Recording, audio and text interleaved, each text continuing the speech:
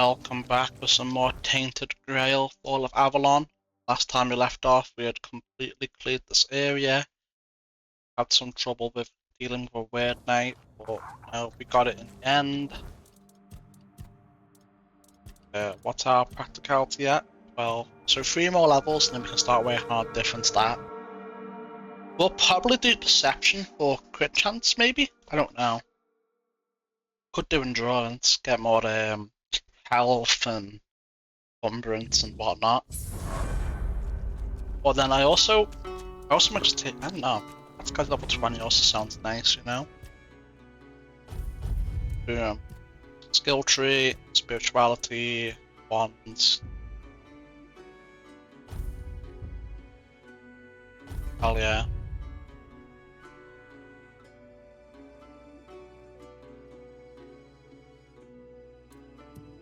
Next level up we'll go into that too.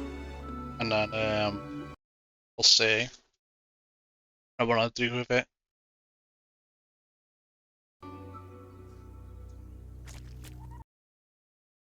Right, there we go. The hell are you?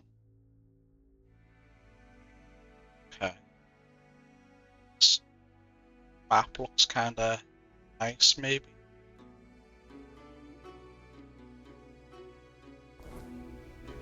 We'll probably go straight for the city. Mainly because I don't want, we need access to a stash, right?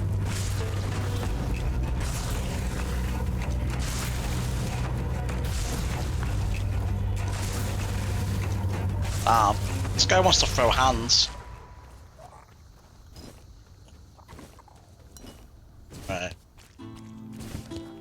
Heal up. Get some summons on the go.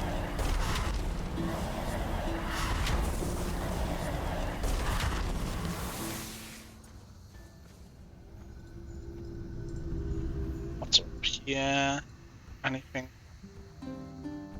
No. Oh, that's pretty easy. Oh, a little bit of frame drop. Good for now, though. Hold your ground, men. Camelot Deserter. I'm pretty sure they just popped in right next to me, I'll be honest. Deserter's scalp? Huh. Maybe he didn't need it, you know? Might not have needed that scalp anyway. Luminous silver dust. What that's for?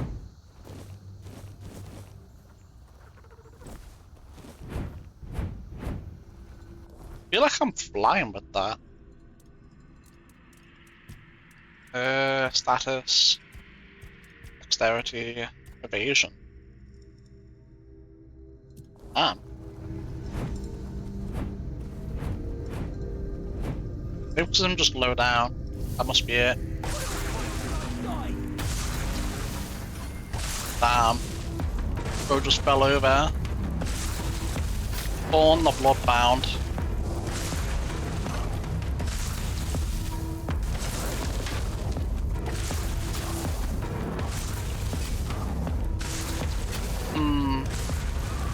I think I'm kind of tired of summons just constantly dying. Ow, bitch. I know I'm like down on the ground, but you know. I think I'm gonna spec out of it. What's this arcana shit? Increases mana shield by 15% and mana regen by 1.5. Oh shit.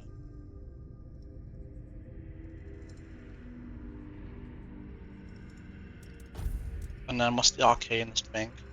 Mana shield and mana regen. Hell yeah. Mana shield, mana regen. Well, this arcana stuff is quite good. Ooh. Okay, see you. Oh wow. Okay. Upgrades. We just got here and we already have upgrades. Avalon Crimes number 63, the Bloodbound Brothers. Born and Bran, known to our readers as the Bloodbound Brothers, each command their own band of outlaws, operating in the southern reaches of Avalon. Though bound by blood, the two haven't spoken in years. Their gangs work separately and the tension between them is plain as day. Born, the elder brother, has earned a reputation as a brutal and unpredictable leader who solves problems with brute force. He's behind some of the bloodiest raids and Southward patrols, often leaving the bodies of soldiers out in the open, a message written in gore meant to make others tremble. Was that one of the reasons the captains of the Horns at the Southward had the gates of the keep sealed? Bran, the younger of the two, was known for his cunning. He's built influence through backroom deals and carefully chosen allies. Rarely seen drawing a blade himself, he prefers to let others do the dirty work, making it difficult for authorities to pin anything directly on him. Rumour has it he's involved in the cultivation and trade of Everblue. Didn't we already kill that guy? A plant? Or is this someone else? A plant used in small doses for healing, but dangerously addictive in larger quantities. Sources say Thorn doesn't hide his envy of Bran's success. Some claim he's deliberately stirring conflict to undermine his brother's position and reclaim dominance in the southern underworld. There's no open war between them yet. The situation is volatile. One wrong move and this family feud could erupt into full-blown bloodshed. Is there anyone bold enough to stop the rising hunger of the Bloodbound Brothers? Whispers suggest that Camelot has placed a hefty bounty on their heads, though no bounty hunter has stepped forward. Frankly, we're not surprised. The brothers are notorious for their savagery. Then again, perhaps it won't be a sword from outside that ends them. Perhaps it'll be each other. I'm really strongly considering just taking my points out of summoning. Because it is just a waste of time at this point. You die way too quick. It's way too easy to just pass away. It takes so long to get them all back too, you know?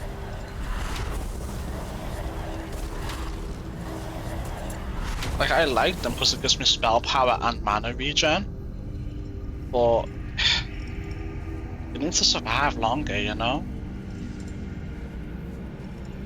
Really do.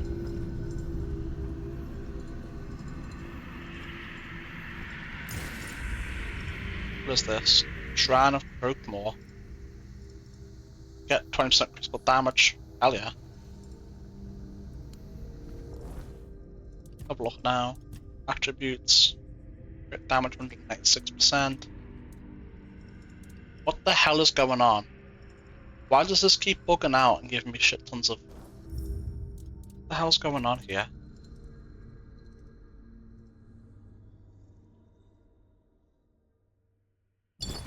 Why is it doing that? I don't want that, man. No. Maybe here? I am considering... I don't know why it keeps doing it though. It's so annoying.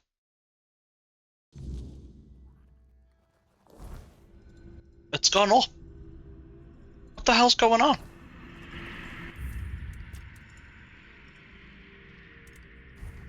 Is it something in here that's doing it?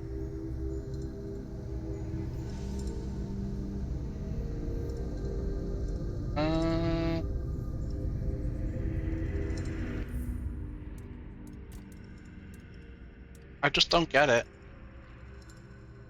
So I don't want this to just skyrocket for no reason.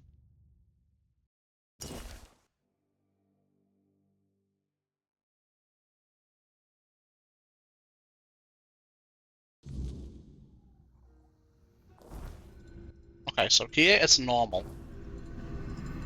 Let me kill these bruisers again.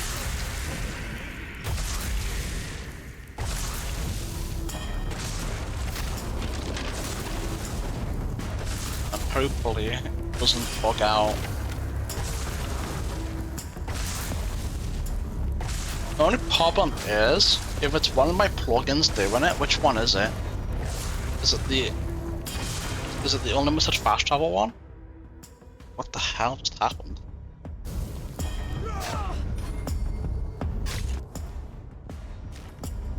What the hell? I think it's this. I think this is doing it somehow. Right, I'm not happy with that. Which one was it? I think it was this one. I'm gonna make a new save and I'm gonna get rid of that plugin. Because I don't want that shit, you know? I don't know why they put keybinds on it.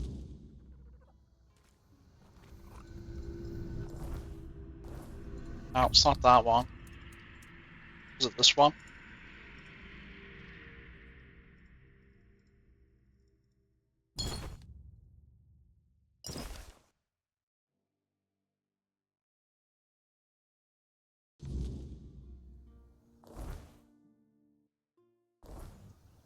It's a little bit further back, or whatever.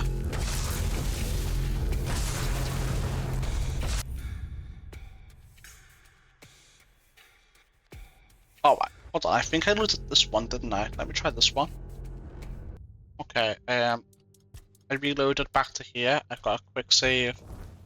I'm gonna close app and get rid of that plugin that I think is doing that, because I don't want that shit. So I'll see you back in the game. Okay, I fixed it. I got rid of the plugin that was doing it. We should be fine. I don't know why I was doing that shit. I'm gonna kill these enemies again and get back to where we were, and then we'll continue. Alright. We are back where we were. And the game is taking the screenshot for no reason. Let me just get rid of that. Boom. Get back. Back where we were. I got the Arcanist gear on. Over here. Yeah, up here. The luminous shit. All looted again. Right.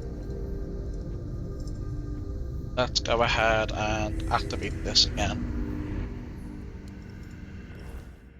Back. Everything looks fine now. I want to make my way up to there, really. So that's what we'll be doing. Only primarily because I want to have access to a stash and stuff. And get other quests. Because I don't want to be stuck out here with no stash. Unable to really sell it and stuff like that, you know? Oh, wow, okay.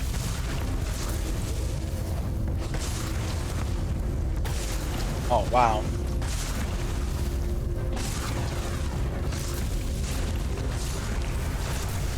I really took any damage from that.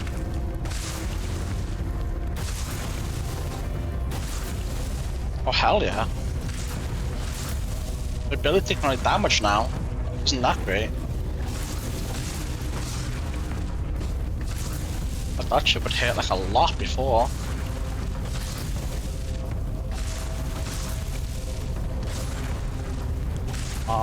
Die. Nice. Very nice. On my way, man. I'm trying to see. On my loot.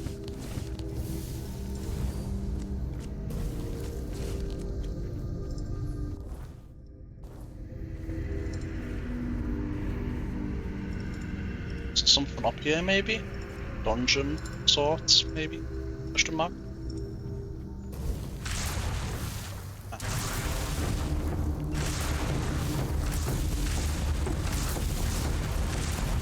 Spam, spam, spam, spam, spam. It's fine. Come on. Come on. Die. Ow. Ow, bitch. Wait, are we on medium? Ah. Our stamina regen's less. Man, I can't even get away from the things in time.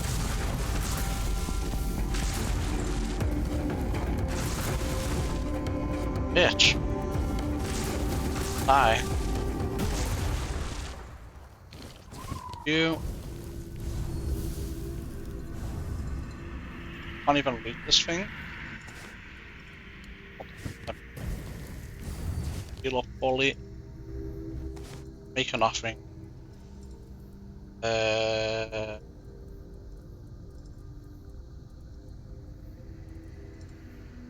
Give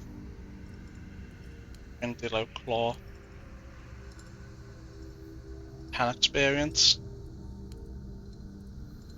What the hell is this?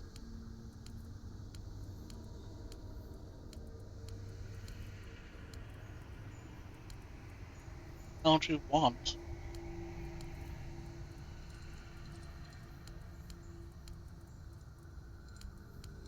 No, none of that.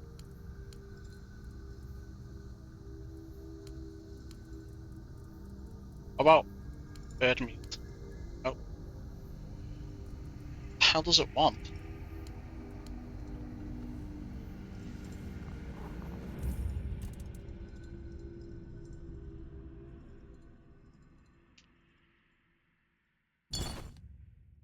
I don't think I can give it a cobweb, can I? Was it on the list? I don't think it was.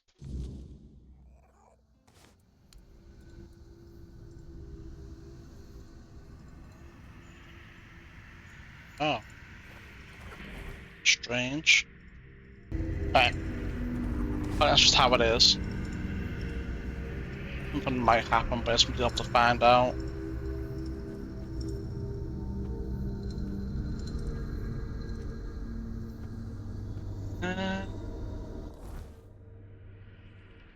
Okay.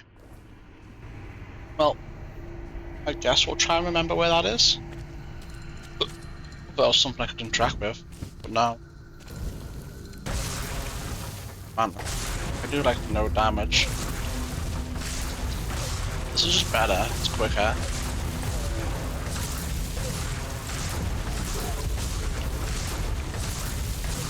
I'll die.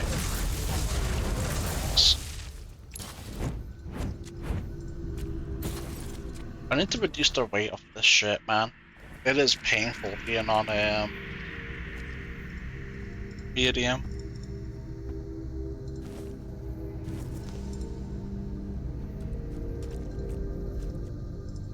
Oh. He was hiding in the tree! He was hiding in the tree! Okay, this shit takes up quite a bit of my weight. Ooh. Can't delete many of them. We need to just start making our way over to the thing, I think. And then worrying about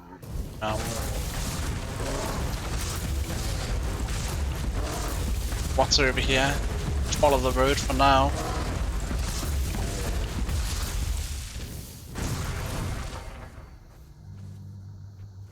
Right. Just follow the road until we get over there. We have a house to our left. Oh, what's up? Greetings, stranger. May the word bless your day. Fuck the word. Something you need? A warm meal, a place to rest, or perhaps you're in need of a weapon to bolster your courage as you travel through these dark and troubled lands.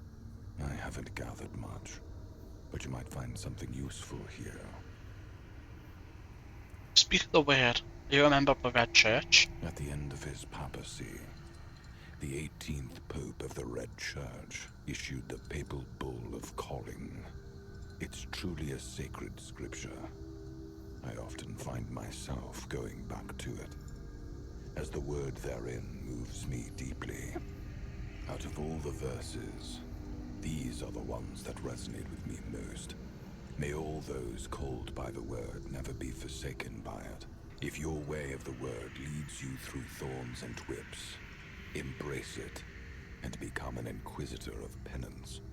If your way of the word is that of a sword, blood, and fire, shed the blood, fuel the fires, and become an inquisitor of pain. I have been called, so here I am, and this is my truth. So, you are an Inquisitor. Unless my interpretation of the papal bull of calling is wrong, then yes, that's an apt description of what I do.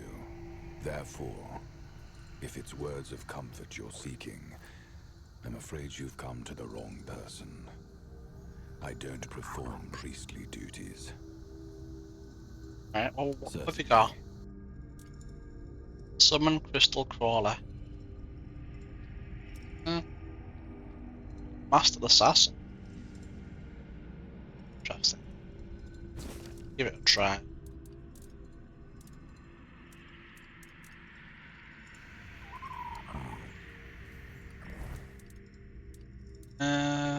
Built an army.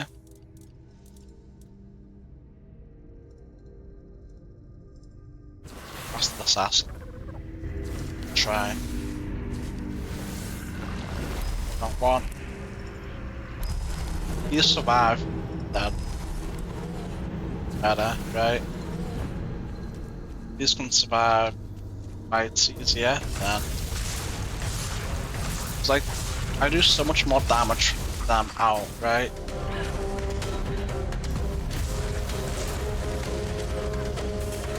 Because I don't really need them to do damage. I just need them to live. Really.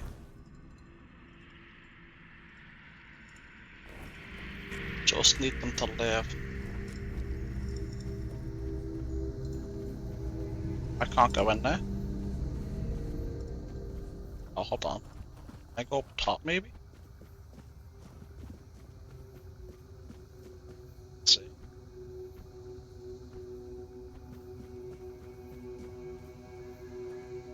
I don't know if I can. Definitely nothing there.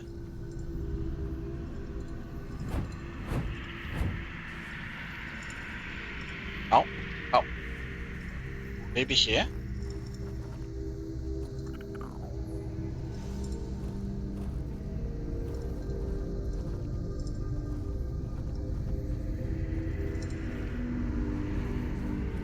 Aha! Nothing too crazy, but I was right. You can get up there.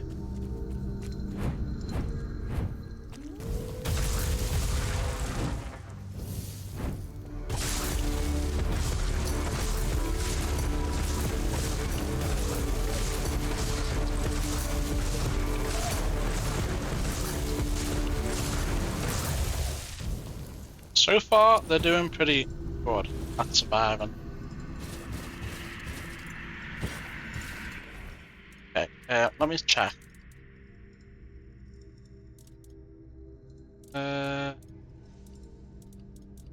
What's taking up the most weight? 3.9. Aha.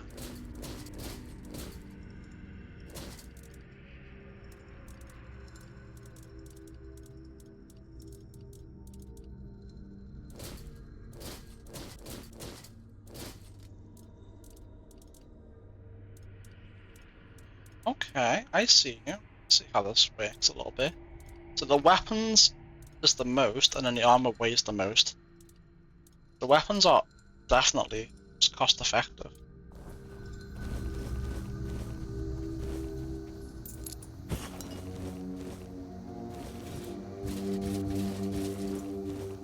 I think the white tabard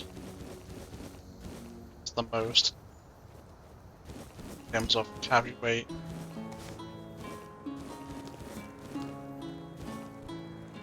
Right, perfect.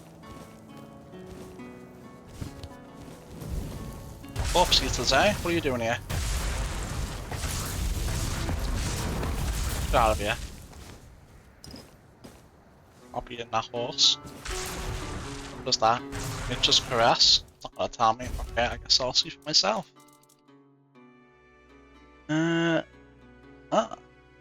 Heals. I think I have a better one now equipped. Yeah, much better. I have the upgraded version of it.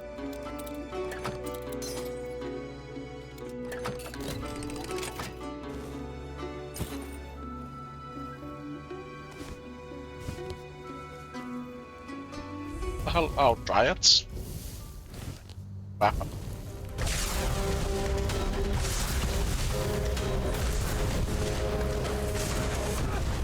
Oh, bitch. Stop spamming me.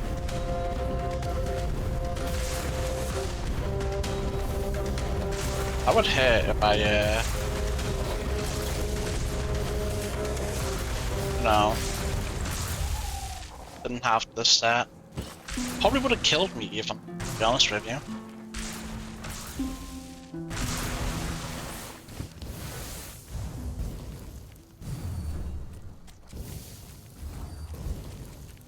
Now all healed up.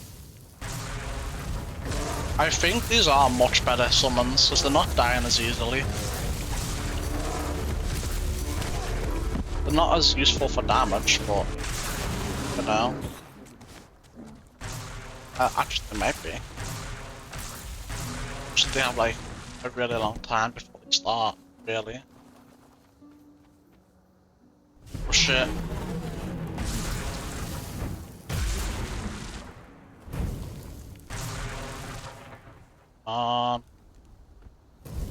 Wasn't paying attention to what I was looking. Come here.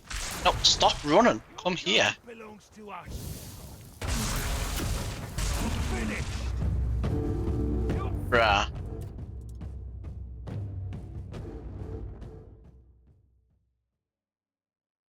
They run way too much. I should have used the King's Power. That's probably what I should use that on. Right there. Right? Oh, fuck. It's alright. It's not that big a deal.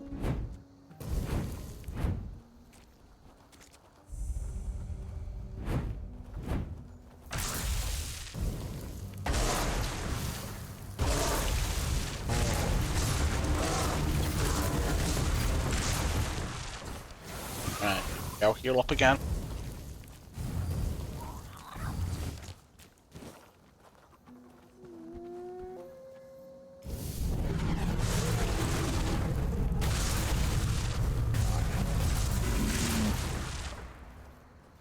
Easy. Perfect. What I'm talking about, man. Indicating a way to darker will. What is this again? Aha, okay.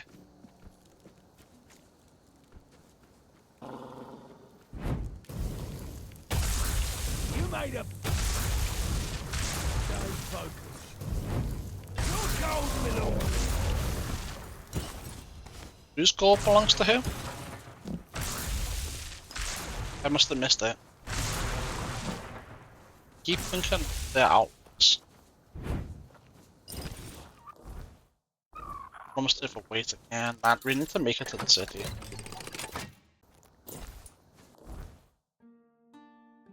Holy hell, man. We are struggling with carry weight. And it's about to be dark. Isn't great.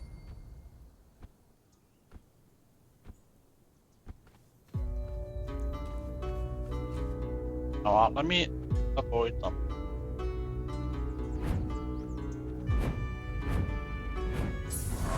That. Be a tower. I just need to make it to the city. If the big guy appears, I can't deal with it, man. I don't have to. I don't want to deal with it. Be more precise. Yeah, we're in. We're in the city, I think. Yeah, here we are. What's this down here? Cuckoo's egg? What's that? Ah.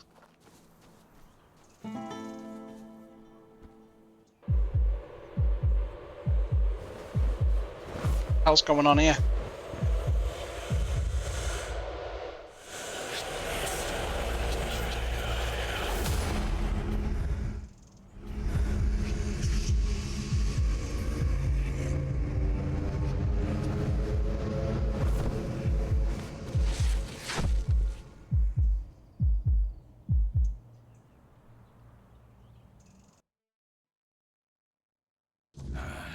Don't even say that. Someone comes, lights them in here, and then dies on all watch? People would be at my door with pitchforks. My summons just being there is crazy. She's waking up. Welcome back to the land of the living, our hero. Help her up, Ansem.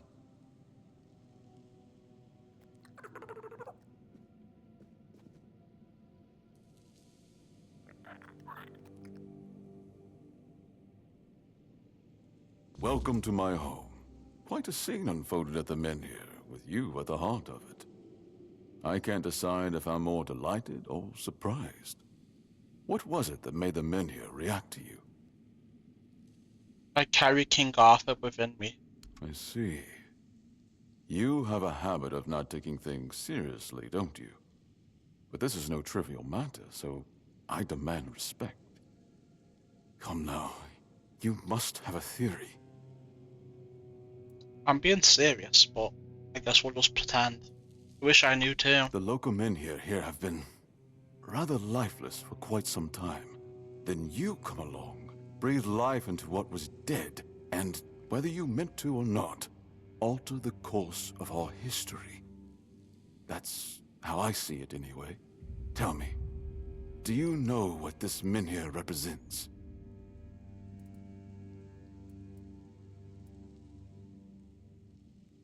The statues that ward off the weirdness, Merlin built them. Merlin did not build them. Did he? I thought it was King Arthur. No, King Arthur before he died and got reincarnated as King Arthur made them. Merlin didn't build them. They ward off the weirdness. Some say they were here before humans. Is that so? That would be quite the discovery. The people of Avalon still believe the legend that Merlin, under King Arthur's command, raised the Menhirs to protect us from the mist that spawns monsters. But none of this matters in our current situation. Here, the Menhir represents something more. For some, it's a symbol of freedom and independence. Strength, if you will. It shows that the people of Cuanacht, my subjects, can face any challenge, even at the world's end. And for others, like our guest from Camelot, whom I'm sure you've seen, it's a symbol of power. Power once granted by King Arthur, and therefore by Camelot. And power that has been granted can be taken away. Camelot wants to take your men here? Why? Officially, they say they want to gather all the Menhirs scattered across Avalon, set them around Camelot, and bring people there to ensure their safety. That is, if they can figure out how to restore the power of the Menhirs. Ah, and unofficially they're trying to save themselves. I don't think we know each other well enough to speak on unofficial terms. If Camelot takes the men here, the people will be lost. I'm well aware. And now we're also facing an outbreak of the Red Death, which will no doubt influence Camelot's decision on whether to offer my people shelter. But with the Menhir reignited, the people of Cuanacht will be even less willing to give up and go to Camelot. If anything, I expect rebellion to break out. And bloodshed is something neither we nor the capital want. What would you prefer to happen? I don't know, to be honest. It's not something I could admit publicly, but I feel both sides have a point. I understand the people who don't want to abandon their homeland, and I understand the knights who must face a long-lost terror and find a solution to an impossible problem. Believe me, being a lord in times like these is a heavy burden. What do you want from me? I want you to speak with Dinho and try to calm him down. He's the commander of Camelot's forces stationed in Cuanacht, and as you probably imagine, your presence here didn't exactly make his job easier. With the men here active again, everything could change. I'm just searching for Palamede's shield. Palamede's shield, you say? An unusual request. That shield rests beneath the men here. And legend has it that it used to fuel its power for centuries. I don't mind if you look at it, touch it, whatever you need. Just don't take it. It's a treasured relic, and the people of Cuanacht are quite attached to it. And you're probably just as attached to your head, which you'll lose if we catch you trying to steal the shield. Well, I know what it is. If you need anything, speak to Ansem. He's the one who decides what's worth my time. Okay, we have a little bit of weight left. Not much. You have nothing to say? Okay. Don't know what's beyond there, it doesn't matter. If it's somewhere we can go, Stay quiet, stay safe. or if it's somewhere that will unlock the story quest, or it's just a dead end, or it's a nothing. Who are you? You're a person, not a You god. need something. God. It's fine. Looking around, really.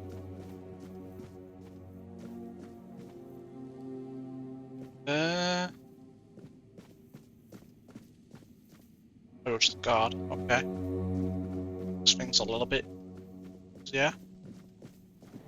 My priorities at the moment is find the stash, find the merchant. What is it? Stone tablet.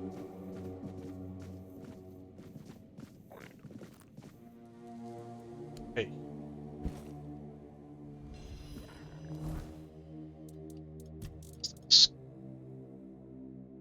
Oh. It weighs 30 pounds.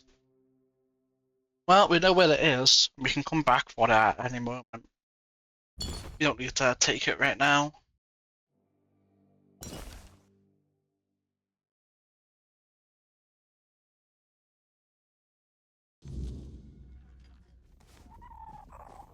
I wasn't expecting company. There's someone in there. Unless it's the guy from up top speaking to me through the wall. I don't know. The less attention, the better. Ah, you need something. Yeah, I do, but I have to wait. Be looking around.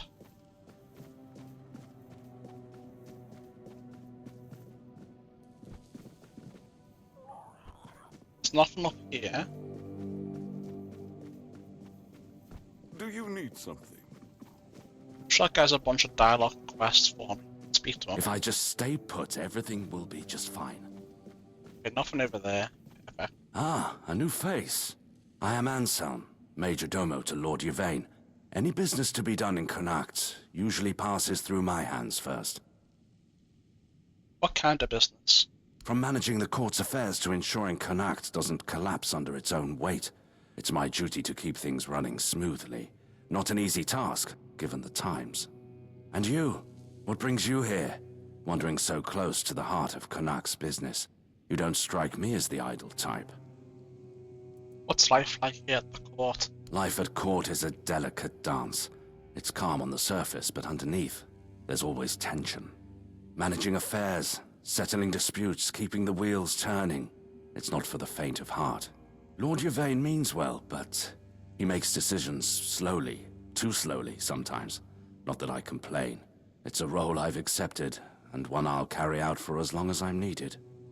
It's a quiet kind of chaos, but one we must master, for the sake of Cuanacht and those who call it home.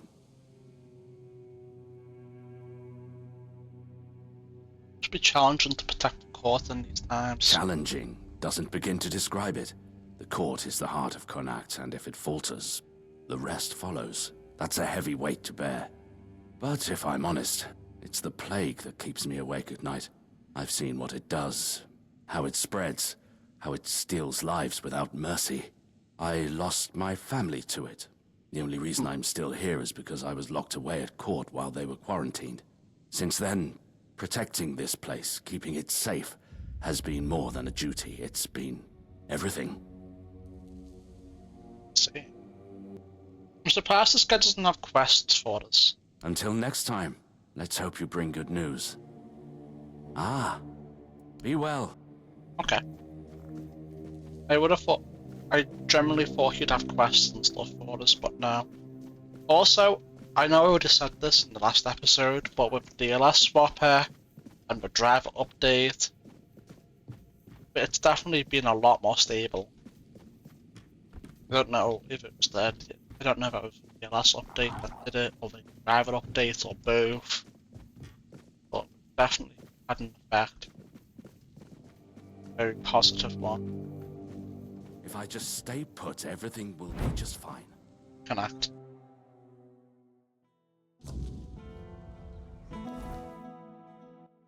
Okay, this is fine.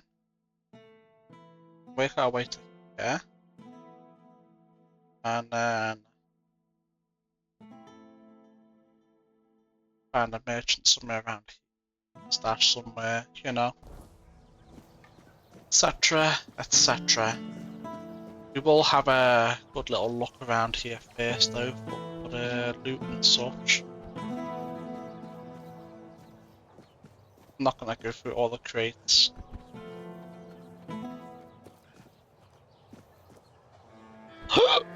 The main stuff really.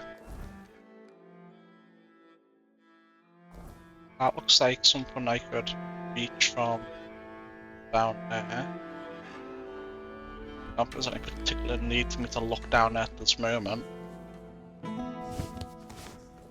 I should probably make it there, right? Looks like it's late at night. I'm gonna go ahead and make it there. Oh, I leveled up. Oh, so I did. Some more practicality. Me. Spirituality.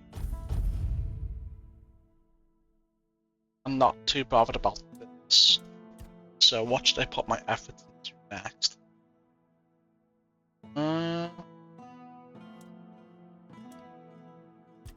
Buffs. Oh. Maybe I think I might get that.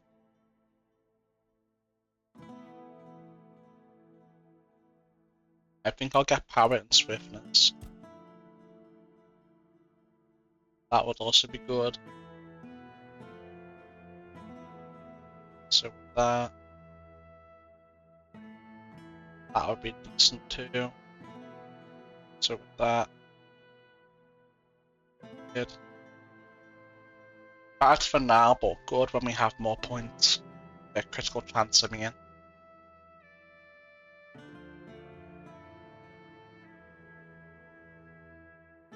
It's probably good too. It's also good when we have more crit. Okay, so well, we know what we're going to do with our next level. We're going to get that, and after that we're going to get this.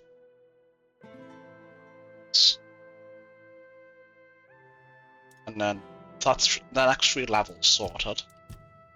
And we might start spec'ing into armor or something, I don't know, we'll see. Maybe crafting and trading for the money. We'll see. I thought it's the main thing. Fast.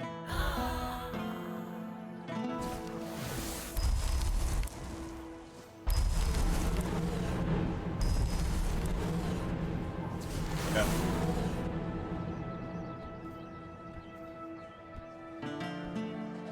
Yes.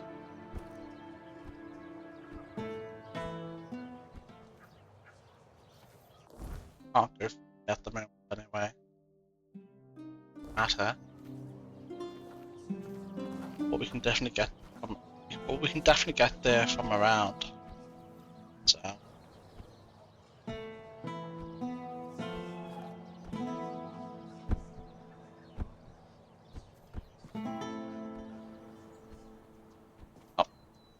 I never. Most didn't see this. Family crypt, eh? Have a little look, see what's in here.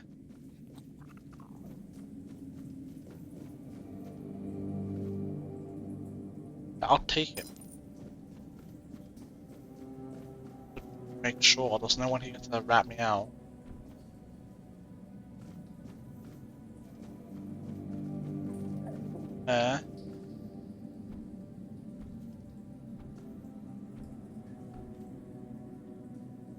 Nothing there.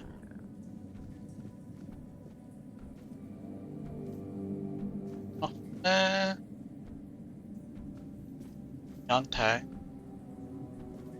Alright, speak to her. You're here. Let me look at you.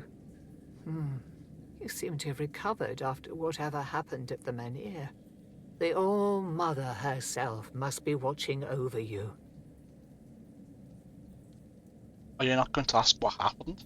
Whatever the All-Mother wanted you to see is between you and her. I can only accept and work with the outcome.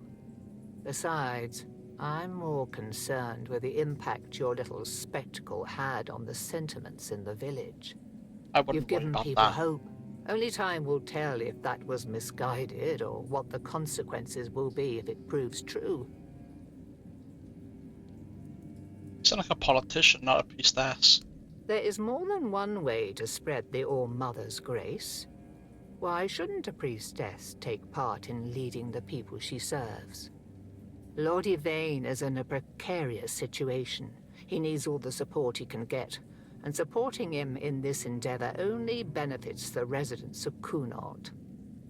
Besides, my apprentice Ailey is very talented and can handle all the matters that require a more hands-on approach perfectly well. Whose grave is this? Here lies Lady Maeve, wife of Lord Yvain Tarion, my dearest friend. The one I couldn't help. I'm wondering the same. I thought I'd find solace or perhaps even grief, but all I feel is numbness.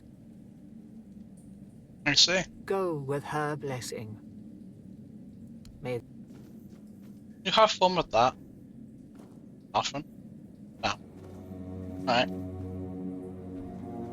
Anything over here? Nope. We can get more movement speed. Multiplier. Happy. If I do that, I can't get back. I'll check down here first. Oh, I see. Oh, now I know how to get in there.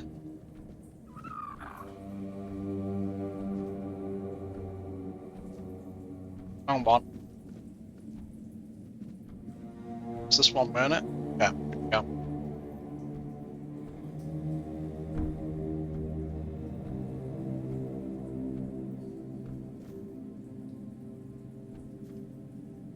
It's just...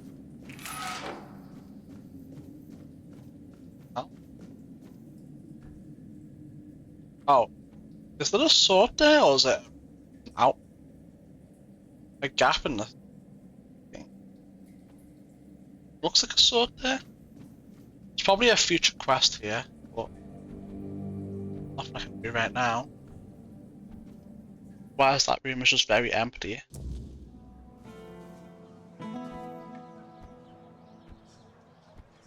Definitely to find a merchant very soon, sooner rather than later. Stay out of my way. Oi, you there, Sleeping Beauty. I saw them carrying you into Yvain's mansion. You feeling better now? Yeah. Yeah, thank you. Good. Would have been a shame if something happened to the one who lit up the Menhir. No wonder they brought you straight here. Tell me, did you get to see our lord? Or just that snake of his, Anselm? What's with all the questions? Sorry, stranger. I meant no offense. Name's Morag. I'm the innkeeper around here, though, as you've probably seen, there's not much of an inn left to keep. Truth is, I was hoping that, with what happened at the Menhir and all, you might have Lord Yvain's ear.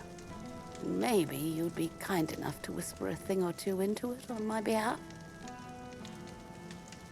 Why can't you talk to Yvain yourself? Because he doesn't bother listening to us common folk, even when our livelihoods are at stake. If we're lucky, we get to air our grievances to Anselm, but wait for the Lord's decision is always his answer. How long can we wait? We're not some lazy nobles. We don't just get to put our lives on hold. We've got to eat, damn it. And unlike him, we have to work for our meals. What do you need from Lord Yvain? Camelot shut down my inn. Said it was because of the Red Death, but the Red Priests have been here for ages, and they never had a problem with my place. And last I checked, Yvain's still our lord, not one of those Camelocians. What gives them the right to meddle in our business? I'll talk with Lord Yvain for. I thank you, stranger. All I want is a straight answer. The least he could do is make Camelot pay me some kind of compensation. Damn bastards come in here acting like they own all of Cuanacht. I'll wait here for you. Tell me about your inn. I've worked there since I was strong enough to lift a tankard full of ale. It's been in my family for 4 generations. I'd hoped to leave it to one of my sons, but Camelot took them too. And all I can do now is pray they come back safe. Eh? Too bad you'll never taste my ale, best in the land, and I don't say that lightly. Perhaps you could just move your business to Camelot. It wouldn't be the same. The secret to good ale isn't just the recipe, it's the ingredients. It needs Cuanacht water, Cuanacht soil. Without that, it's just the same slop they sell everywhere else.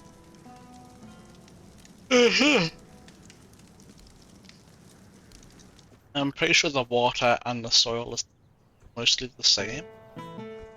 Let's go speak to Yvain for her. Take long. I should stay out of trouble. Good to see. Take care. Yo, Yvain. There's a woman named Morag waiting outside. She needs to talk to you. I know. I already asked Anselm to tell her to wait. But Morag's a stubborn one.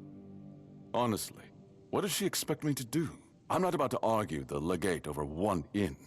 Not when there are far more pressing matters at hand. To hear this is a pressing matter. I don't doubt that. But Cuanacht is in a precarious position. I wouldn't be surprised if Denholm shuts the inn down out of fear of rebellion. And I'm hardly in a position to challenge his decision. We all have to endure these inconveniences a little longer.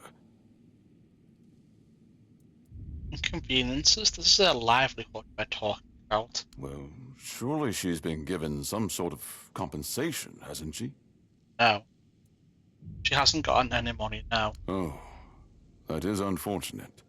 I can see why she's upset. Very well. Tell her she'll be paid part of the damages from my coffers. And I'll speak with Denholm about her situation. When I have the time. I can't offer more than that. As long as this stalemate with Camelot holds, reopening the inn is out of the question.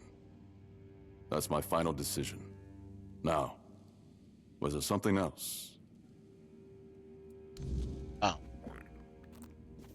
If I just stay Not- put, everything will be just fine.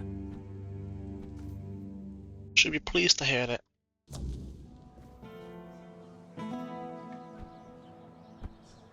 Oh.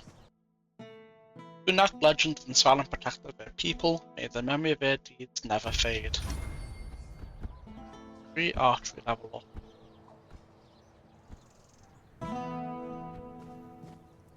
I talked to Lord Yvain. And? He'll cover part of the damages himself and ask Camelot to pay the rest. But the inn stays closed? Figures. So now instead of standing around here, I'll be stuck at home, hoping those thugs from Camelot will graciously pay what they owe me. I'd say it's better than nothing, but honestly, thank you, stranger. I'm glad at least someone here still cares about the common folk. I'm gonna reload the beforehand.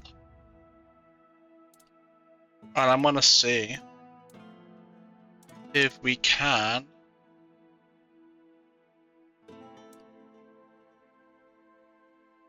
How was that quick save almost 2 hours ago? Doesn't make sense at all. Alright, we haven't been here for 2 hours. Oh, it's a minute, I think. Yeah. Let me check. Cause I kinda wanna leave that quest until we resolve like the conflict between the Avalon and Cuanacht. And I wonder if we can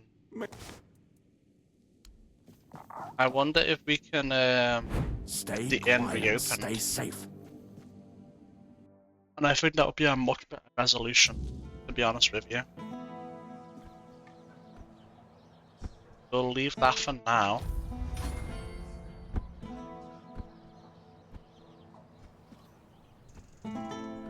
Should. Ah.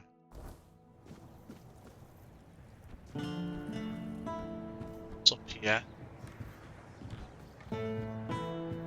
Oh. Oh, over here. Illyria's house. Don't know who that is, but let's go take a peek. I can just rob Illyria and she doesn't care. That's pretty funny. Who are you? Well? She's wearing the same fit as that one woman in that first place. I can't remember her name. The one that was looking for the Andraste wreckage. The exact same fit. Langford family house. I'll take that.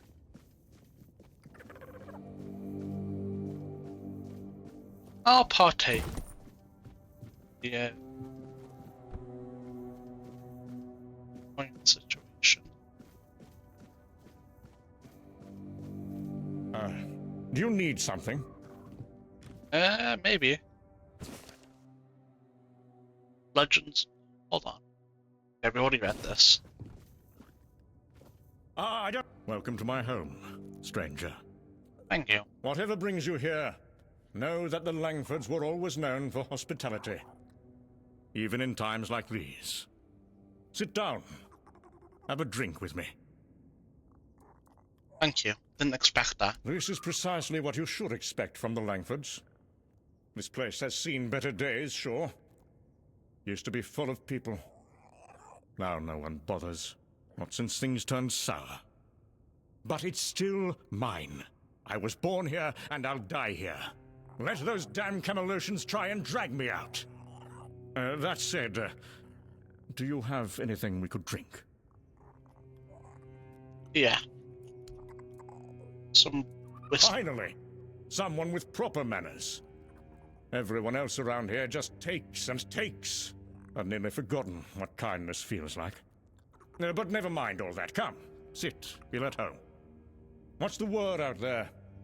Still cheering and selling cabbages while the world rots beneath their feet? What happened to your family? They happened to themselves. Misfortune, betrayal, weakness. By the time it all landed on me, the gold was gone and the doors were already closing. And somehow I'm the one everyone points at.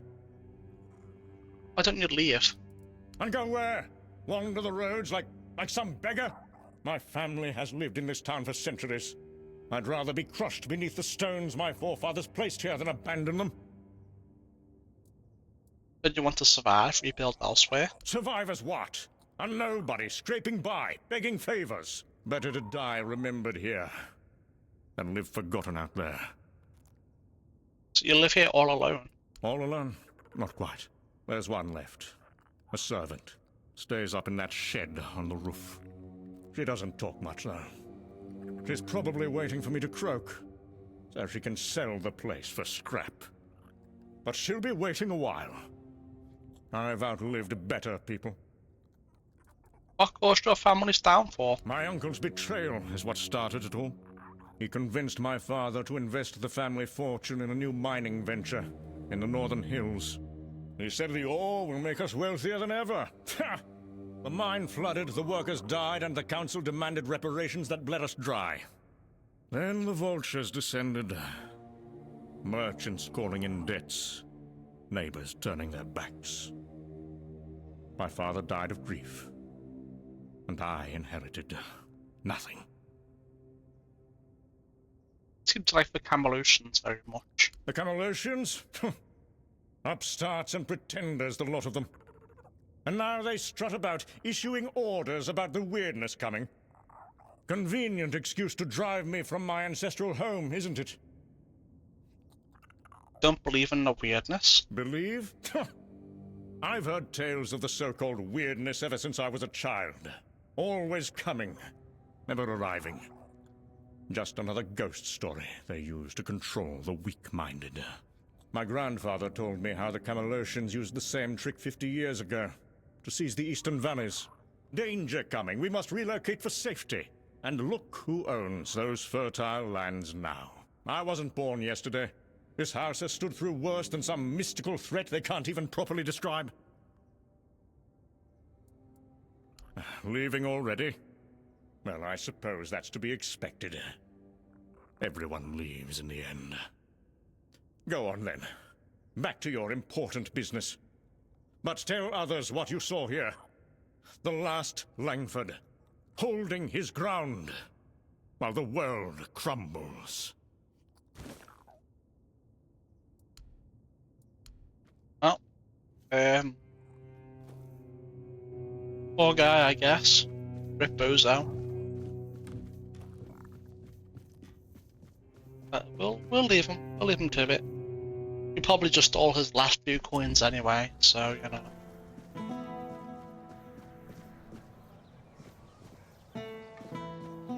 Let's go see what's up there.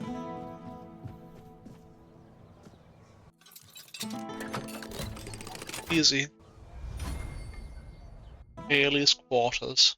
What have we got in here? Anything interesting?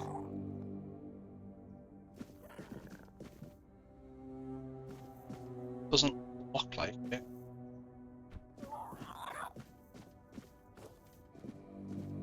Aha! Don't mind if I do.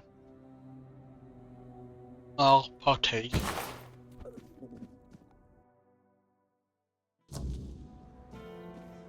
She'll partake. She has, right?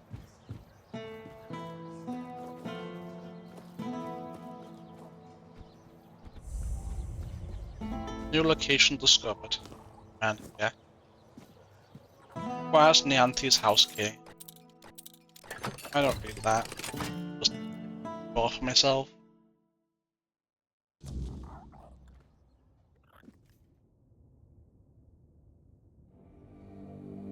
Go ahead and take all of that. Sometime today. Go.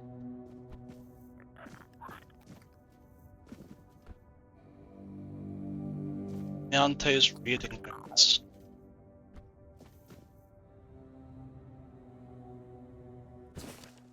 I read that drivel by the Red Priest about the superiority of the Red Church over the cult of the All-Mother.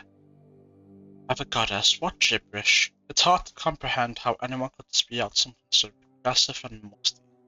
I wonder if in reality, these messengers of the Prophet's word have as little to offer as Brother Lentry's book suggests. A note to myself. May the memory of what I've just read transfer onto this piece of paper and evaporate from my mind forever. A strong faith requires a firm backbone, moral, spiritual, and physical. An iron will and incisive spirit demand a body capable of bearing the priesthood's burdens.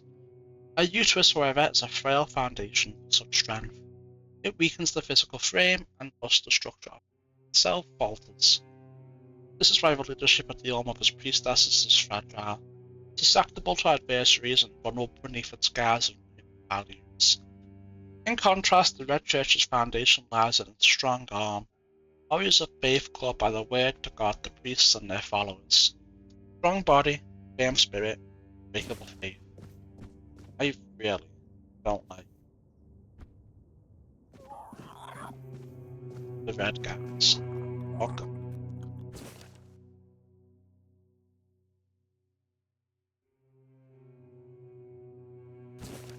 I've already read that. Got that too.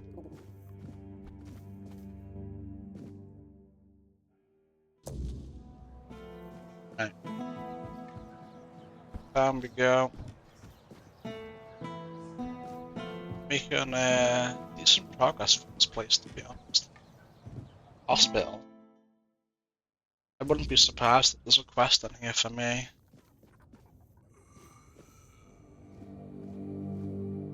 It's a weird noise. Very weird noise.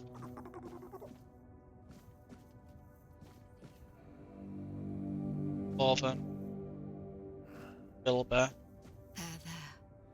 You're good. Show the horse! Clink, clink, clink! Move out! One foot in front of the other! Calm down, you'll see. Crunch, crunch! The wolf eats the spoils, eats the cows, eats the heads, tears to shreds!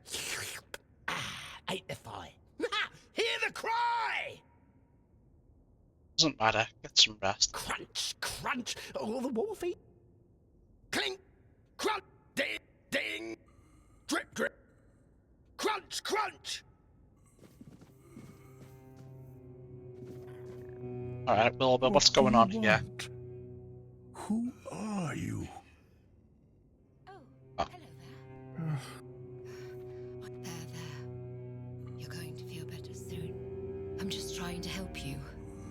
You'll get better soon. You'll see. Just try to calm down. Calm down. Don't be scared. It's just medicine. It'll help ease your pain before long. My skin! It's burning. It hurts. It hurts so much. Leave me. Oh, those cursed scales. Don't touch me. Please don't touch me. No. I'm so scared.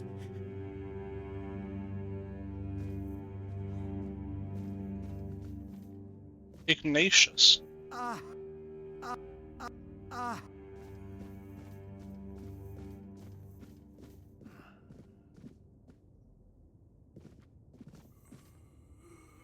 Have you come to offer aid? Or do you stand among the wounded? If so, do not let fear grip your heart.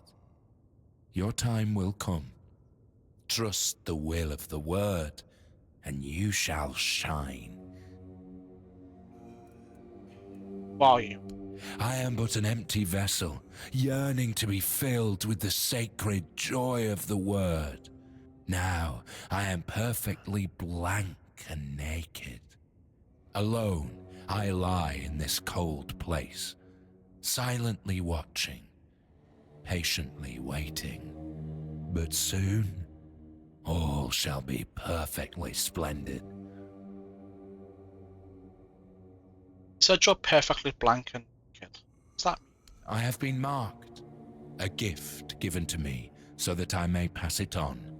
Tell me, do you wish to become a hollow shell? An obedient corpse, able to hear the voice of the one who guides us to the final act? What's the final act? It is your intimate moment beside the prophet. You will hear the beating of her heart, feel her healing grace, and then you will find peace in the word. At last we shall rest, sister. We will finally rejoice. Hollow shell? What does that mean? It is a path, one you will walk, guided by the one who bestowed upon me the grace of hollowness. I have received my task, to wait and pass the gift along. Yeah, give me a mark. It will take but a moment. You will feel no pain. Now, go to the place where I first set foot on this path. There, you will find the one who shall become your shepherd. Soon, you will be reborn.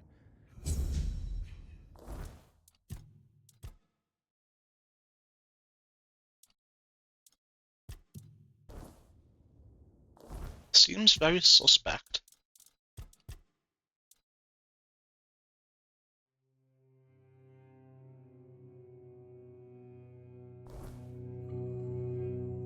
Yeah? What exactly happened? A handful of Camelot soldiers, myself among them, were chosen for a special mission under the command of the Red Church. The priests sought an artifact said to be hidden within the toll house at the border. Yet, what we found was far more precious. Blessing and peace. None returned but me. It was then that I received the gift. Where does a lie? Red priests are criminals. They tortured me. I've heard the tales of the Red Priest's brutality, and I have witnessed it myself. Their methods are harsh, yes, but tell me, what better way is there to cleanse the flesh, to hollow the body, and make room for the word's glory? We are not perfect as we are. We must be bent into the proper shape. Walk with certainty. I am on. Okay. Alright. Let's see. When the Oh, she's over there. Go on. Let's speak to her. She's probably got a quest Do you for need me. something? Are you in pain? I'll do all I can to help, but I need to warn you that our supplies are quite limited.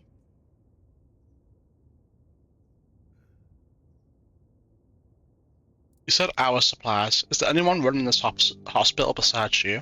Well, actually, the hospital is run by Camelot.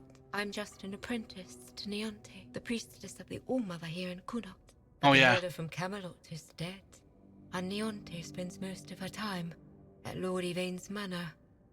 So, it seems I'm on my own. Why won't Niante help you? Oh, she thinks I have everything well in hand. As if she doesn't notice it, all falling apart. I know I should feel flattered by her trust. But honestly, I'm just exhausted. I'm not even a priestess. The only training I've had is what she's given me. Ever since Lady May fell ill and died, Neonte's barely beaten here. She just sits by her grave. Truth be told, I'm a bit worried about her. Even when she does come by, she seems absent, and I don't even have the time to go check on her. Camelot can't send a different healer. Camelot treats this place like a field hospital. To them, it's temporary, though I suppose that's their outlook on all of Cuanacht right now. The legate says Camelot simply can't spare anyone else. According to him, one priestess and her apprentice should suffice. And yet, his soldiers are the ones who are supposed to get priority, even if they only have a blister. I'm required to treat them before a local with a broken leg. It must be difficult for. It is. It really is. The hospital's barely holding on. Camelot pays us a pittance for treating their soldiers. And the villagers just pay with what they can. But I can't make medicine with eggs and chickens. And even if I could, I don't have the time. Some days, I dream that someone will swoop in and take it all off my hands. Ideally, it would be Neonte, but I'm not sure I can count on her anymore. Still, maybe it's worth a try. Is there any way I could help you? There is a patient who won't let me treat him. His name's Wilbur, and he's a difficult case. Most of what ails him is just old age. Some days he's clear-headed, but those are becoming fewer and farther between. Lately, he won't let me touch him. He yells at me, claiming I'm keeping him here by force, away from his family.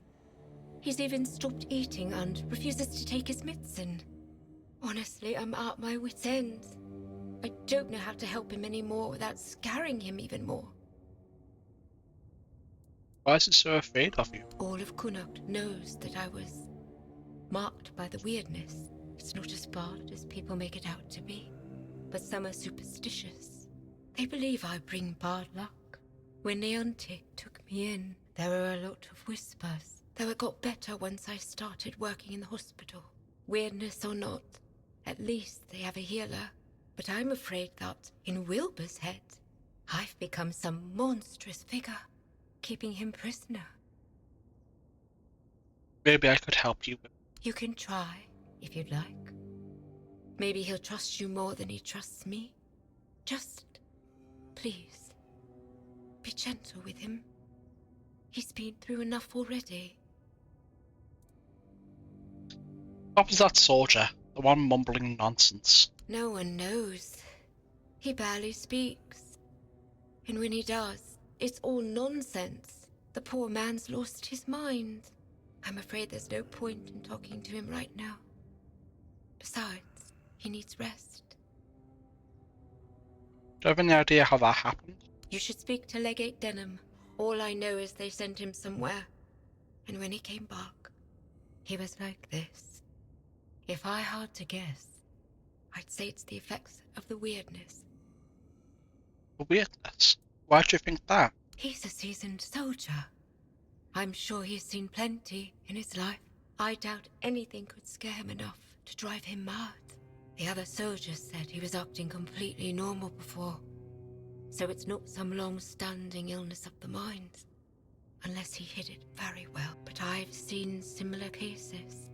In people who spend a few nights, or even one, beyond the Menea's reach. I could use something to ease my pain. Here, take this. I hope it helps. Unfortunately, that's all I can give you. We have to make sure there's enough for everyone in need.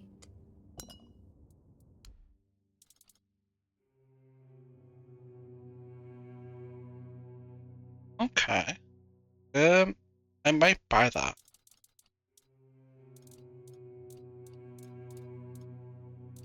I'm gonna buy it. Maybe we can make another one of them. That'd be great, wouldn't it? Another 35 health. Free. We get the money back anyway. Right there. That. Full. We'll keep that.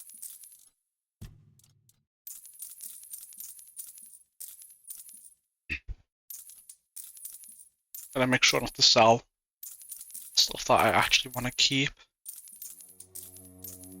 To a stash.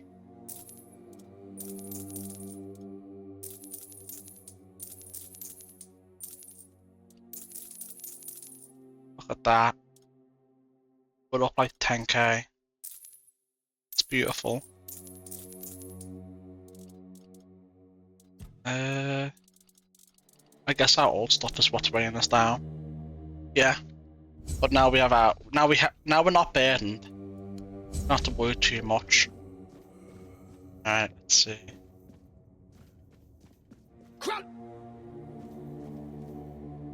Wilbur. You're helping that jailer with the weird face, are you? Might as well throw me in the stocks then. I ain't going down peaceful, that's for sure. I want to go to my family.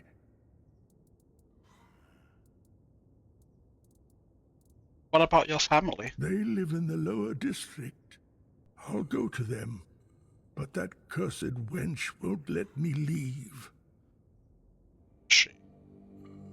Alice said that your family is gone, taken to the island asylum. She didn't say that. When did she say that? That wench was trying to help you. Bollocks.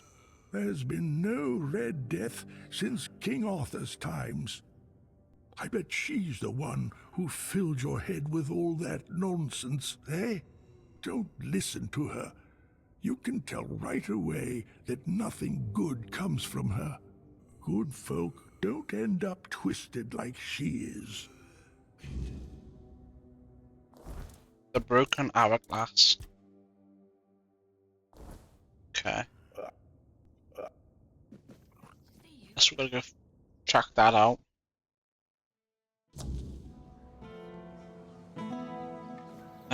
Have you been in there? I don't think so.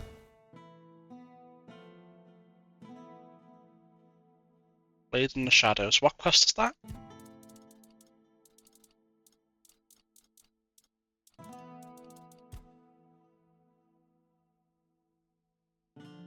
Ah, I see. That's that. Okay, it's that one.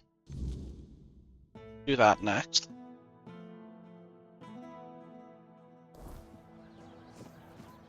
I'm gonna go in here first, though.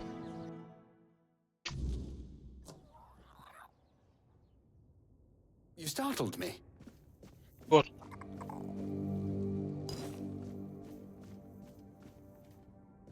Ah, a visitor. I'm Ebert Talbot, at your service. Pardon the mess, we're packing. The weirdness is drawing near, and I intend to have my family in Borough by week's end. Wait, you must be the stranger everyone's talking about. The one who made the Menhir glow brighter. Just perfect. My wife already refuses to leave, and now your arrival will only fuel her delusions.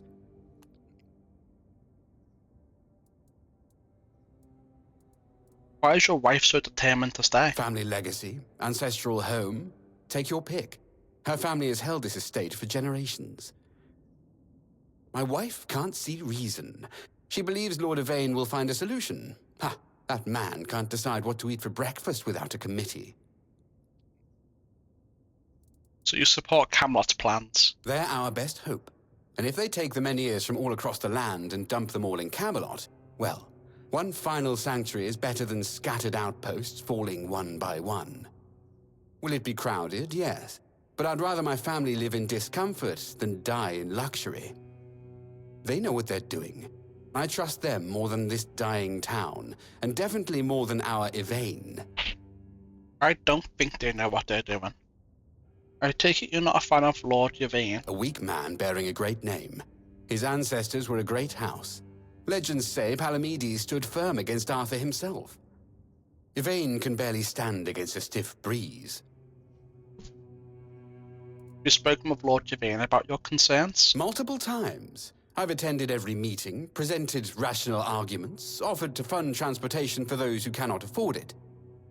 Yvain listens politely, then does absolutely nothing. How many others have left Cuanacht already? The sensible ones have, and now only the stubborn remain. That includes my wife, of course. We should be ready to depart at a moment's notice, yet my wife still refuses to pack a single dress. I won't leave her behind, but I cannot stay and watch the weirdness take everything I love.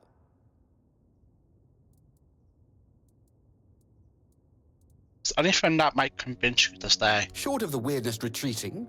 No, I don't think so. What will you do if your wife still refuses to leave? Then I face an impossible choice. Leave my wife to die, or stay and perish alongside her. I love Vesa with every fiber of my being. I cannot imagine life without her. Perhaps in the final hour, faced with the encroaching fog, she will change her mind. What if I could convince your wife to leave with you? You would do that? I'd be most grateful. Vesa respects new voices than my endless nagging. If you could convince her, I would owe you a considerable debt. Okay, but I'm not going to. Because, you know, You startled me. I plan on lighting the men here for Gordon and Camelot the fuck off. Take that. Mind if I do? Welcome.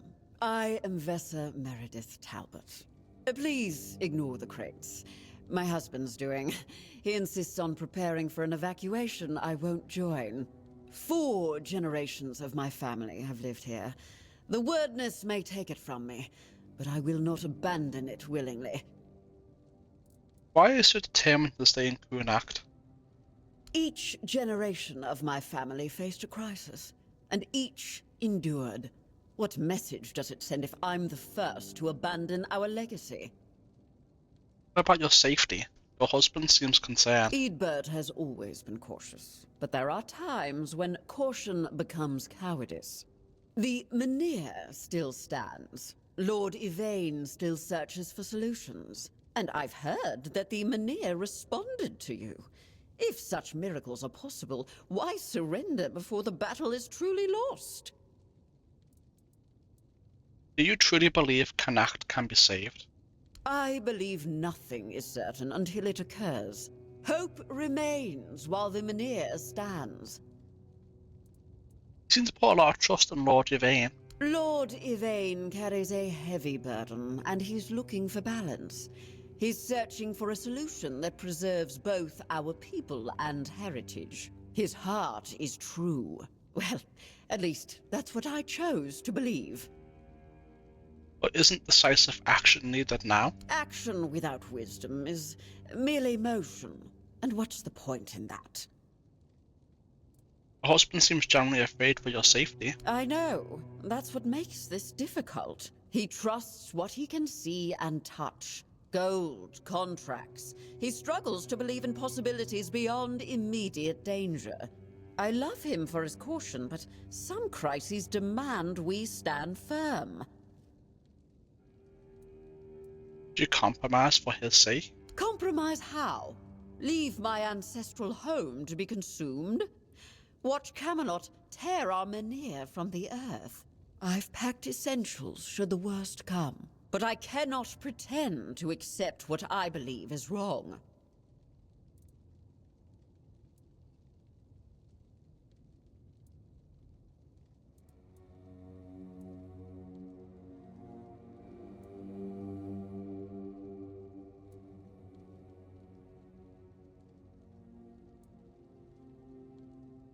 You're right, he is terrified. Is your home worth watching him suffer? Fear can be overcome. My husband is stronger than he knows. Our ancestors faced plague, war, and famine without abandoning this land. We must be equally resilient. Eadbert will understand once we weather this storm together. But the Mynheer reacted to you. And you're an outsider. You must have seen the wordness yourself. Tell me, truly, what would you recommend? Should we stay and fight for our heritage, or flee like Eadbert wants to?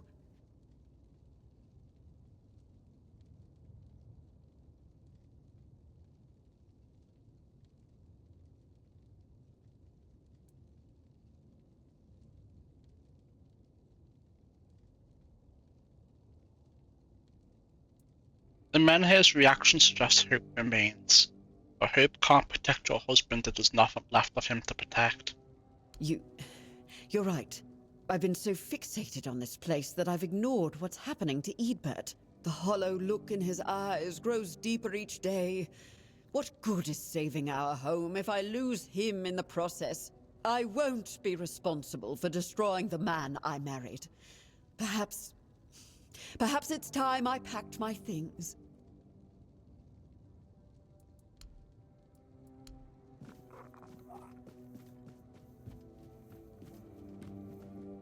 You startled me. About your wife's plan. Did you speak with Vesa? Has she finally seen reason? I convinced her to leave with you. She's packing her things now. Truly? You've done it? I don't know what to say. You've accomplished in one conversation what I couldn't in a month. How did you manage it? No, it doesn't matter. What matters is that we'll be together, safe in Bara. What miracle did you work to change her mind? It's best if you ask her yourself. You two have much to discuss. Yes, you're right. This is between us now. Whatever you said clearly worked, but the path forward must be walked together. No more talking through intermediaries. Thank you for giving us this chance. I won't waste it. I promised you a debt, and I intend to honor it. The Talbot family doesn't forget those who help us in our hour of need. Here, this key will open a crate we won't be taking with us.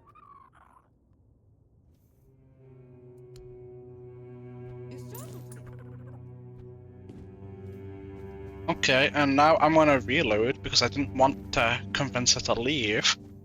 I was hoping I'd have an option to be like, no, you should stay. We can let the men here. It'll be fine. You know? So...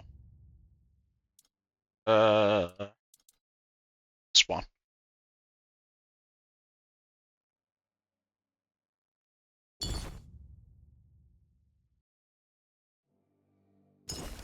We'll come back to this house too once we progress the quest.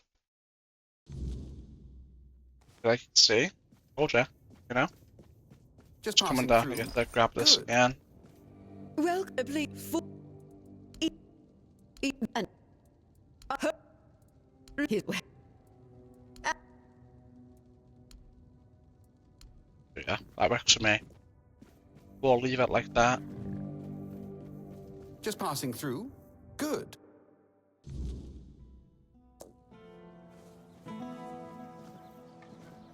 Can't speak to you. So this puts us up the square. I want to do over here first. So let's go back. Or should I? You know what? I'm gonna go in here first.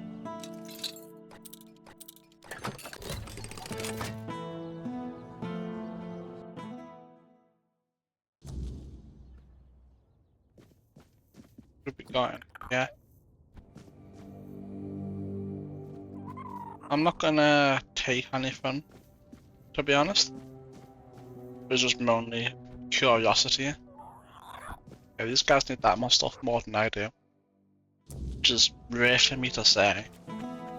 Because no other NPCs don't actually use anything. Alright. Nice to see you. Thanks.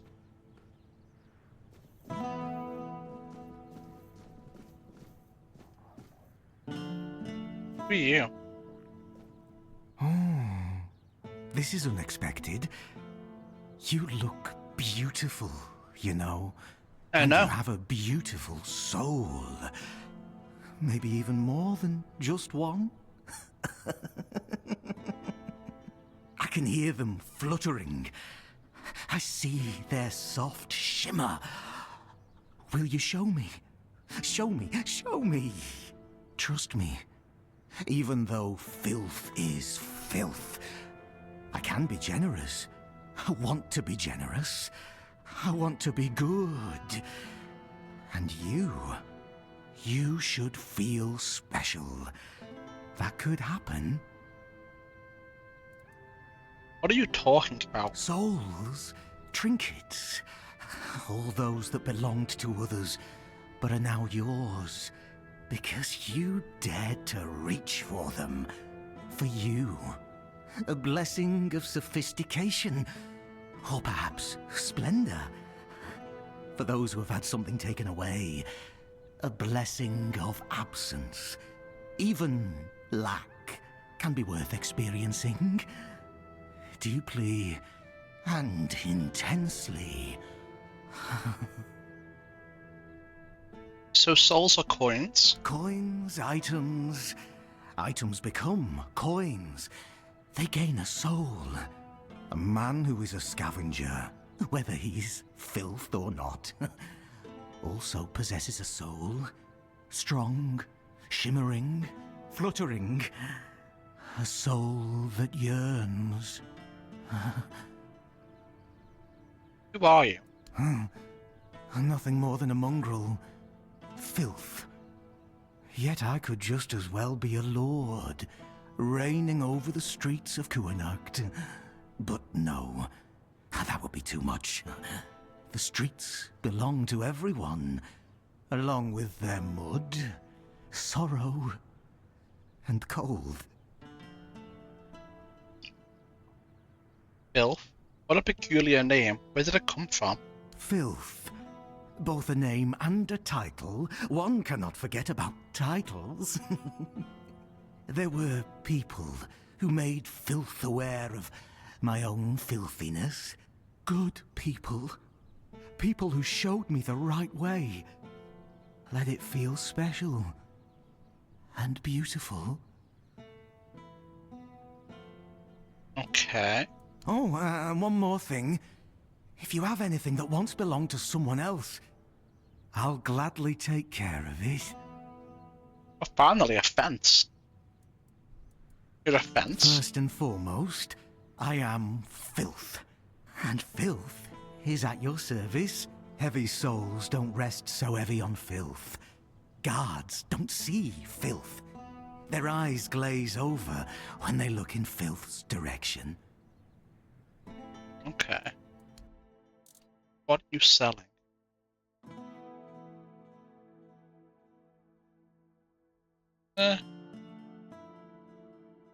Oh. I might buy that.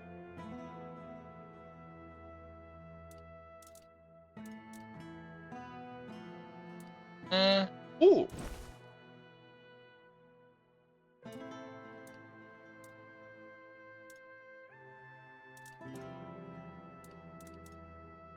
Give me that too. Sorry, ring of toughness. Or health regeneration is pretty nice. Pretty nice indeed. And go ahead and... Where is it?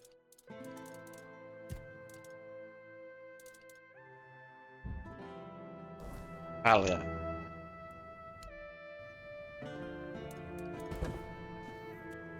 Level up, attribute points.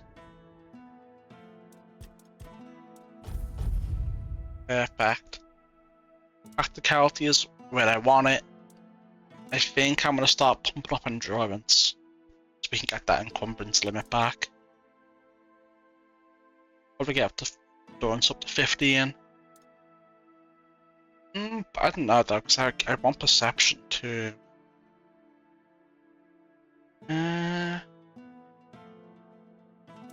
Okay, we'll put 3 levels into endurance, we can get back to 195, right? And then we'll start pumping perception then. That's what we'll do.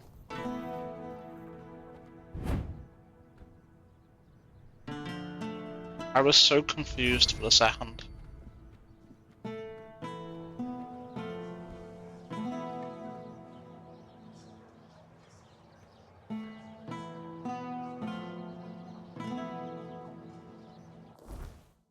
How exactly does sneak affect me?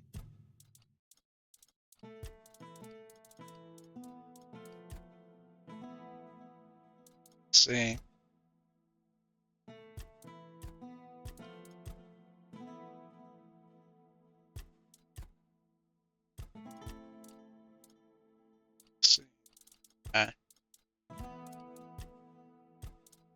I wish spirituality had more stuff in here. So be it.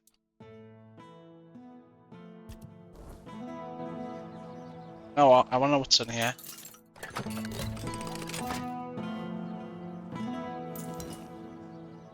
Okay, he didn't give a shit.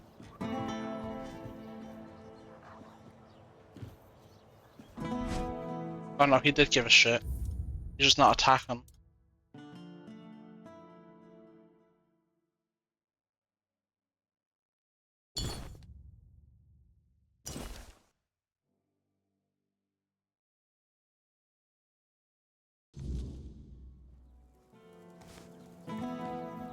Is this? Iron. Take 4 damage. Oh no. Up here will be.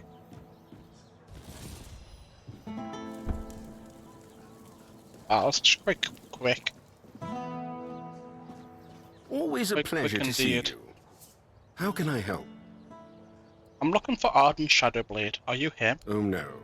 Are you one of those people obsessed with my son? I'm sorry, but we don't accept visitors. Goodbye. Son? You don't look that old. Wait, how old is Arden? I'm sorry, but I don't share any information about Arden. I'd appreciate it if you left him alone. Listen, I need to talk to Arden. His books are dangerous. Dangerous? Those almanacs he writes about armor? Are we talking about the same books?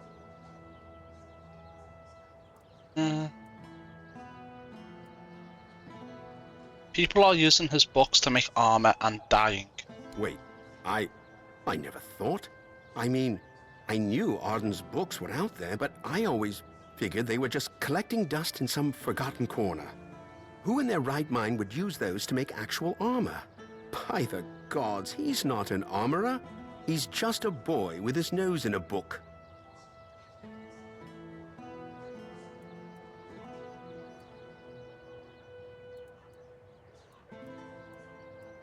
Didn't you see this coming? You must have known the risk when you let the merchants take us work. Now that you say it, I suppose I should have known. When those merchants from Timberwall came asking for more of Arden's work, I should have realized something was off. They weren't just interested in making a few copies. Oh, Mother, help me. I let it happen.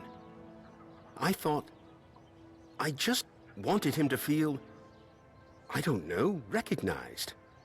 I never stopped to think how serious it might all become, that someone would actually try to make armor based on his advice. I should have thought of it then, should have seen the risk, but no. I just thought it'd be a little bit of coin, a bit of pride for Arden. Now look at the mess I've caused. Go inside. Speak with my son if you want. I'd be grateful if you could try to explain this to him. I'm grateful for what you've done, but please, don't linger. Oh, fuck you do. You brought a bit of light to him. Now take care as you go. I'm grateful. I haven't even done anything yet. He's already been an asshole telling me to fuck off. That's crazy.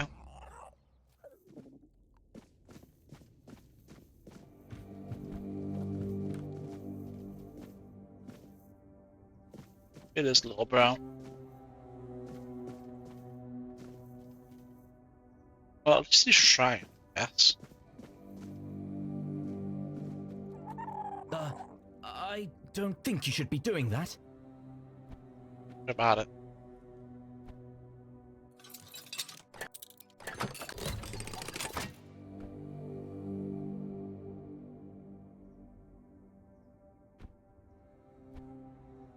Oh well. Right.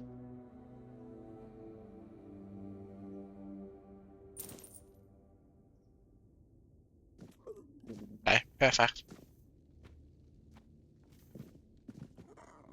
My father let you in? He never lets anyone through. I don't get visitors. Ever. You must be important. What could you possibly want with me? You do realize you're quite a legend, right?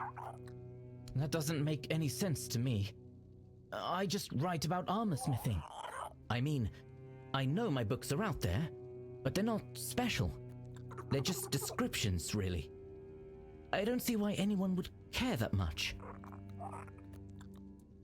What made you so interested in armor? The Knights of the Round Table. I used to read all about their adventures, and I'd always get stuck on the paths when they described armor. What type of steel was it? What kind of joints did it use? How did it move with the body? I needed to know how all the pieces fit together. Knights are impressive, yes, but what really caught my interest was how their armor worked. It's not just about charging into battle like people think. There's a logic to it. A system. I suppose the stories of adventure and heroism are part of it too. But armor. A knight can't fight if his armor doesn't fit exactly right. And there's something satisfying about that kind of precision. You've got a huge following. That's surprising. It's not like I'm telling tales of great heroes or battles. I just write what I see, what I think about the craft. I don't understand why people would admire me for that. I'm not even a real armorer. It's not like I'm some master craftsman people should look up to. I thought I was making it clear how beautiful the process is. Your writing style is quite convincing. It's just how the words come out when I write. I didn't think it mattered all that much, as long as the ideas were clear. You need to stop writing. Your books are dangerous. Dangerous? How could writing about armorsmithing be dangerous? I don't understand. I'm not telling anyone to go into battle with the things I make. I'm just documenting the process, the way I see it, the way I learn. It's no different than a chronicler writing about wars or knights. Their words don't cause harm. My books, they're meant to show how beautiful armorsmithing is. I love the craft, the intricacies, the details. Why should that be dangerous?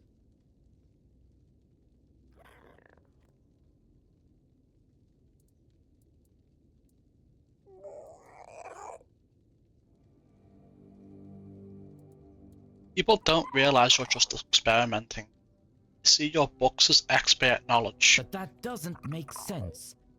Why would they trust me more than actual armorers? I'm just someone who loves writing about the craft. Why would anyone take my words over the words of someone who's been working metal their whole life? I thought they'd see it for what it is. Just the way I understand things.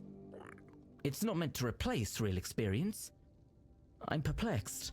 How could anyone think that?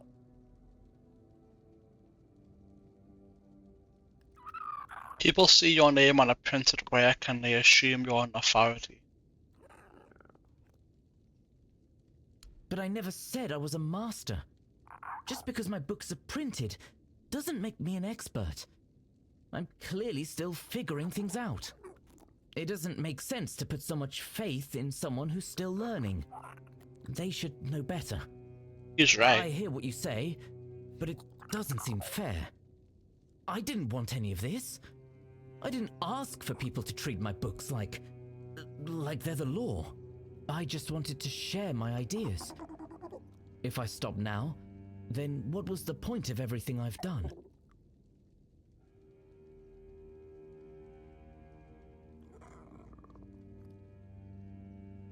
We're gonna have to get some. I'm gonna just reload and get this. There's no way. This is the better outcome, obviously. That would be practical. If I just say up front that it's not finished, people won't make the mistake of thinking it's expert advice. Yes, that might solve the problem. I can still write what I want, and they'll have no reason to misinterpret it. Please, tell my father to contact my publisher. I'm too busy right now to talk to him, and later I might forget. We're gonna come back when I have 6 perception, because that is the outcome of the quest that I want. To be frank with you.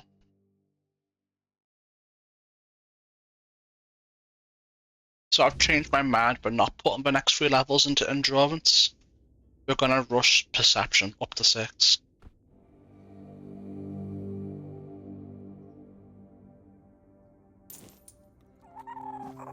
We'll be back.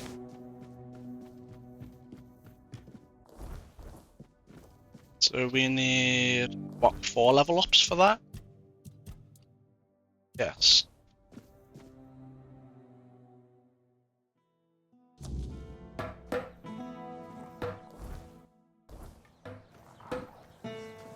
We'll leave that there for now.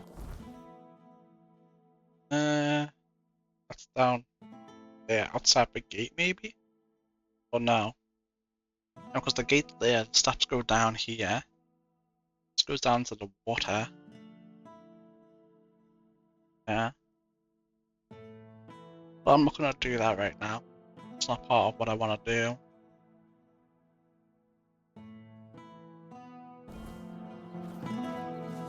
I want to explore Cuanacht in its entirety. I have no interest in just leaving. Plague-stricken zone. Contains house, doors are locked. But I can't pick up the lock. Oh, come on now. Let's be real.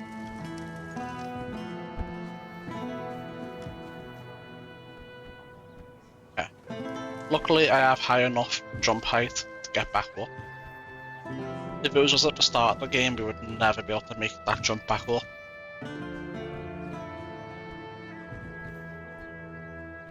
Okay.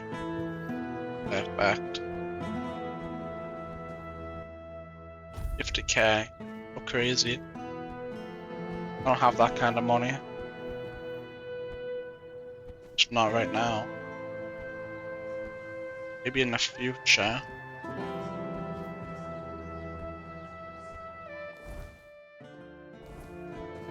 Okay, so I've somehow ended up. Oh, that's really weird down there, right? Looking up to here.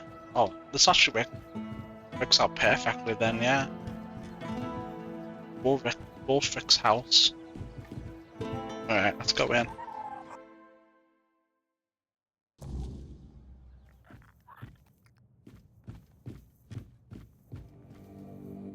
see all these people? Men hear this, men hear that. The weirdness is coming. The Red Death is raging. Camelot will eat your children. They scream and run around like headless chickens. But in the end, they all kick the bucket just the same. Am I wrong? Yeah, you are. So it's better to smoke ether bloom and wait for death. Oh, you bet it is. Some folks go on about how life's a miracle, gifted by the gods and should be cherished. All the while, trembling in their boots, afraid it'll slip away.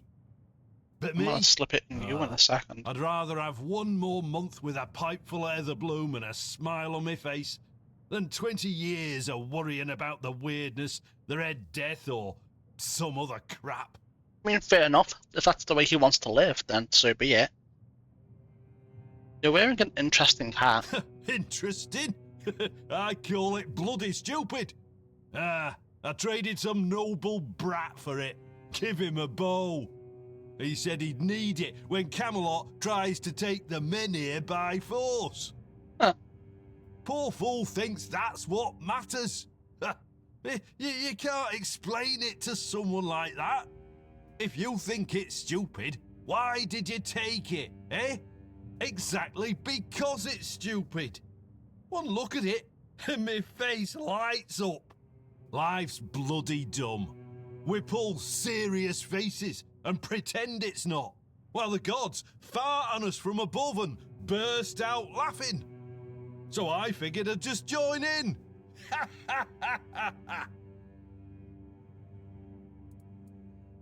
What did you do before?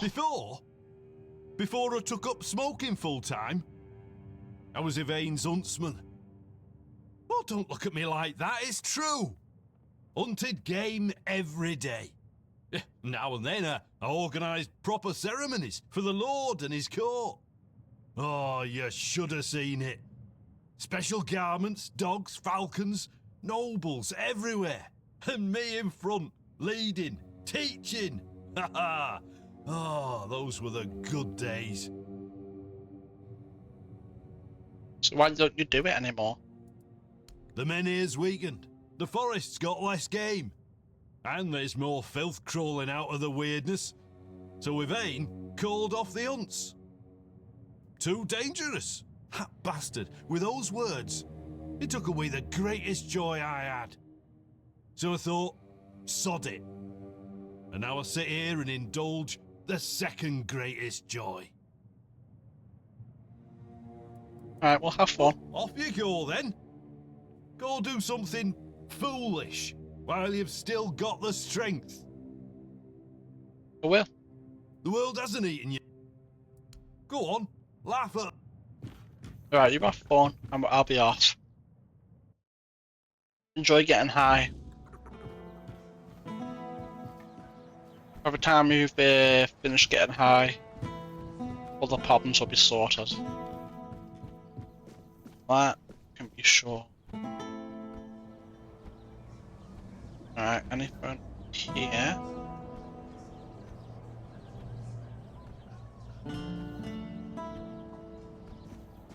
Oh.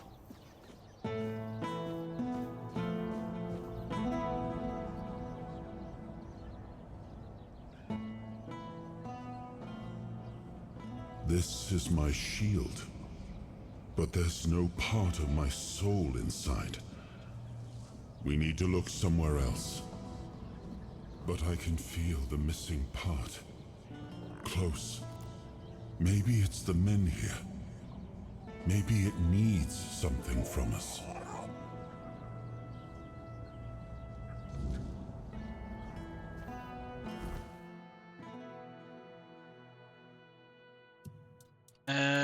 Quests.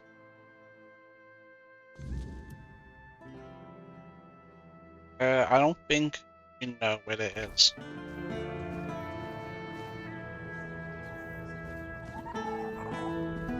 This is a fake shield, it looks like, or it seems like, I should say. Alright, Have some spare food or coin? Anything helps. I didn't mean to be a bother. I'm really sorry. Here's some cold coins. Not this time. All right. Just, please, don't hurt me. I promise I won't bother you again. Right, well, we gave him money. Beyond that, it's not really our problem. We still need to find the stash, for one. And for two, find a bench or something where I can reduce the weight of my armor and stuff. Doesn't reduce it by much, just enough to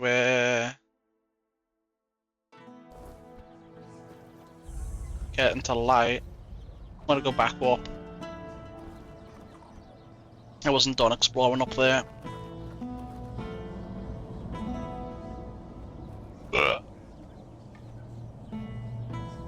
I wanna everywhere. Damn, it's dark already.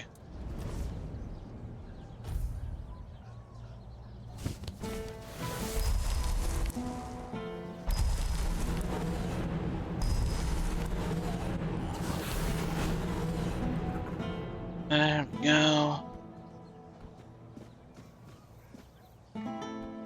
What's around here? This connects to there.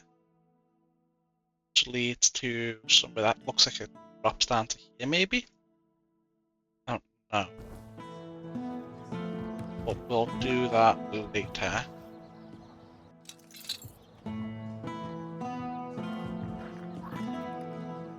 I thought those were guards for a second, coming to be like, hey, fuck you, what are you doing?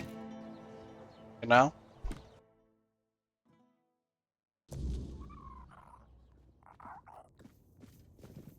Oh, we're good.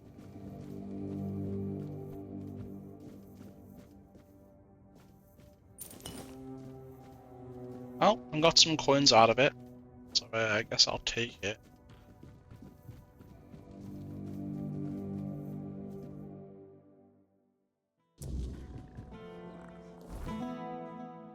Need to reduce it by a lot.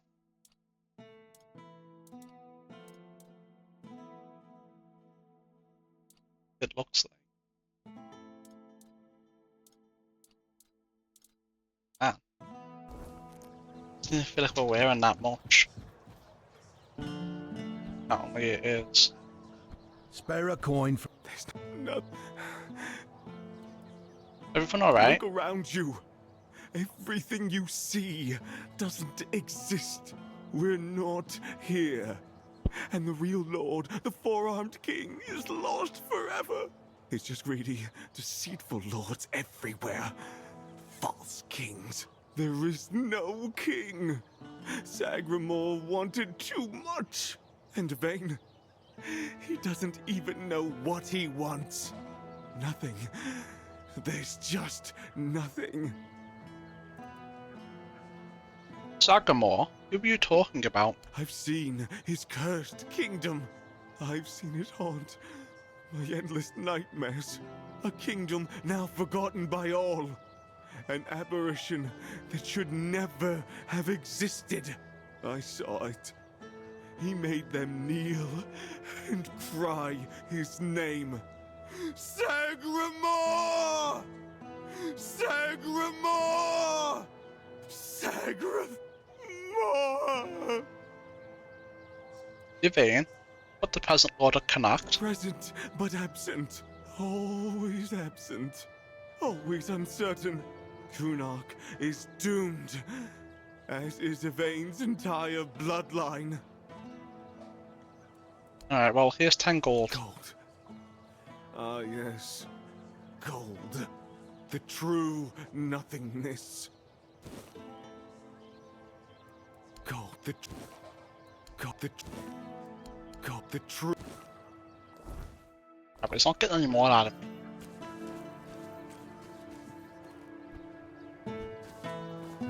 Nope, not getting any more out of me. Can't go in there.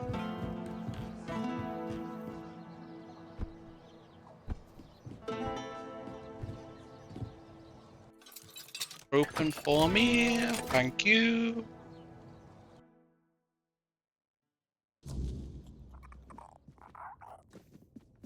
Got in here. Is that what yeah. Nice. Ooh.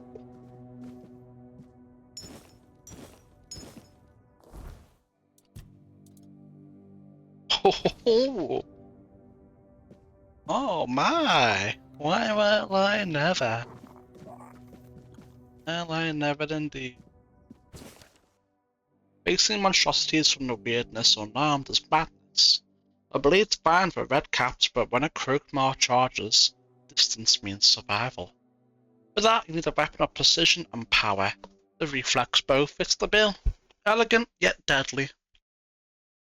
Start with strong wood, like ash or yew. Reinforce the core with tempered titanium. It's stubborn to work with, but it grants unmatched durability. With the string, braid 5 strips of leather until it sings like a harp. With this bow, you'll pierce the toughest weird-spawn hides, their shells shattering like brittle clay. Once you wield it, no other hunting bow could ever compare. Hell yeah, this guy was rich.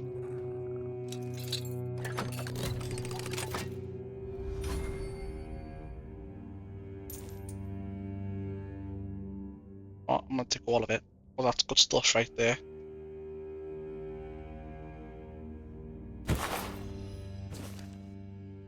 Ah, the last stand potion. A brew for those moments when life's thread frays, and all you have left is the grim satisfaction of taking foes down with you. Not for the faint of heart or the faint of stomach. First, strange toes. Yes, toes. Red caps and grindylows have grotesque digits, twisted like boiled roots, packed with defiant energy.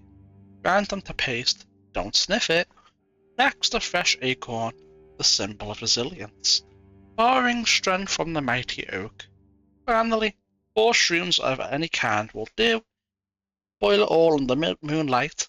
The result, a fleeting surge of invincibility, bottoms up, and your enemies tremble. Oh, it's kind of terrible. Oh. I will always take the silver shit. It's pretty handy for us. And it's worth a lot.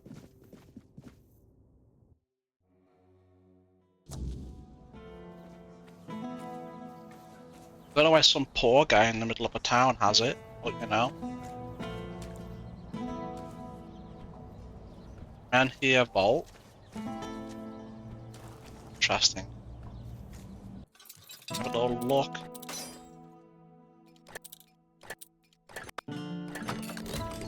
And we're in.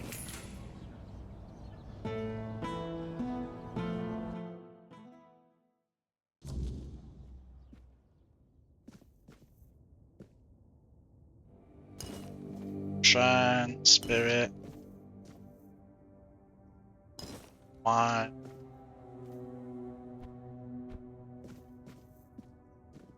Wait. Don't tell me it made me pick a very hard lock. Just for there to be nothing in here. That's crazy. Oh well, at least the door's open for us in the future. I'm assuming a quest will take us in there. Right, that's the house. Know where that is. You're full of energy today. Yeah, I am. You're not here to talk about the men here, are you? Oh, please say no. I've had my fill of that topic for a lifetime. Oh, there are far more exciting things to chat about. Like treasure hunting, for instance. You got a look about you. I bet you've been to some dangerous places, haven't you? I'm you could bossy, by say the that. way. I'm an adventurer myself. I have a few trinkets to sell from my last expedition. Want to take a look? Yeah.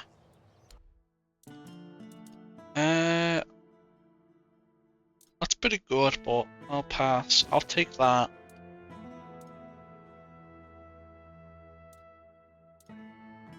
Take that too. I'll definitely take that.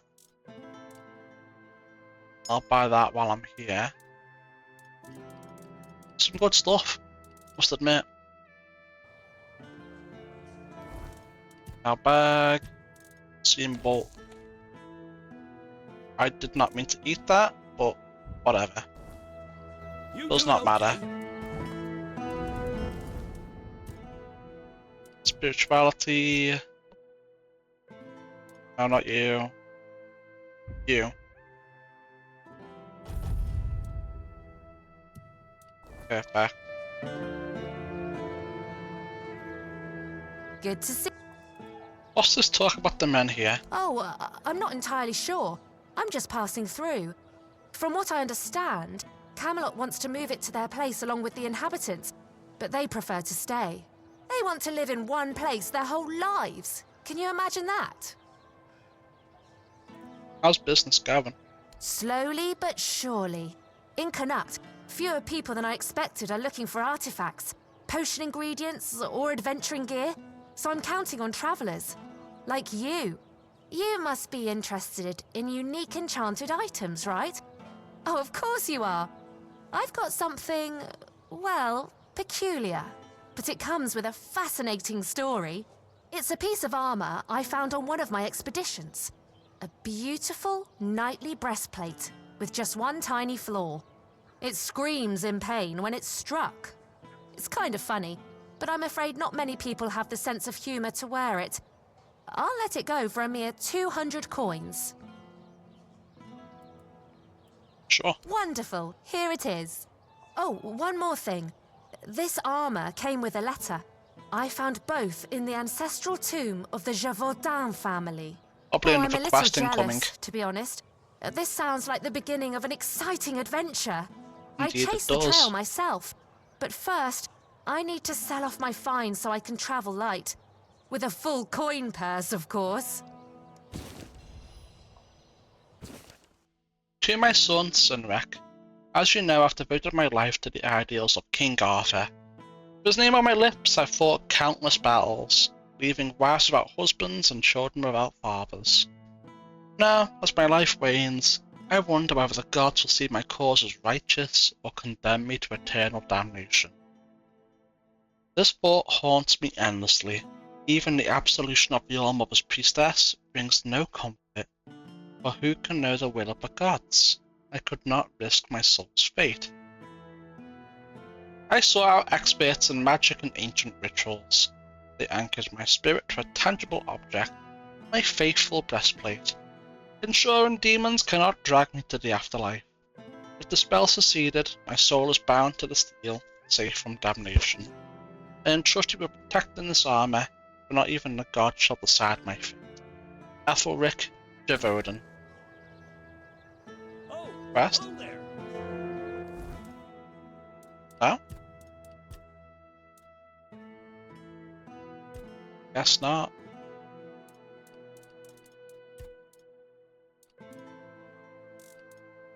Surprised, I thought it'd be a quest.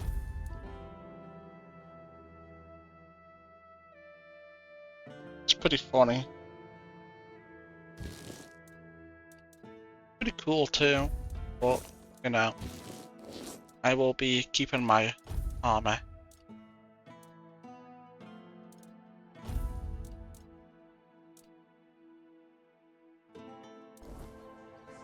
Good to see.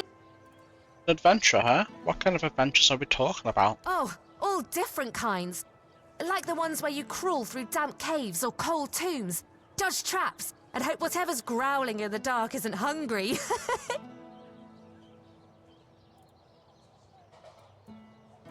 Sounds like what I spend most of my time doing. Really? Oh, then you know exactly what I'm talking about. Old tombs, so you rob graves? Oh, I just take old, forgotten trinkets. They're no use for the dead anyway. It's True. not robbery if Unreal. nobody's around to miss them. Think of it as giving treasures a second chance to shine. Seem a bit young for this life. Oh, maybe I am. But I manage just fine. And I wouldn't trade this life for anything else. If I had to stay in one place, I'd die of boredom. What was your latest adventure? A trip to the caves by the bay in the south. The bandits set up a camp there, so I decided to go after their loot. After all, stealing from a thief isn't a crime, right? They were drunk, so I thought I could sneak in and grab the treasure without any trouble. But I guess I underestimated them. They caught on and started chasing me. 4 or 5 of them, I think. I made it to the exit, and then there was a giant ogre on the beach. I barely managed to slip past it, and the bandits backed off. Hyper stroke of luck. You bet. Well, crazy stories like that keep happening to me all the time. I usually barely manage to escape with my life. And I owe all my luck to my magical hairpin. I picked it up from a delightful wandering merchant who goes by the name Malachi. He said the hairpin was blessed by the Lady of the Lake herself. I know Malachi. He certainly is delightful. Isn't he? Always with that cheeky grin and a tale to tell. I have no idea who Malachi is, to be honest with you, chat. Cannot remember. You doing okay? Good to... The world... Alright, what have you got? Welcome! I haven't seen you around before, but since you decided to visit, I can tell that you have excellent taste. One day, a friend of mine asked me if her new dress looked good, and I told her, you have excellent taste. She was tickled pink and said, oh, do you really think so? And I said, absolutely. After all, you came to me for advice. Now, let's get down to business. My name is Osmond. His voice is quiet, by If the you're in way. need of a bow or some arrows, I'm here to explain everything and offer you some advice. Have a look at what he's selling first. Nothing that interests me. Leave it already? Hello. Have any interesting gossip? Gossip is for women and innkeepers. You should see Morag for that. She's both. She's a good one. About 3 years ago, I helped her fix her roof because her husband had died, and there was no one else to do it. She still mentions it. Osmond, you fixed that roof better than any roofer could. She tells me that every time she sees me. What can you tell me about Cuanacht? About Cuanacht? What do you want to know? Tell me about the relocation to Camelot. There's not much to say. They told us the men here's gone out, and now they want to move us along with it, but the way they're handling it, they've been here for weeks. If I were in charge of the Camelot troops, we'd have been done in 3 days. Tell me about Lord Yvain. He's a good man, but that woman of his, oh, mother preserve me. She once set herself on fire along with half the mansion. Yvain nearly lost his life trying to save her. Honestly, I'd have just let her burn. She wants to go up in smoke, be my guest. It's a shame about the mansion, though. So that explains that, then. Why the mansion was all boarded up and shit. Tell me about yourself. I was born here, and I've been shooting a bow ever since I was a wee lad. Even as a nipper, I had better aim than boys 5 years older than me. Around 81 or 82, I remember being allowed to practice with the adults, even though I was only 14 or so. One time, our master, we called him Uncle, gathered us in a meadow. He said, lads, we're gonna have a contest. Whoever shoots the farthest gets a honeyed apple and a beer from me. They were shooting and shooting, but I just took one glance, aimed, and whoosh. My arrow flew half again as far as their farthest shot. 300 meters, easily. So they turned to me and went, come on, Osmond, we can't compete with you. You always win. Osmond, you always win. That's what they said. I think he's lying, but thanks, that's enough. I could have joined Camelot's army. With my aim, they would have made me one of the royal archers. A bit of a braggart. Leaving was tough, especially since the girls here love to watch me shoot. They'd squeal with delight every time. And in Camelot, during a war, who knows what might have happened, so I decided to stay in Cuanacht and join the Watch. Let's talk about something else. In the Watch, I taught others to shoot. Some of them loved those lessons so much they kept practicing even after sunset. So I'd ask them, what are you doing here? You can't even see the target. And they'd reply, oh, but the lessons with you are just too short, and we're really excited about archery. Let's talk about something else. I kept participating in tournaments. People often bet against me, claiming I couldn't hit a bird in flight or a birch as thin as 2 fingers. I usually came out on top, earning a decent amount of money. But somehow it all just vanished over time. Then I quit the watch and began trading in top quality bows and arrows. That's all there is to know about me. Oh, and I have an adult daughter, but I'm not sure if she's still around. She left Cuanacht and we lost touch. You offered advice, why should I listen to you? No. Good advice is always handy, especially when it comes from someone experienced.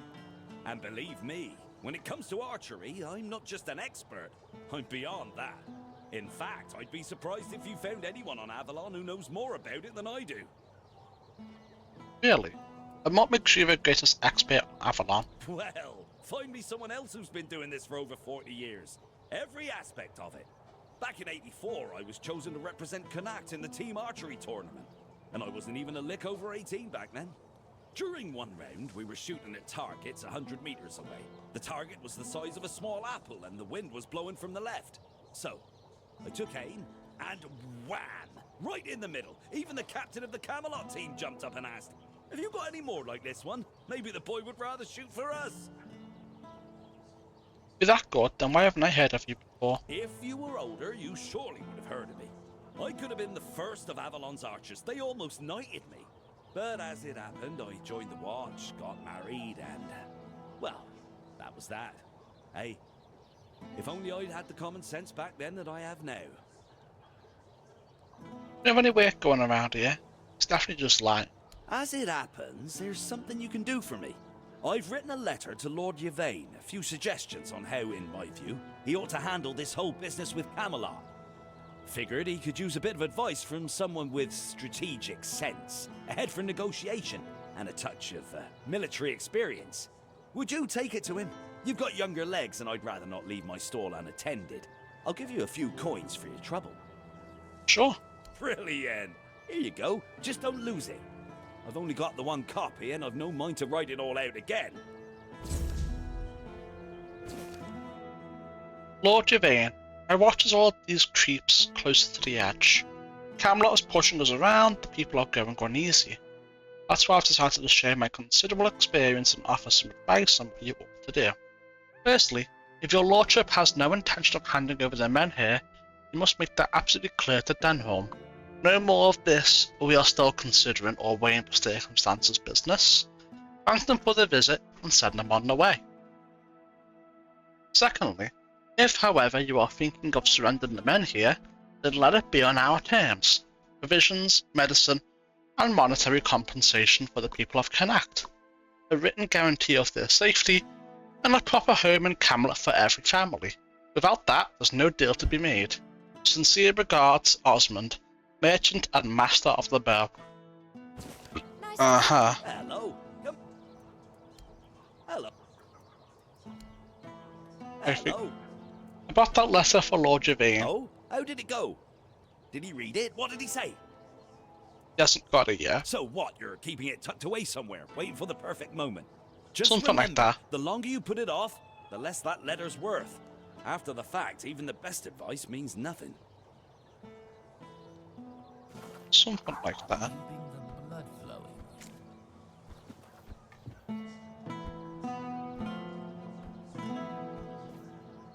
Okay. Nothing of note down there. Oh, there's a... well, we found the stash. Apparently. We'll deal with it in a second. Monksy's home, eh? Let me have a little look what she's got in here.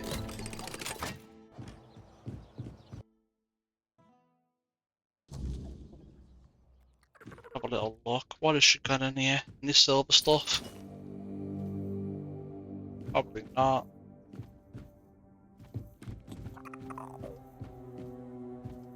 Probably not.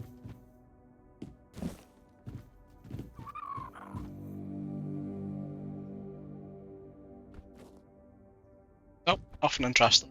Okay. That's fine. Not every room has to have something interesting again.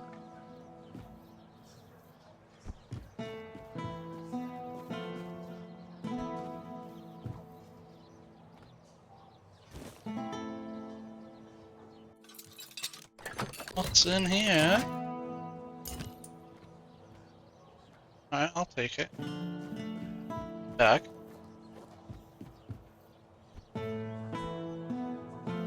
Make that jump. But, not done up here yet.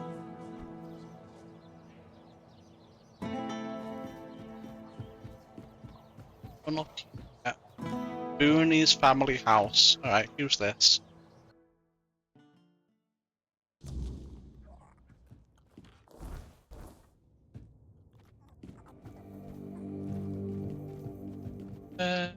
Housekeeping. Anyone here? Oh. Okay. Avalon Crimes number 63. I think we've read this.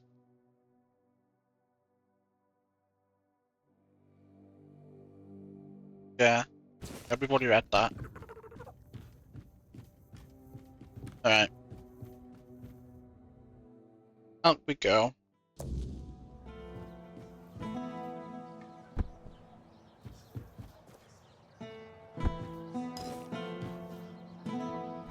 Right up here. No.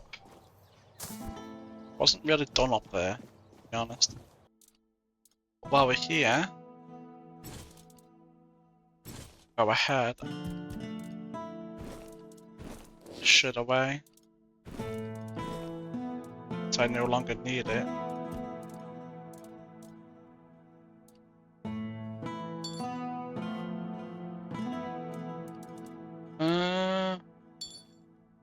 Them both away too.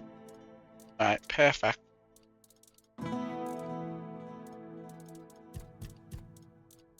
Perfect.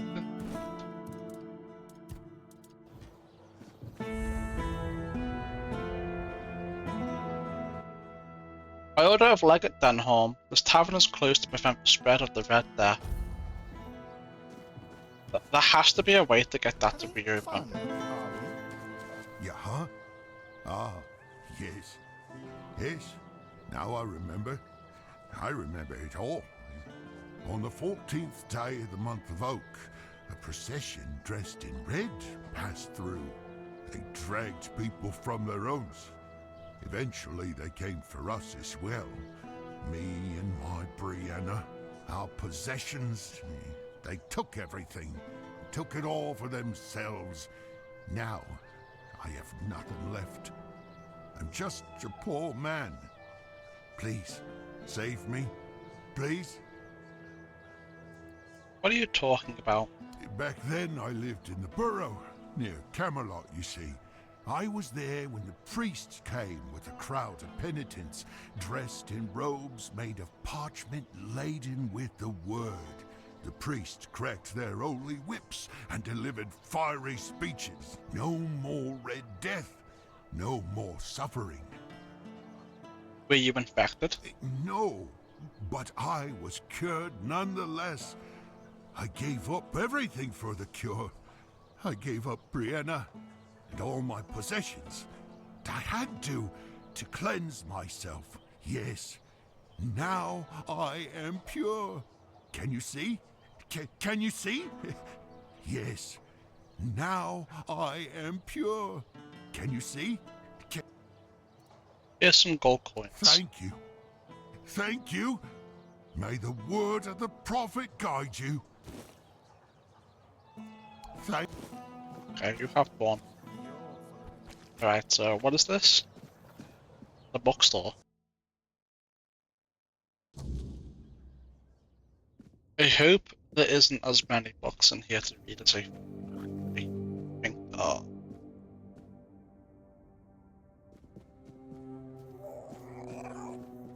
Oh no.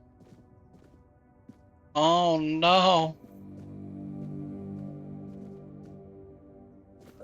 What is this gonna be? Oh no. Oh, forgive the mess. I didn't really have much choice about where to set up my things. Normally I'd be in a tavern, but, well, It looks like the tavern is closed until further notice. That means Varel's bookshop is only place where I can read and work in peace. Who are you? Oh, of course, my apologies. I'm Imran. My thoughts tend to drift far from the present. I'm a scholar of sorts, though not the kind that hides behind walls of parchment. My calling is to seek out traces of what was lost. Ruins, relics, anything older than old. And yes, I'm a Pict. Not many of us wander these lands, I know. Staying in one place isn't exactly in my nature. So I travel, I learn, I dig through the bones of the world hoping to find something more ancient than mankind. What are you working on right now? If you're asking out of politeness, let's just leave it at this. I thank you for your interest, but I won't give an answer. Trust me, I could talk the hind leg off a donkey. No need to waste time on such things. I'm actually curious. Wow, that's really kind of you. So, thanks to Varel's generosity, I managed to get my hands on a certain book. Well, once a book. Now it's just a pile of loose pages. However, these are some truly fascinating loose pages. They're the writings of a Dalariata scribe from nearly 6 centuries ago. Incredible, right? But what's even more astonishing is the content. This man describes encounters with people who knew nothing of King Arthur or the homelands. Nothing at all. Do you understand what that suggests? The Avalon might have been home too. Ah, I'll tell you. It's so exciting. I suspect Avalon may have already been inhabited by a race similar to us, long before our arrival. Yeah, I've before traveled dwellers. across much of the island, and I've come across some mentions of the people of Farpoint, a place far in the northernmost reaches of Avalon. Few have ever ventured there. And what would those people of Farpoint in itself? What about the weirdness surrounding the entire island? Would know a little bit about that, this one. Perhaps the weirdness started to gather and ruin their crops, or made hunting more dangerous. Or maybe it was some sort of conflict that forced them to seek a new place on the island. Or perhaps they simply had a nomadic spirit. It's hard to say with the scraps of information I've managed to gather so far. What about the weirdness surrounding the entire island? And so, my friend, here we are, staring down the question, or rather the flood of questions that wouldn't leave me alone. Many Picts I've known have prolonged contact with the weirdness. I thought it was just them, a bunch of lunatics, who first dared to embrace that strange force. And what if it was the first men who knew how to live alongside the weirdness? And think about it. If we could uncover how they did it, the possibilities would be endless. It could change everything. So, what do you plan to do now? For now, I'm trying to pull together more valuable information from these writings. But honestly, I feel like I'm hitting a wall. I won't uncover anything new just sitting here. And unfortunately, I'm stuck here for the time being. I got injured on my way to Cuanacht, and I'm not quite back to my full strength yet. What about your injury? Oh, don't worry about that, really. It's more of a, let's call it an occupational hazard rather than an actual ailment. I have to give myself some time and everything will settle back into place. I'll be as fit as a fiddle, or whatever it is you say here. Yes, something like that. Where'd you want to go? The Grotto of First Men. That tribal scribe detailed where it should be located. And I'm assuming you're asking for a reason, aren't you? I'd love to go there myself, but this is a matter of some importance to me. I don't want to wait for this one. So, if you're one of those bold souls who take such ventures, I'd be more than willing to entrust this task to you. Sure, I'll find Grotto. Truly excellent. I'm deeply obliged, my friend. Here are the notes. They should guide you to the location. Return swiftly, and more importantly, safely. I'll eagerly be awaiting your return. If about the situation in Cuanacht. The place seems to attract trouble. Not a good place, then. I'd run out of breath listing all the things that plague this place. And I haven't even been here that long. Of all the misfortunes these poor people are facing, I'd wager the men here is the gravest of them. The Red Death, Troubling as it is, seems manageable, at least with the intervention of the priests. But the weirdness, shoot. If the Menhir goes out, these people will face a far greater peril than any sickness or human form of conflict. What can you tell me about Grail? I heard she was a Dalariata who runs a bookshop in Cuanacht. I was a bit apprehensive about meeting her. I thought I'd find someone overly rattled and stripped of her own cultural heritage. But Varel, she's different. And I admire her work that she even bothers to do it. Sometimes, it feels like people have lost all interest in discovery, whether it's the kind found in verses or the kind waiting out there in the wide world. Right. Farewell. Quest. Remember to take a good map.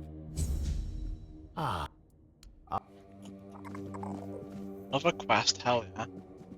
Welcome to Varel's bookshop. No reading without buying. And if you're here for porn, kindly leave before you start. You mean people are doing more than just reading? Yeah. Aye. Look, I don't begrudge anybody their reading habits. Each to their own. But some things should be kept private. So you're Dal writer, reader, whatever. Aye. Not only can I read, I can even make recommendations. Imagine that.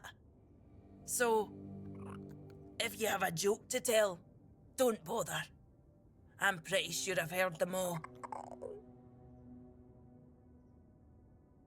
Oh, I've got one. A Dal reader walks into a bookshop. And then the shopkeeper says, it must be raining. Told you, I know them all. Maybe one day, I'll even compile them into a collection and burn it. How did you end up in Cuanacht? This shop belonged to my late husband. We met on the road.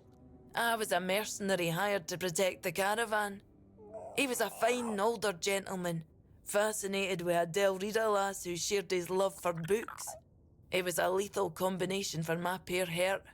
We didn't get near enough years together, but we were happy.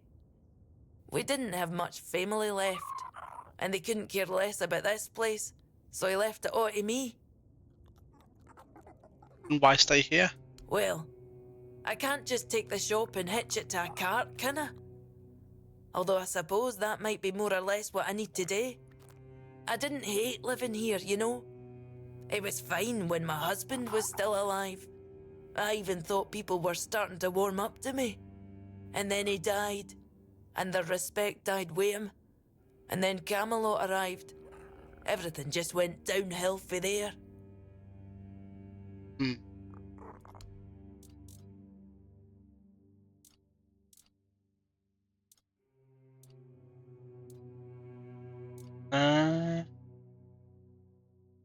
I don't know which ones we have and which ones we don't have.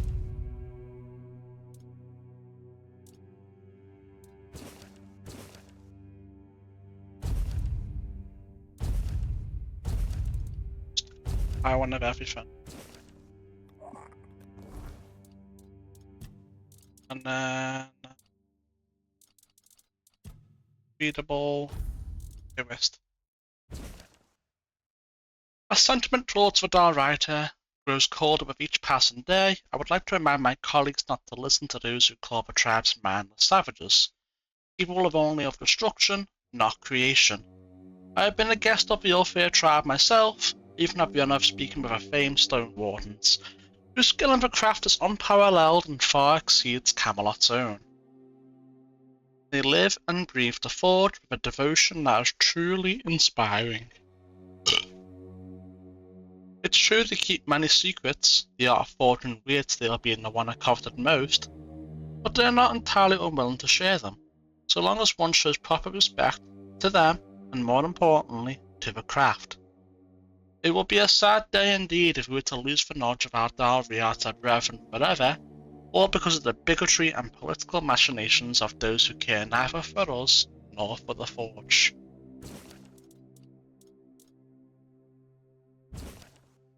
As you all know very well, there are many hidden societies that rule Avalon from the shadows. but you probably wouldn't have guessed that one of them operates from within the savage tribes of Adalrata. That's right, Adalrata claim they're oppressed by Camelot. That's exactly the kind of misdirection used by secret orders to avoid suspicion. The so-called Stone Wardens are modern smiths. They are forgers of influence. Quite literally. Through ancient, jealously guarded methods of shaping weird steel, they've learned to manipulate the giants. Yes, the ones who are told are sleeping. Which is a convenient lie, of course. Ever wonder why the Forlorn Swords are allowed to exist? Why Camelot doesn't simply crush them despite their constant defiance? Is it mercy or controlled opposition? The answer is clear. Wordsteel is the leash, and the Stone Wardens are holding it. Camelot may appear to rule the land, it's the hammer wielders of the Forlorn Swords who keep them in check. Disappearance of Varn the Beroved, heir to the estate of one of the oldest noble families in Avalon, still haunts anyone who remembers him to this day. Did Varn the Beroved run away of his own accord? Did he suffer from a madness that caused him to forget his origins? Or was he the victim of a mysterious crime? The 20-year-old Varn the Beroved was on vacation in the south, near the Horns of the South, where he enjoyed the harsh climate of the region and the soothing tranquility of the sea. However, when it was time to return to Camelot, he got into an altercation with the local residents of the village. The retired keepers living there claimed that the young man was the one responsible for starting a fight, as he had drunk too much mead and insulted everyone he came across. However, it was not for us to judge where the blame lies, as we never got to hear Varn the Beroved's own side of the story. Afterwards, the young noble tried to return to the carriage that was supposed to take him home. The coachman, however, refused to take him anywhere, rightfully claiming that in his current state such a long journey was not advisable. He advised Varn to visit a physician and promised that if he was confirmed to be healthy and able to travel, they would depart immediately. What happened next is not entirely clear. Varn the Beroved went to Jan Herber, a physician from the Horns of the South, who prescribed him healing ointment and rest. 2 days later, the young man returned to the coachman and were about to depart when Vern turned on his heels and ran off, waving his arms frantically. Witnesses claimed that he had madness in his eyes. Ran blindly, and when someone tried to stop him, he mercilessly knocked them out and continued running until he disappeared into the dense forests of Grubwood. Investigators from the Arcane Crimes Unit, who were sent to the scene, questioned all the witnesses for months, but their efforts were in vain. Only know that the healing ointment prescribed by the local physician was not found among Varn's personal belongings. Did Varn use it at all? Or did he use too much or apply it in a way that went against the physician's recommendations, leading to his madness? This year marks 21 years since the disappearance of Varn the Beroved. Will he ever be found? If he is, you'll be the first to hear about it.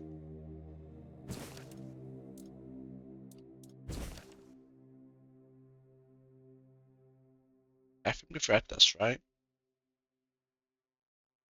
Yeah.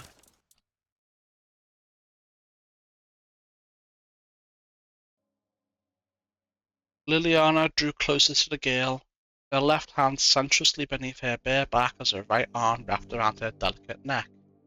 She eagerly pressed her lips against Ariana's, feeding from the sweetness of her mouth.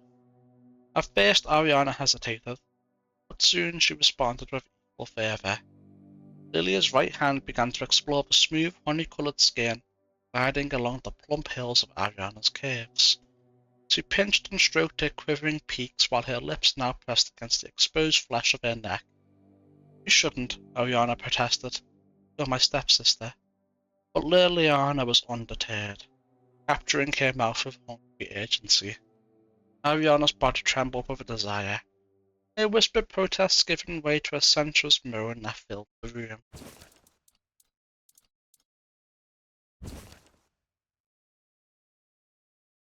The Marquise de Base couldn't tear her ravenous gaze from Liliana, her body quivering with unspoken longing as the girl sank gracefully to her knees. The sight of her sent the Marquise's heart thundering like a war drum of lust. As the Marquise's touch traced down her back, Liliana's body shivered in pain. Her own desire awakening like fire licking dry leaves. Her lips moved with mounting fervor, her tongue flicking like a mischievous serpent, driving the Marquise into exquisite madness. At last, as the Marquise trembled on the brink of rapture, Liliana pulled away, a sugary smile curving her lips. "Is there anything else you require of me, my lady?" she breathed, her voice thick with sultry promise. The Marquise grinned, a wicked gleam in her eye that could set candles ablaze. "Oh, my dear," she purred, "there's ever so much more I require."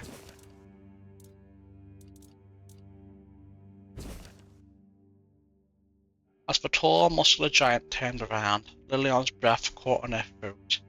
She gazed at him in awe, taking in every inch of his magnificent form. Her eyes were immediately drawn to his weapon, a club unlike any she had ever seen before. It was massive, with a taut, blazing red head mounted on a long, swollen, imposing candle.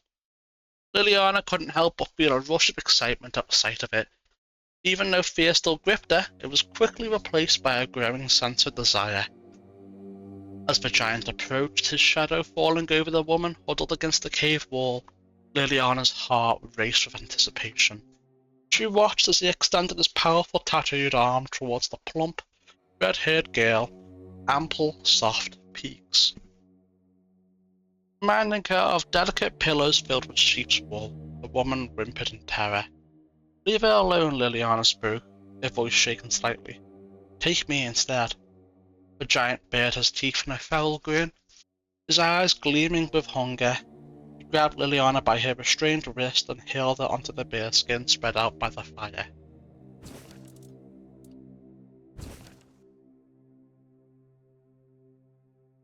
Read that one. Okay.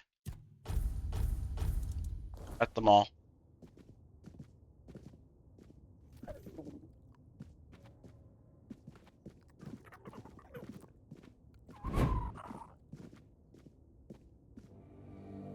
Okay, what is that?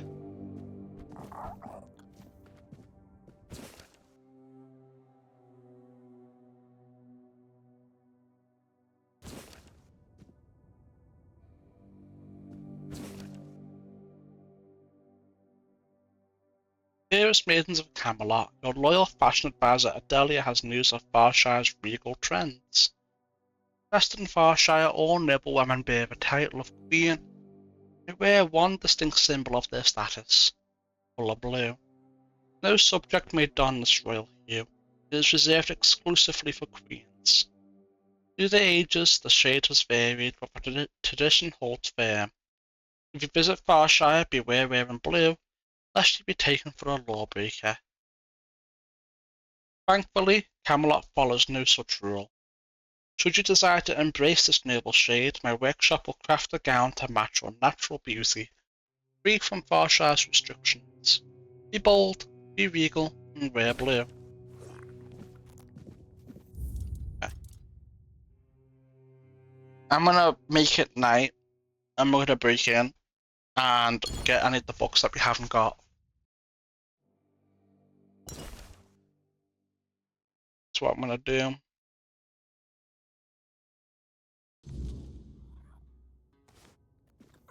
That should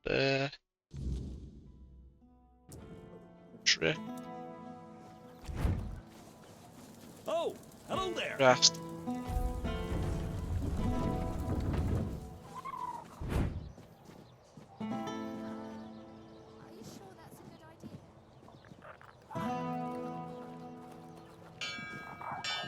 And you all fuck off. Try to break in and go away.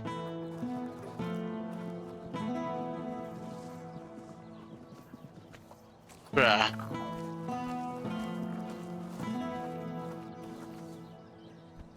Bunch of idiots. A lot of them. While they're dicking around with that, I'm gonna see if I can get up there again.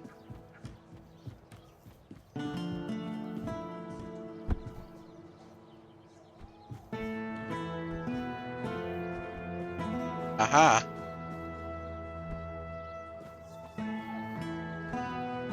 Parsley. That leads up to here. I want to know where this leads. Okay. So I know how that connects. I'll go up there during the day.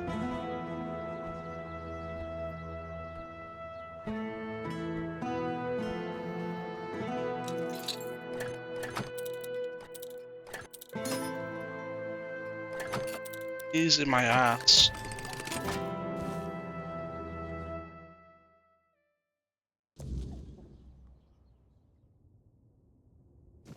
Why are you still in here?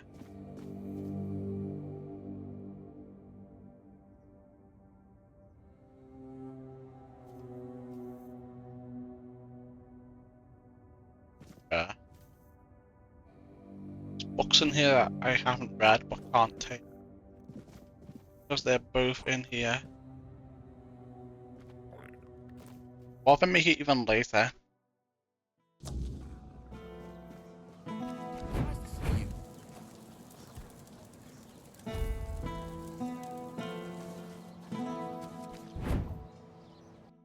If they're still there, never gonna go away. Okay, they're never going away.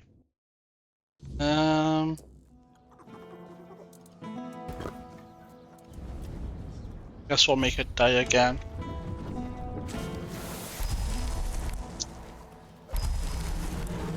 Get my summons back.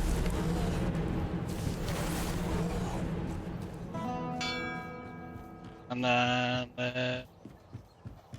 oh, hold on, don't need anything up here anymore. I just remembered. Spare Yes. Yeah. So we have this guy right here. Oh, And hello. Elixirs, powders, ointments. Got something for wounds, poisons, something to keep you on your feet through the night and help you survive the cold. And all of it made by my own hands, with science. No tricks, no vile spells. Vile spells? Yes. All magic is a scam. An illusion that pretends to give you something but always takes more in return. My elixirs work because they're based on knowledge and experience, not some fickle power from another world. Anyway, go ahead and read my anti-magic manifesto. I've laid it all out, why the magical plague must be wiped from Avalon. Fuck this guy.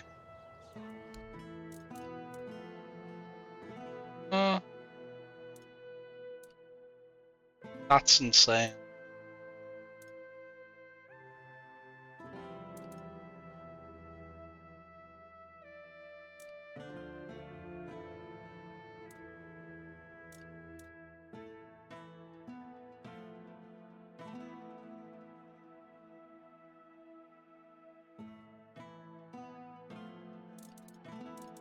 Man, this guy really hates magic users. There's a You full doing set okay? designed against them. Hello there. Looking for solid, affordable gear? You've come to the right place. Ah, but where are my manners? I'm Alwyn, and you, my dear stranger, look like you're in dire need of a resupply. You seem very chipper. Well, the men here doesn't seem to be on the verge of dying anymore, and with the Camelotians around, business is booming. The longer they stick around with nothing to spend their coin on but our stalls, the better for us. It's a bit of a shame I'll have to delay visiting my brother at the Horns of the South, but he'll understand. He always says he can't leave his stall for even a single day. Oh, guy by the sea. That guy.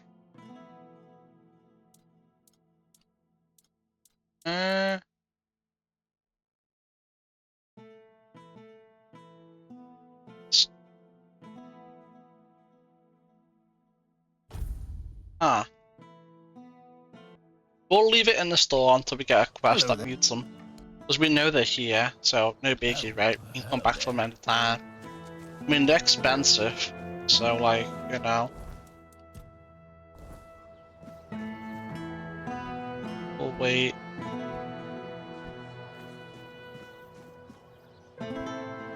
Oh, wait. I'm an outcast, exiled from my home by the Red Death. My struggle continues on the holy island of Avalon. When you hear the word, follow it. Set an example for other outcasts, with your faith and with your testimony. The word is our only chance to rid ourselves of the plague's taint. And if the word commands you to kill your brothers for spreading heresy, do so, for such is his way. If the word commands you to besmirch your father's name, do so and discard your sullied self, for such is your way. Alright, well, you have fun with that.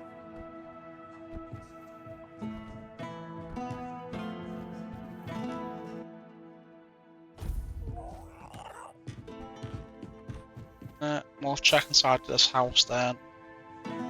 Osmond's house. Alright, let's have a look in here. What's he got in here? What's he hiding from everyone?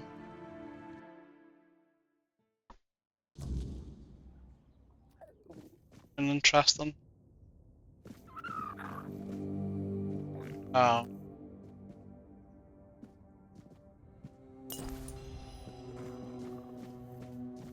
This is a shit bed. You have a proper pillow. With some cushions.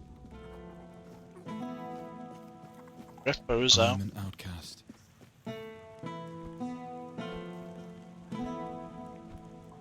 So we've been in there. Aaron's house. Been in there too. Have not been in there though, or up top. Because I don't think I've been in here. I might have. Oh, maybe I yeah, I have actually, yeah. Never mind. Let's go up.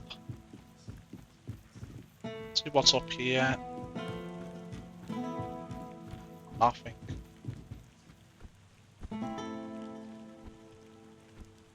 What's up here? Nothing too crazy, to be honest. I'll take it. So that's this main square here done then. I think our next step is to go through here and then what's the cuckoo's egg again? I keep forgetting. I don't know what that is. Yeah. That's his loyalty. I think though I will go down here, do this side over here to here-ish, right? And then come back around, do around here, then come up here to here. Yeah.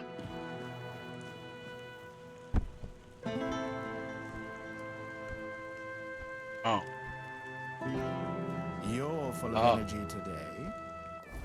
Oh, never mind. That's actually pretty bad. That took like 10 years. We'll just keep the incumbents limit ring on us, to be honest.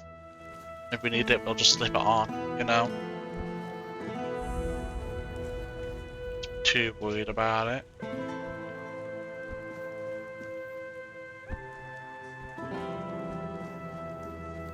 Can't go in there.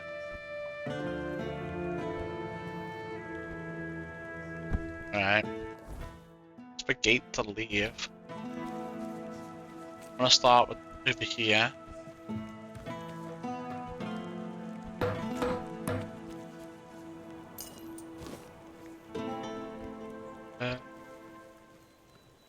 Not really around here.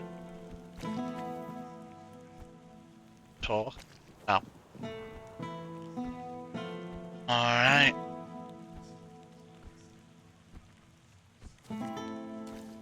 That's huh? We go up here. Oh. Oh well. That's fine.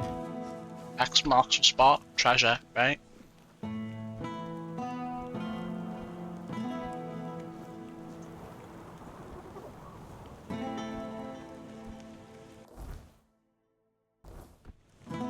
I can wait.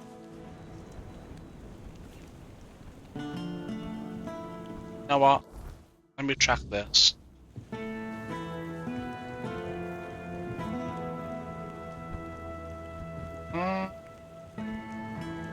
Anything here worth looting or enterable or anything at all, really?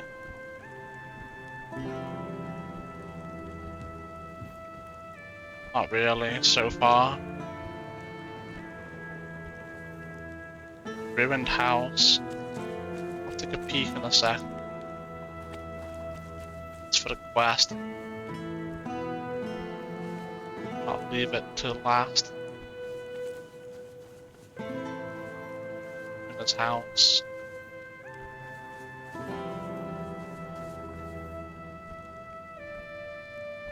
Alright. What about this over here? Quarantined Hawk. Alright, what even is this quest?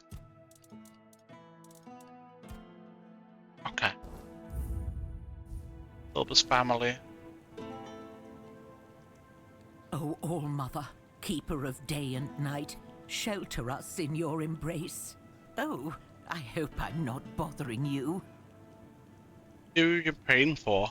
My family. My daughter, her husband, and my grandson. We all used to live in this house together. Now, I don't even know whether they're still inside.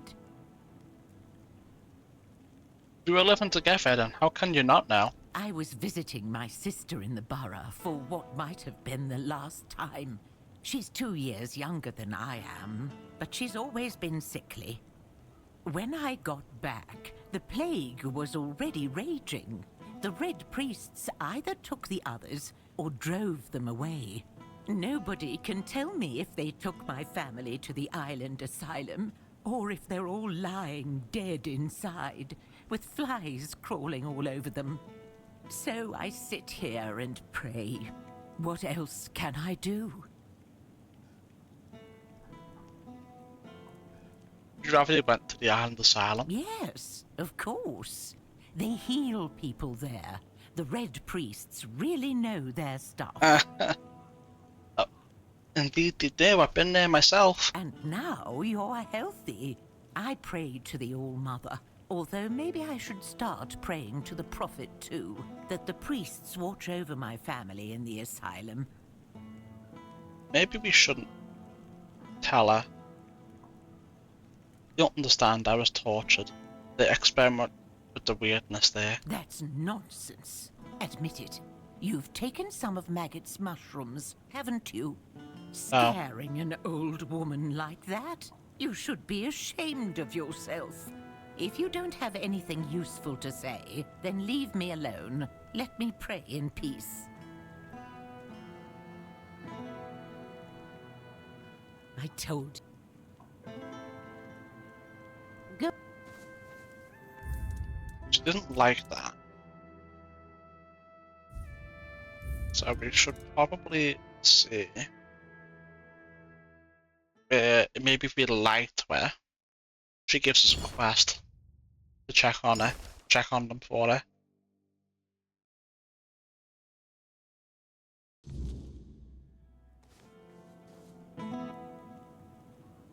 Oh. Why just go in and see for yourself? If I could, I would have done it a long time ago. The doors are locked. Quarantine. I guess I shouldn't be sitting here either, but nobody's chased me off yet. Locked doors never stopped me before. I'll go inside. Thank you. But please, just be careful. Would you rather went to the island asylum? I'm sure they'll come back to you in alive and well, just like I did. Yes, exactly. Thank you, dear, for your kind words. You've given comfort to an old woman, which is priceless in times like these. I'll keep you in my prayers. Sorry about your family. Thank you. If you ever pray to the All-Mother, please keep us in your thoughts too. I can do more than that. I will go inside and check if your loved ones are still there. Oh, but that's dangerous. You've got so much life ahead of you. Do you really want to risk it for an old woman you don't even know? Not only could you get sick, but if the Reds catch you, they'll hang you.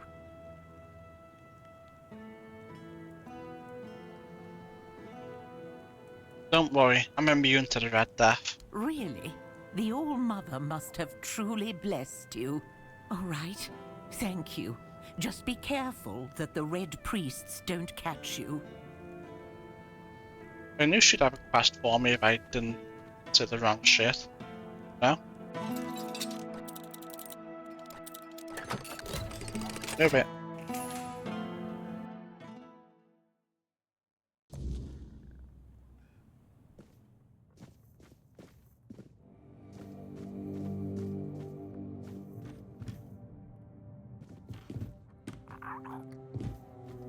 That dead body.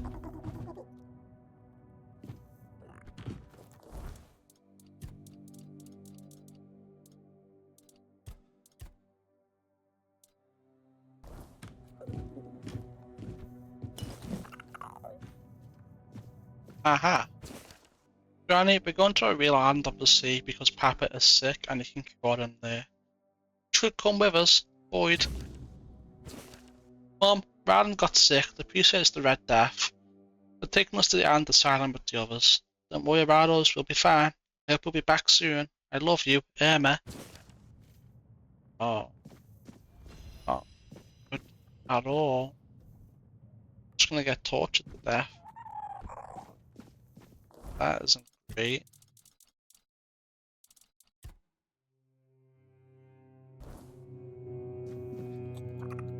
Unfortunate. She's probably not gonna see her family again.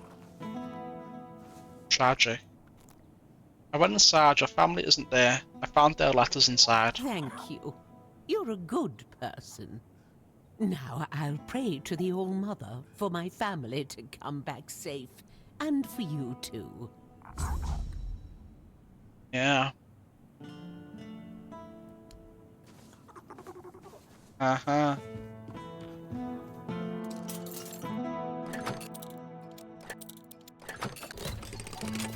Sure. I'm gonna get that open ready. I'm gonna go in Quarantined Hut first. What's Quarantined Hut? The ruined house. Hell yeah, theft level up.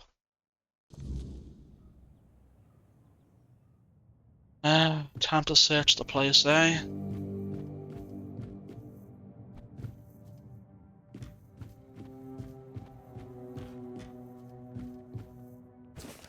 When the dark night comes, the men here will feast, as its flame burns, warding a man from a beast.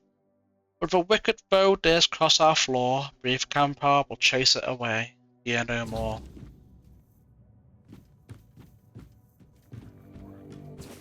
Dear Grandpa, Mama said the priests had taken us to the Island Asylum.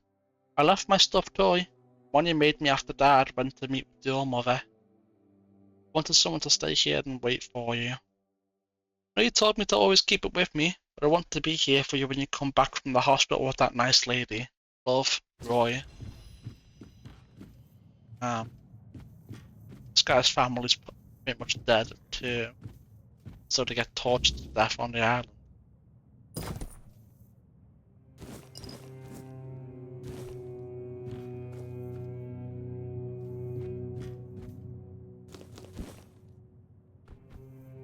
Where's the circle boy?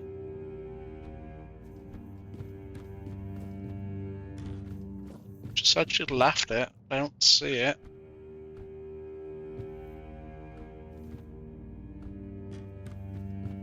Oh wow.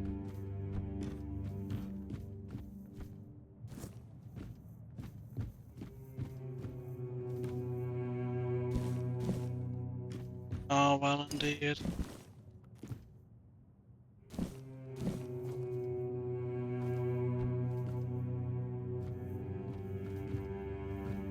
I don't see it anywhere.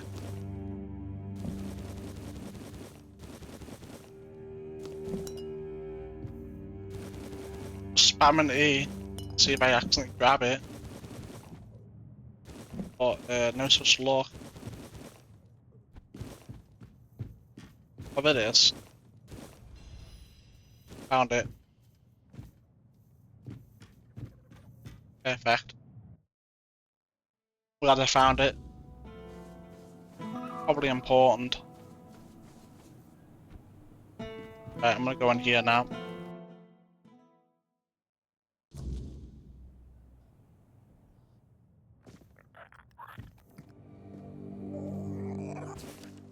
Day 1, the Red Priest came. The day started quietly, but then suddenly a group of Red Priests showed up. They wore big red cloaks and looked serious and rather menacing. I stood by the window and watched them, feeling a bit frightened. Everyone was talking about this terrible disease, the Red Death. I started feeling sick and developed a fever, but I was too afraid to tell anyone. If I ever said something, it would end up badly. On the third day, the priest decided I couldn't leave my house. He placed a guard outside and told me to wait. It made me feel like I was in prison, all alone in my hut. I started thinking about escaping, but in a different way than before. I remembered some old spells and decided to try one to make myself disappear. The spell must be cast in the place from which the original caster wished to escape. Only then it will work. In this case, it is this house. Just in case, I'll hide the scroll somewhere in the house. I don't want to make it too easy for anyone who might find this journal and come looking for it. It turns out that I'm actually spreading the disease now. I don't want to think about it. But I don't want to stay here any longer. I have to get out. If someone finds this diary, know that I tried to fight and find my own means to escape, away from those who wanted to decide my fate.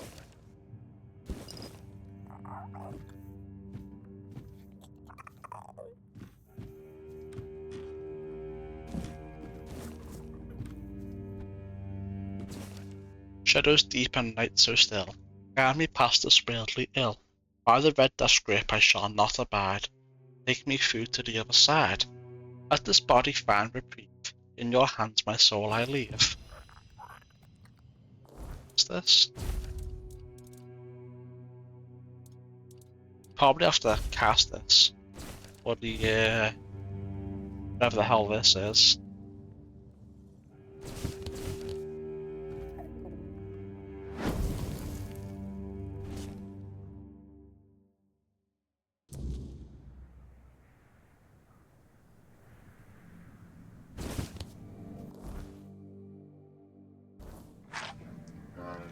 Oh.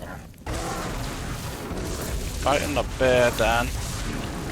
Probably died then.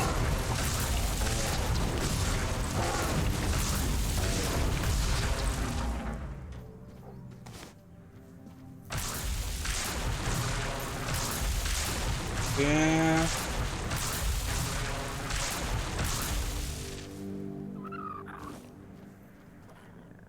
Well, that's a little bit awkward, isn't it?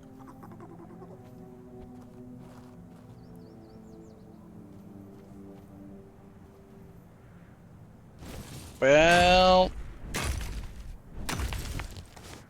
rip Bozo.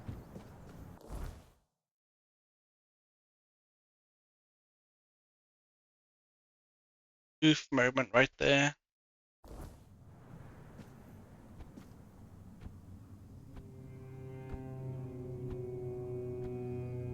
Goof moment indeed. Still a bit sidetracked here, but where the hell is this gonna take me?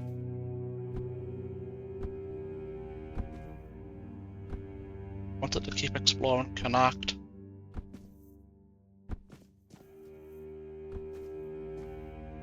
Something's up there.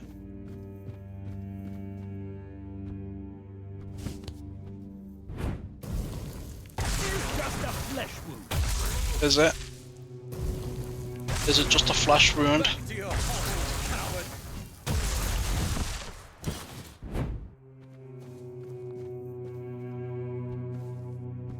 Oh, there's the other guy. Can't find him in the bushes. Well.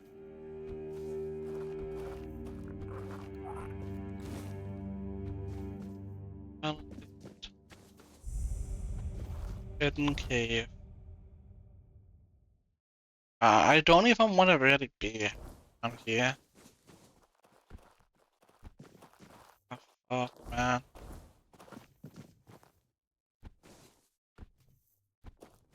Guess I have to.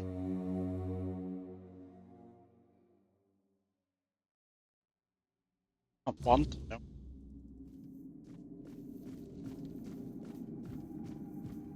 But I have to take a little peek.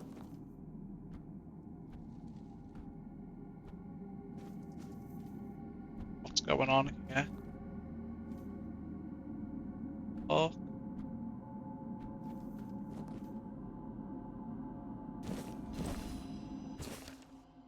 Diary 3.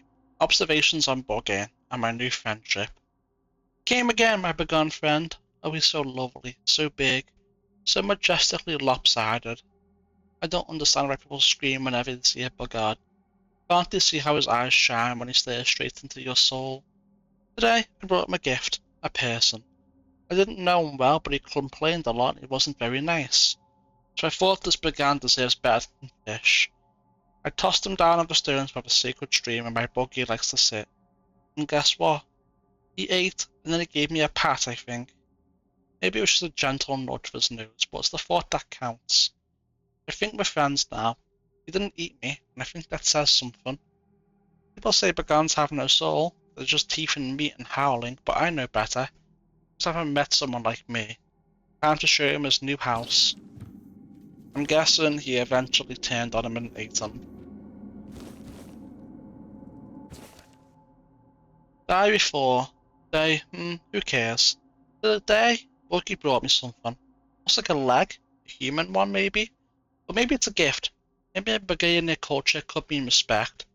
Naturally, I accepted, thanked him and gave him a nice hat in return. A hat used to belong to a merchant, but he doesn't need it anymore. He's very, very dead. We ate together. I had turnip soup, he had the merchant. It was beautiful. I got so emotional I forgot my name. I think he forgot his too. Or maybe Bulgarian names are just unpronounceable to humans. I named him Snorty. Snorty sounds noble. Lately I keep thinking maybe I'm the weird one, not them. Maybe the whole world got it wrong. Maybe we should adapt. Vegans have everything. Simplicity, meat, and charm. People don't visit me anymore. Good. Snorty says it's because of the smell, but I don't notice anything.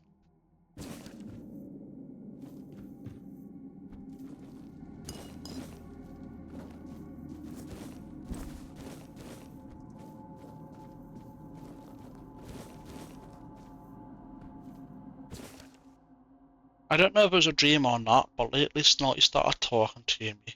Not with words, but deep inside. Like the sound of teeth and meat, breathing in the dark. Like soup bubbling. I know it's him. He wants me to do something. He says people are tough, like old onions, but if you boil them long enough, they soften. I've got the best recipe. Today, I gave him 2 villagers.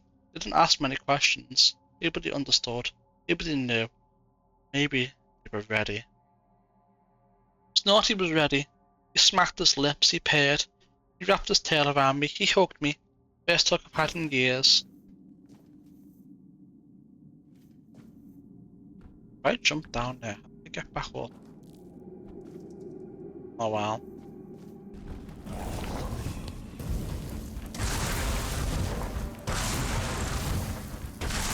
You're weak.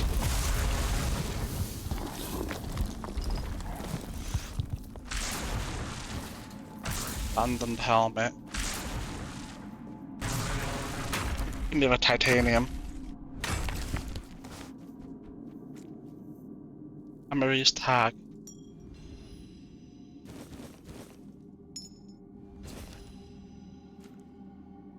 A last entry. Last night I understood everything. I'm not a man, I never was. I'm a bridge between them and us, and it's time to sacrifice that bridge. I prepared myself, bathed in mud, dressed in the remnants of those I offered, placed a crown of fangs on my head and declared myself defender again, a saint, a king, a meal. Today I walk into Snorty's den without fear. He will receive me, he will eat me, and we'll be together forever. These are my final words, but don't be afraid, I'm not vanishing. and becoming a Beganian dream. Damn, that guy was crazy. Fed himself to a Began. Holy. Right. Let's get out of here.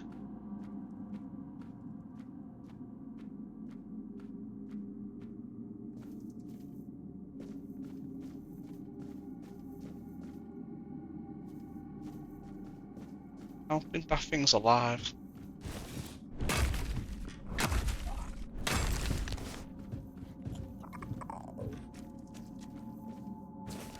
Hollow core.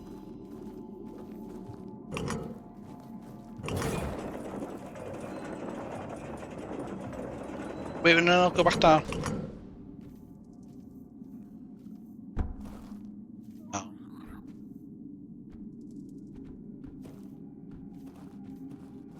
Oh, empty.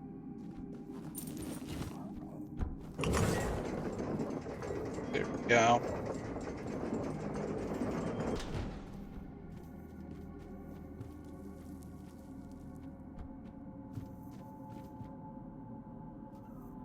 The hell? How did I miss this? This came in. Ah, well.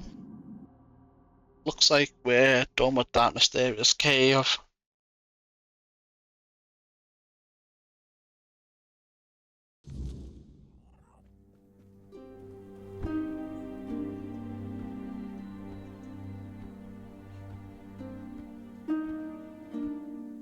And this was not part of the plan to finish up down here and get back to Cuanacht.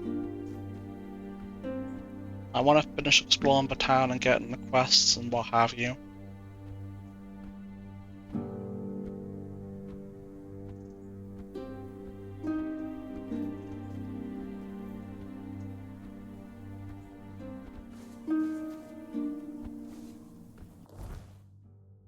I don't need to go up there, because this is part of a place we need to explore anyway. I just need to make sure we've done all down here.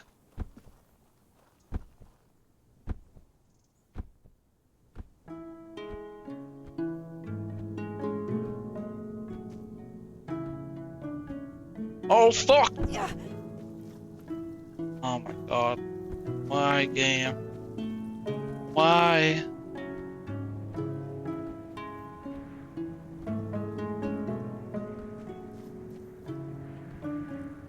That's the cave we came out of.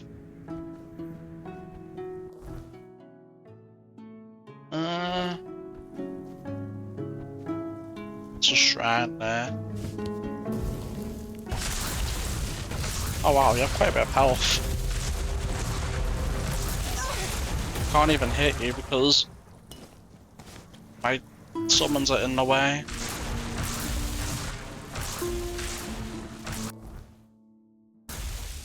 Right. I'm not here to explore.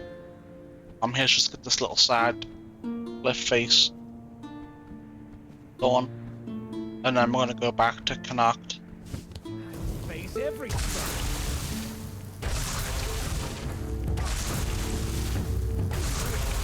No, fuck you.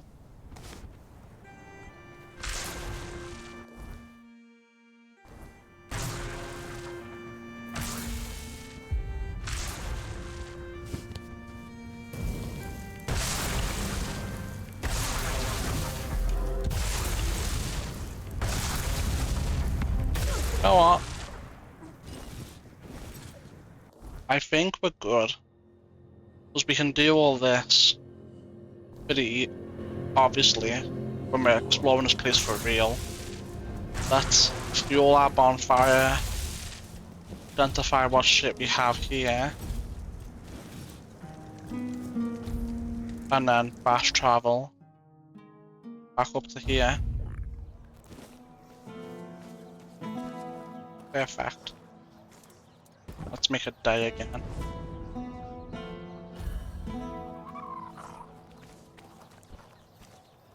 Hey, please tell me you're working. No. Are you? I hate that shit, man. So annoying.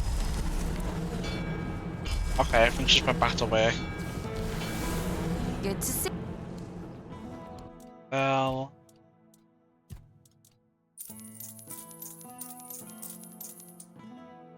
Okay. Pretty decent. I'll collect that, I think. They can go. Yeah, they can all go there. I'll put that helmet in my stash.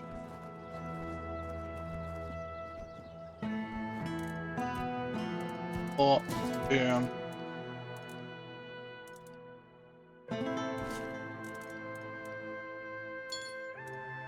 They can all go as well. Alright, so we've done here, we've done down here to here. So we have over here, and then over here. Or whatever. We'll see. Let's go turn this quest in, I think. It's at the end of this quest anyway. We're about to find out.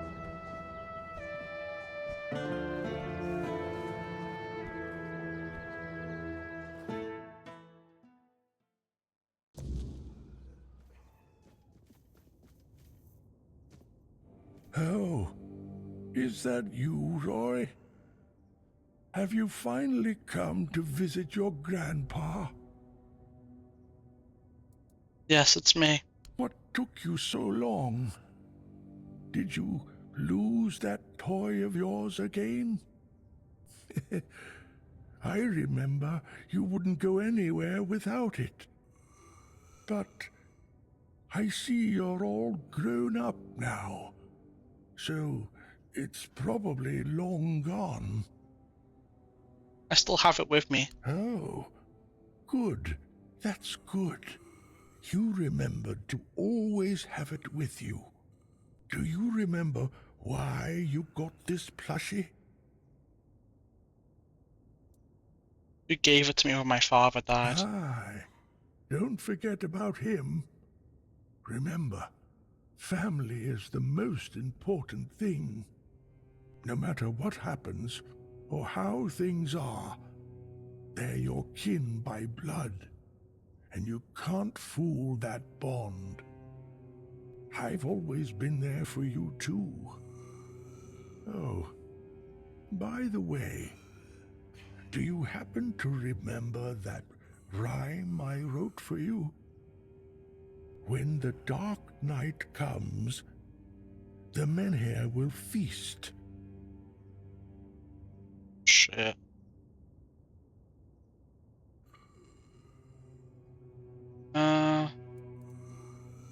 As its flame burns, warning man from beast. All right. And what about the next verse? But if a wicked foe dares cross our floor,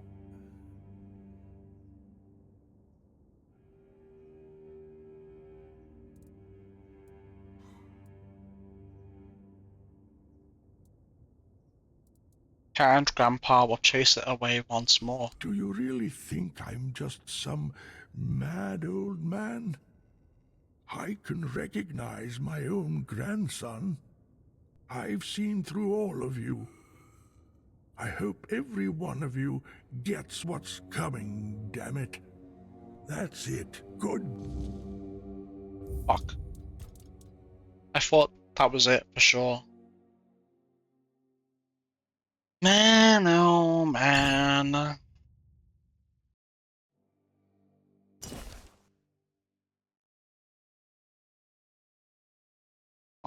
Food in.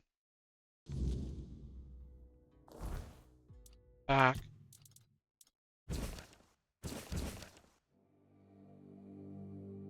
Brave grandpa will chase it away. Fear no more. Huh? What?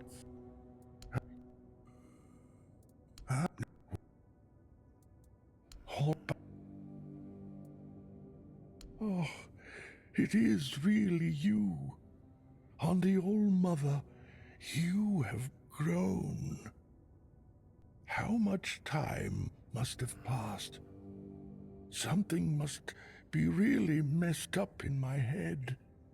Tell me, dear Roy, will you take me home now?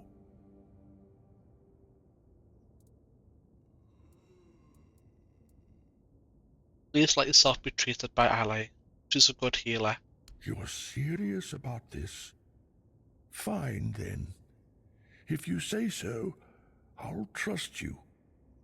I'll stay in the hospital, but damn it, this better not take long. Here, take this, and get yourself something nice at the inn. Leave me now. Grandpa has to rest. It was good to see you. I guess I feel a bit better, eh? I get hell. Oh, I. Well, shit, man. The worst part is his family's probably been tortured to death at the island. Wilbur should be calmer now. I know. I saw what you did. I'm not sure if lying to him was the best idea. But, well, it's better than nothing. Thank you. You've helped us both. I'm just so relieved I didn't have to handle this one thing all on my own. But I can't keep going on like this for much longer. I can't run this hospital all on my own. It's an impossible task. Well, you definitely need someone to help you out here. Someone with money, preferably. I won't lie. I've thought about it already. More than once. Someone who can supply us with ingredients. Maybe an alchemist to make the medicines. At one point, I even considered asking the Red Priests for help. But Neonte would have my head. Then I thought about Orwyn and the Merchants' Union. But I can't abandon the patients just to have a long discussion about the business prospects of a failing hospital. I'll do it. What does Neonte have against the Red Priests? I mean, everything. Dickheads. Huh. What doesn't she have against them? First, she abhors the doctrine of K on a purely theological level. Her words, not mine. And then it's all about politics. She says the influence of the Red Church is undermining the position of the All-Mother on Avalon. I don't know. Maybe people just turn to whoever is willing to help. If the priestesses aren't enough, someone has to step in. But the priest's methods are questionable. I know. That's why I'm hesitant. But some of them are also quite innovative. No one can deny that their research into the Red Death has led to real progress in medicine. I suppose if I were ever to run a hospital with one, I'd have to make sure they don't get too ambitious. I could talk to someone for you. You do that? For me? Why? I just told you the hospital has no money. I can't pay you for your efforts. I'll do it for the people of Cuanacht. That's very noble of you. But still, when the hospital is back on its feet, I'll find a way to repay you. Thank you. Even if it doesn't work out. Your offer means the world to me. I've been alone with this for so long. It's good to finally have some hope. Alright.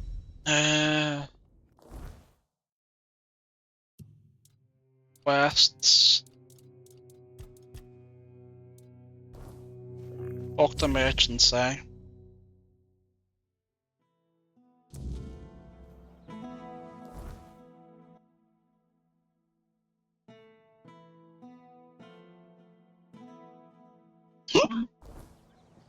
And it won't let me track the quest. It keeps prioritizing the person. So we'll just run over there. Since we know what it is anyway. You look like you're enjoying yours. Good day. Let me know. Ali's looking for an investor for the hospital. Just wondering if you might help. She is? That's interesting news. Though I had no idea the hospital had financial problems. I thought it was funded by our brave Camelosian army. Or was it Lord Yvain? I can never remember.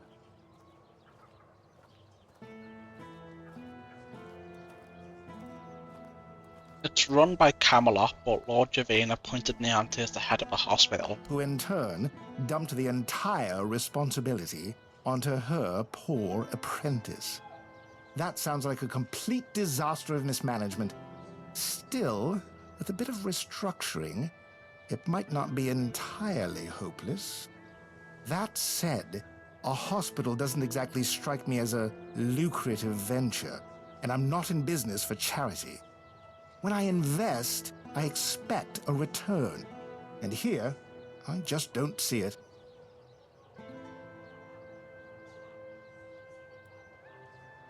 Maybe you're just not looking closely enough. Maybe not. But when someone brings me a business opportunity, they should at least try to convince me it's a good idea. I don't like this. It's a hospital. People always need healers. You could charge them for medicine. That's true. But in Cuanacht, people would sooner dig up their grandmother's miracle recipes than pay for something they used to get for free. I need some concrete ideas. I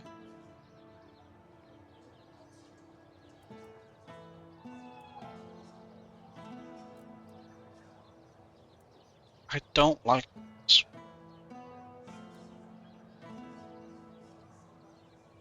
Treat the locals for free, or charge Camelosians full price. I'm not sure I'd want to make an enemy of the legate. It's not a bad idea, but it does feel a bit risky.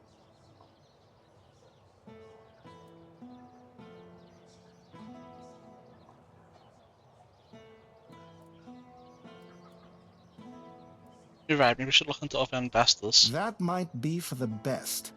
Good luck with your search. I'm sure you'll find someone more suitable. Price of healing.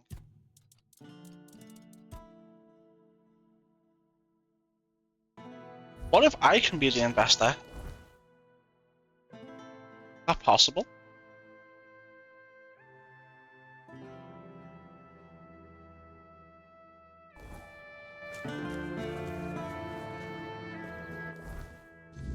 I'm gonna go check this guy and tell him to fuck off, and then see if I can be the investor.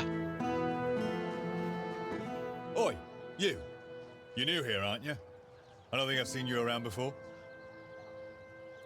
Why? Is something wrong? Ah, no, sorry. It's just that we don't see many new faces around here. Just us and the locals and, well, if you haven't noticed yet, they're not the friendliest bunch. Seem friendly enough to me. Do they? Then maybe we're all just sick of looking at each other. I'm sure they're not all bad. This must all be quite hard for them. But it's not like I want to be here either. I've got a pregnant wife waiting for me at home, and they won't even let me buy a book for her. A book? Yeah, about birthing and labour and whatnot. It's going to be our first, you see, so my wife's worried sick. I wanted to send it to her, to ease her mind, you know? But that Dalrita wench chased me out of her bookshop and won't let me back in.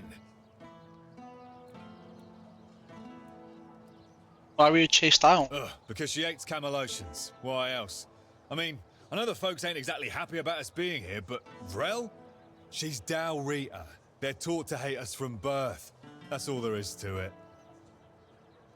Dalrita owns a bookshop here. I know, right? And here I thought I'd seen everything. I was sure they didn't even know how to read. Anyway, Vrel seems to hate my guts. Let me guess, we're to buy the book for you. Well, could you? I'd be really grateful. Just don't tell her it's for me. She won't sell it to you otherwise. Please, I'll pay you back. I'll even throw in something extra. Please, for my wife. Alright, I'll buy you the book. Oh, thank you. You're a lifesaver. Okay, put that right now.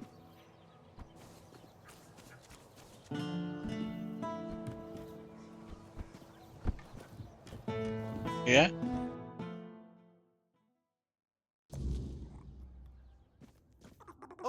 you. You look, well, all things considered.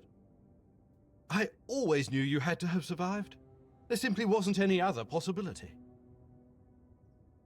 Do I know you? Ah, no. Sadly not. I apologize for my forwardness. It's just, I've read so much about you. I feel as though we've known each other for ages. I've spent hours poring over the drawings of your vascular system. Enough that I'm fairly certain I could recreate them from memory. I'm so glad you're here now. If there's anything you need, please let me know. I'd be happy to help. Are you one of the Red Priests who experimented on me? Oh, no. That honor fell to others. I was merely a silent admirer. Though I have to say, I do think they were rather heavy-handed with you. I've heard no one had much faith in you, but that doesn't excuse carelessness, don't you think? Do you know why they did this to me? Why, indeed. I have my suspicions, but nothing I can say for certain. Not yet, at least. You left so suddenly. Your case was in chaos. Incomplete notes, no one willing to talk. It was all very frustrating. That said, I do know a few things about what happened to you, and, more importantly, about the people who allowed it to happen.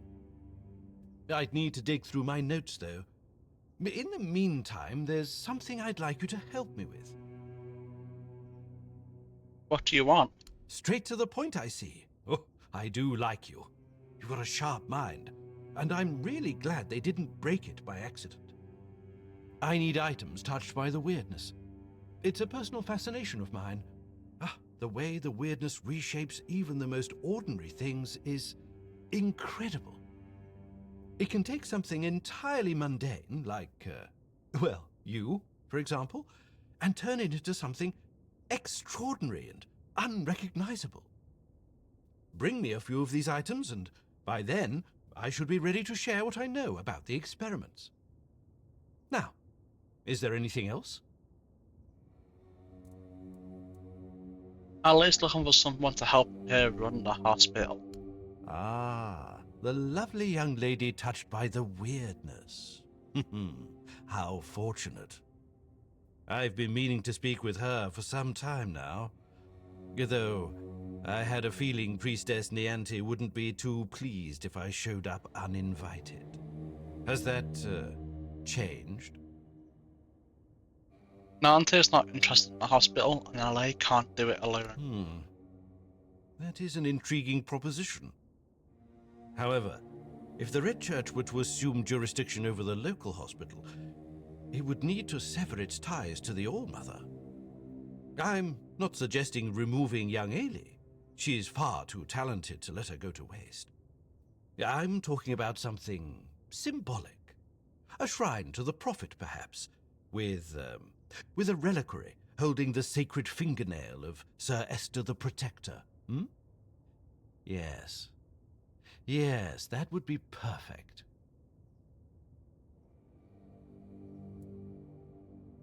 Will you be treating the Red Death here? No, certainly not. If we started treating the Red Death here, we wouldn't be able to treat anyone else. And that would defeat the entire purpose of this endeavor. The protocol for patients with the Red Death will remain the same. Quarantine and transfer to the island asylum. Ailey will still be allowed to work at the hospital? Oh, but of course. I've heard her bedside manner is impeccable, even towards those who view her with suspicion. At the same time, she won't be burdened with managing the entire hospital. That unpleasant duty will fall entirely to me. She seems talented, and people her age should still be learning. I assure you, she will thrive under my guidance. And where am I supposed to get these remains? Well, you're in luck. But then I suppose you're used to that by now, aren't you? From what I've heard, the relic should be in a ruined village near Cuanacht. We've been meaning to retrieve it, but since you're here and willing to help... What a delightful coincidence, isn't it? Go on, then. And remember to take good care of your body. It's incredibly resilient. Don't let it go to waste. Can I really not just do it myself? Like, I don't want to get in bed with the red priests. You know? I'd much rather have them charge money for medicine than anything to do with the red priests. I don't know, man.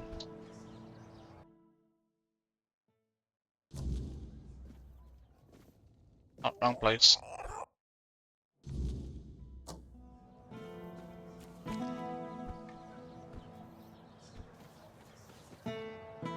But then I'll just do it myself. On now. Oh.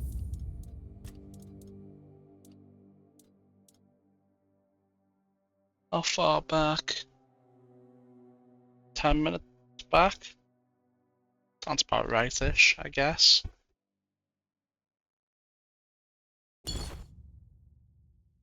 Hmm.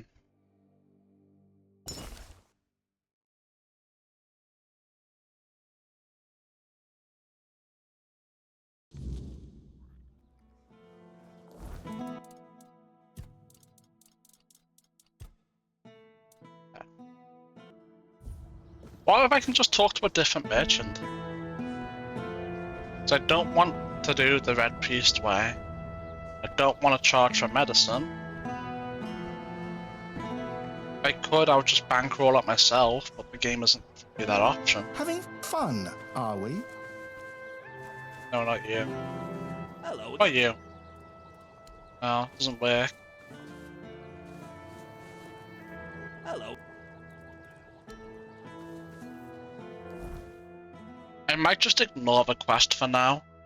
And, yeah, I'm gonna ignore the quest for now. I'm gonna finish exploring Cuanacht and get up a quest to begin with.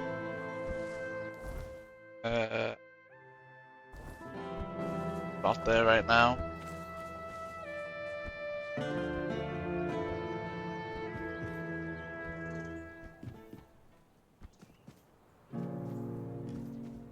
Anything up there? I go in here? Oh. Thought I'd be alone today. Wilkin? Wilkin! Oh, damn it, Wilkin. Is that you? No. Oh! I'm sorry. I didn't see you there. Say, have you seen a pig running around? Few with them, yeah. Well... Into a pig, Wilkin? Yes, what of it? Lots of people give their animals names. Some have a cow named Bessie. I have a pig named Wilkin. Doesn't naming them make it hard to butcher them? Butcher them? Oh, sweet old mother. I haven't even thought about that. What if someone ate him? Please, please, you have to help me find Wilkin before something terrible happens. Just really like that pig. Well, the thing is, Wilkin's not really a pig. He's my lover. Well, he's a pig now, but he used to be a man. He was one of Camelot's soldiers. The thing is, I might have done something really stupid. Look, I just wanted him to be happy with me. I know he's not the type to settle down, but I just wanted him to understand that he doesn't need all these other girls when he has me. Oh, she's crazy. You can't make someone love you. I didn't want to make him love me. I just wanted him to realize that we could be happy together. Just the two of us. We can make it if we try, just the two of us. That doesn't explain why he's suddenly a pig. I went to see a witch that lives outside Cuanacht. See? Here. I'll show you on the map. They say that if you really, really want something, she'll appear and grant your wish. To be fair, I thought it was just an old wives' tale. I mean, nobody can live that long, not even a witch. But I decided to see for myself, and there she was. She gave me a potion. She told me to add it to my beloved's meal, and that would be it. He'd be right by my side, as happy as a pig in mud, just as I wanted. Did she want anything in return? She wanted something precious to me, but I didn't have anything. So she said she'd take her payment later. Fat chance of that happening now. I won't give her a single coin. And if she ever shows up here, I'll tell her what I think of her and her deals. I've already sharpened my pitchfork to give her a warm welcome. Why don't you just ask the witch to reverse the spell? That's the thing. She disappeared. I went back there, but there was no sign of her. It's like she was never even there. And then Wilkin disappeared too. Now all I can do is hope that he hasn't ended up on somebody's table. We'll try and find them for you. Really? Oh, thank you. May the All-Mother bless your heart. I promise I'll reward you handsomely. Maybe you should try finding the witch first. Maybe she just didn't appear to me out of spite. But perhaps she'll talk to you. That sounds better than running after every pig in Cuanacht. Oh, that's for sure. Thank you. I'll stay here, in case Wilkin comes back. Oh, goodness, I just hope it's not too late. Please. Oh, yeah. Alright. Bugger it all. I should have stayed in the keep. Oh, you're alive. Quite surprising, given your penchant for consuming potions from strange humans. Yes, yes. As you can see, I live here now, in Cuanacht. Cuanacht, that's the one. You humans have an odd way of naming things. Anyway, never mind that. I assume that someone from your species on such occasions would say something like, "Oh, good to see you," or perhaps, "Oh, get the quack off my land." But let's not bother with formalities. Is there any particular reason we should be having this conversation? If not, allow me to go back to pecking and shitting. Ugh. You left the keep? Why? What? Did I hear that correctly? Are you actually asking me why I left the keep? Well, maybe the reason was some bloody human exposing me. Now calm down, Muriel. Calm down. You shouldn't let yourself get upset so easily. Listen, after we had our little talk, I wasn't sure what you were planning to do. I've seen enough of what people like you are capable of. That's all. I'm not there anymore. I'm here now. If I told anyone in the keep that I met a chicken who was also a fort while a spy... Oh, they would have laughed at you. They would have thought you were insane.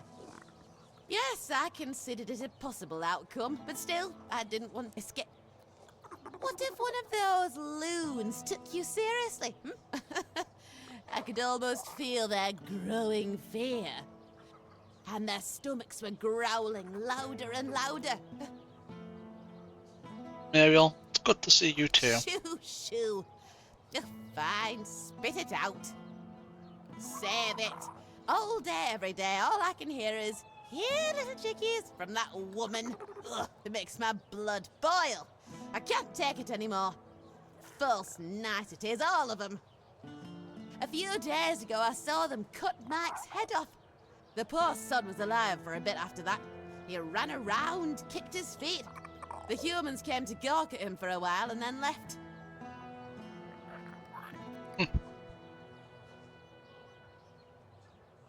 Then they finished him off and ate him. That's humanity for you.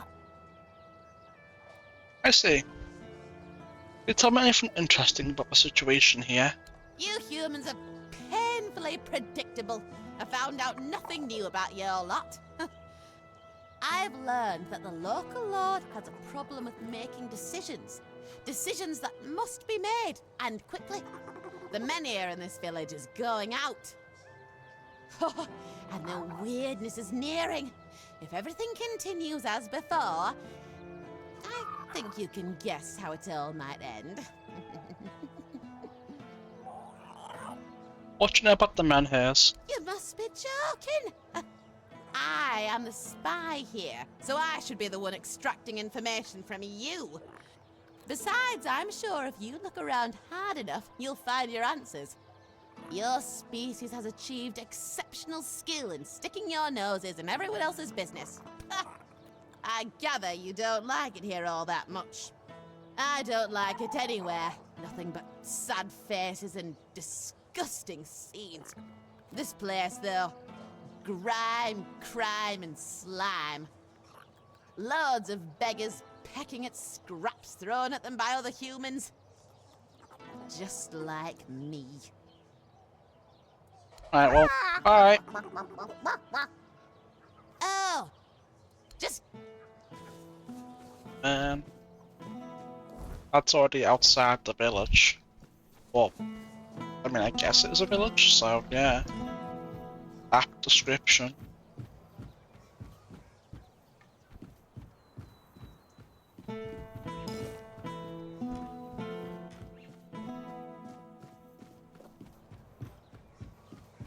Here, oh, it is.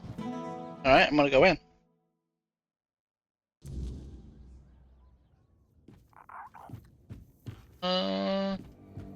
Nothing. Alright, well, never mind.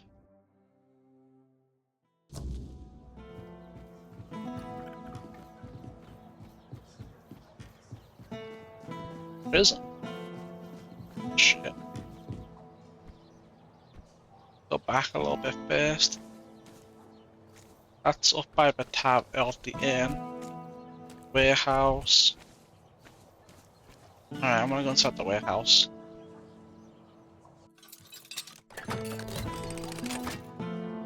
Open. Easy.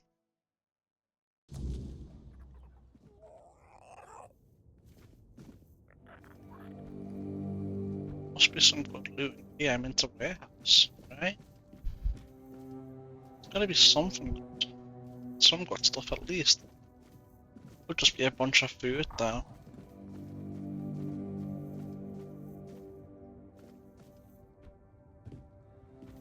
Ow.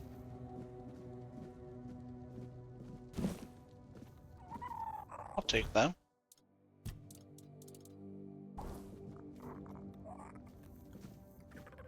Know what the for, but I'll take them. Know what? There's some good stuff in here. Just not take it all. Don't know why it takes that long. When I'm on it, there's no one looking at me. It's kind of annoying. It is what it is. I know there's more weird lanterns in here, but not seeing any. Unless it's in here.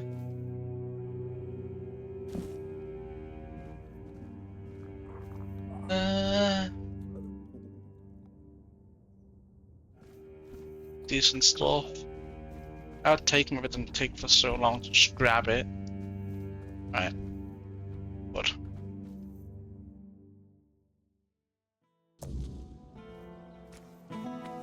See what's in here. Ah. Isn't.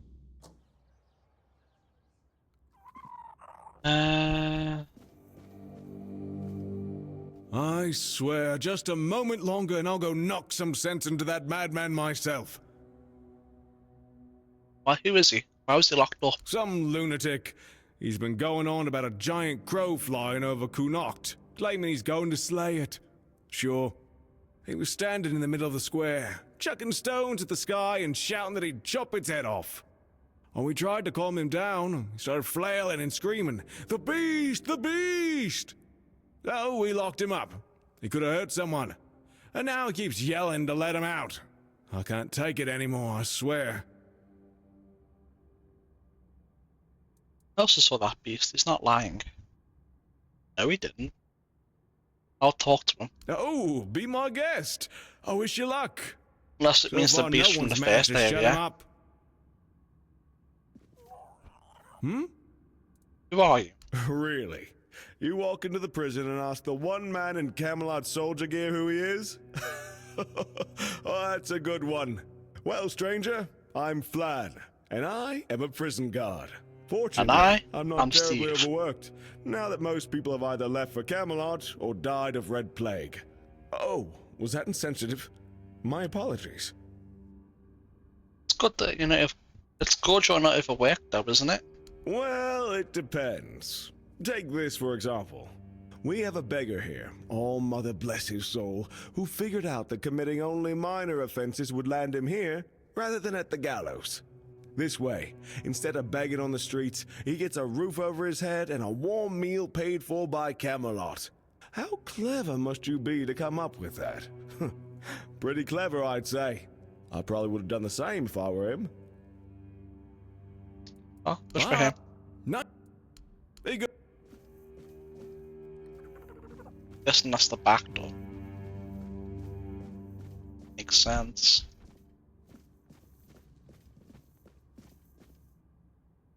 I'm gonna open these for theft points. Oh. Yeah. Level 1. Perfect. Great heavens! It's you! Fate has brought us together once more, friend. What luck! 100-fold luck! Do you remember me? I'm Barak, the Cursed Knight. Well, not so cursed anymore, thanks to you. Do you remember you, Barak? Why are you locked up? Of course, one does not forget a friend, after all. You must help me once more.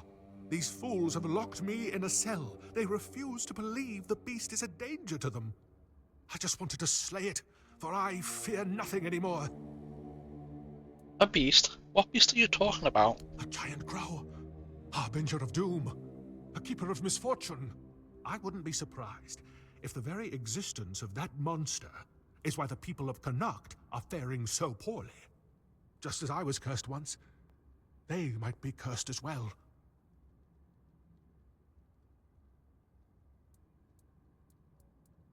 I know what you're talking about, but you can't do anything about it. So I wasn't wrong. I'm not insane. You know what I'm talking about. If they don't want to help, I won't interfere. Just help me get out of here. I'll leave Cuanacht and let those folks fend for themselves. Maybe it shouldn't bother me so much. I'll do my best to help you get out. I promise I'll behave. Maybe yelling in the square and throwing stones was a bit too much. After everything I've been through, I don't want to die in a cell. You can't imagine how my heart rejoices that you didn't leave me here. We're working on it. Shouldn't be too difficult, surely. I heard you talk to that fool. Well then, did you get an earful about the beast? I know this night. Let him out. He promised not to do anything bad.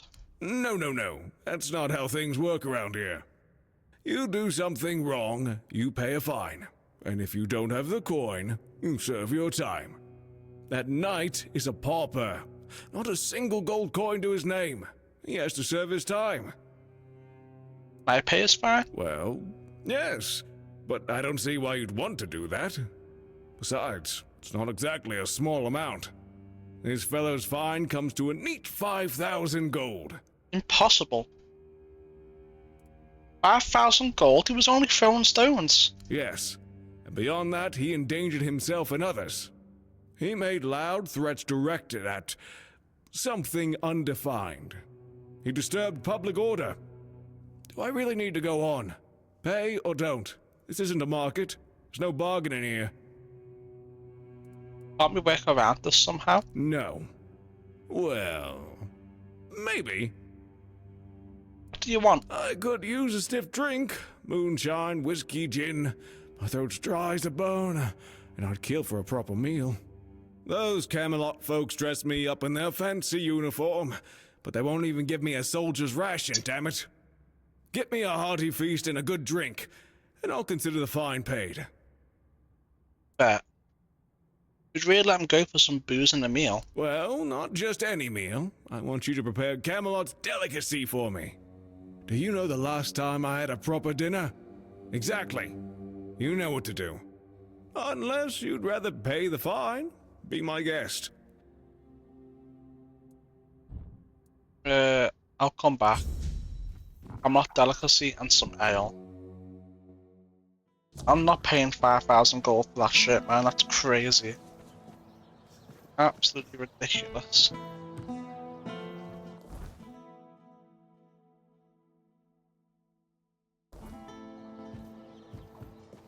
Let's go through here then. That's the bounty board. Don't know why his health bar's popping up like it's hostile. By decree of the Quartermaster's office, me specifically, a collection of bear claws is now required. This is not a request, it's an order. These will be used to replace the comically inadequate tent stakes that some of you seem to enjoy tripping over. All capable individuals are to procure no fewer than 5 bear claws each and deliver them to my stores by the week's end. Failure to comply will be noted and remembered. Quartermaster Cian. Yes, spare me your whining. If you can't handle a bear, reconsider your suitability for this legion. Bring me Croakmore skin. The creature known as Croakmore has been terrorizing our perimeter and must be dealt with immediately. His hide is thick and valuable. A bounty is hereby placed on Croakmore skin. The beast is large with an unmistakably grotesque appearance. Approach with caution, he is highly dangerous.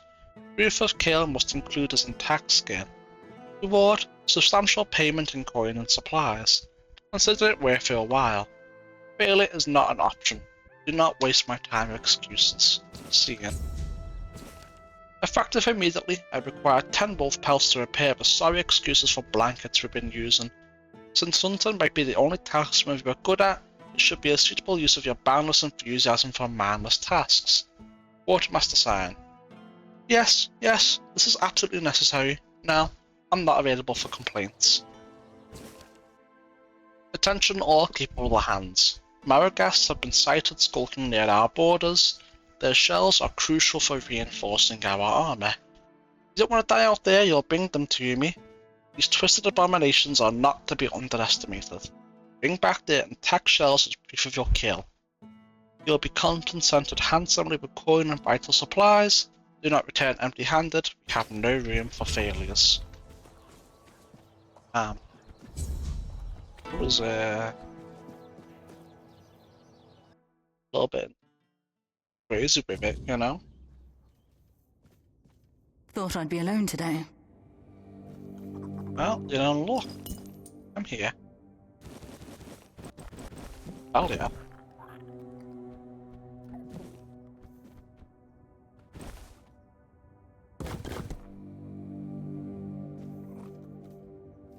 Thanks. That was, Thought I'd be alone today. full stuff right there.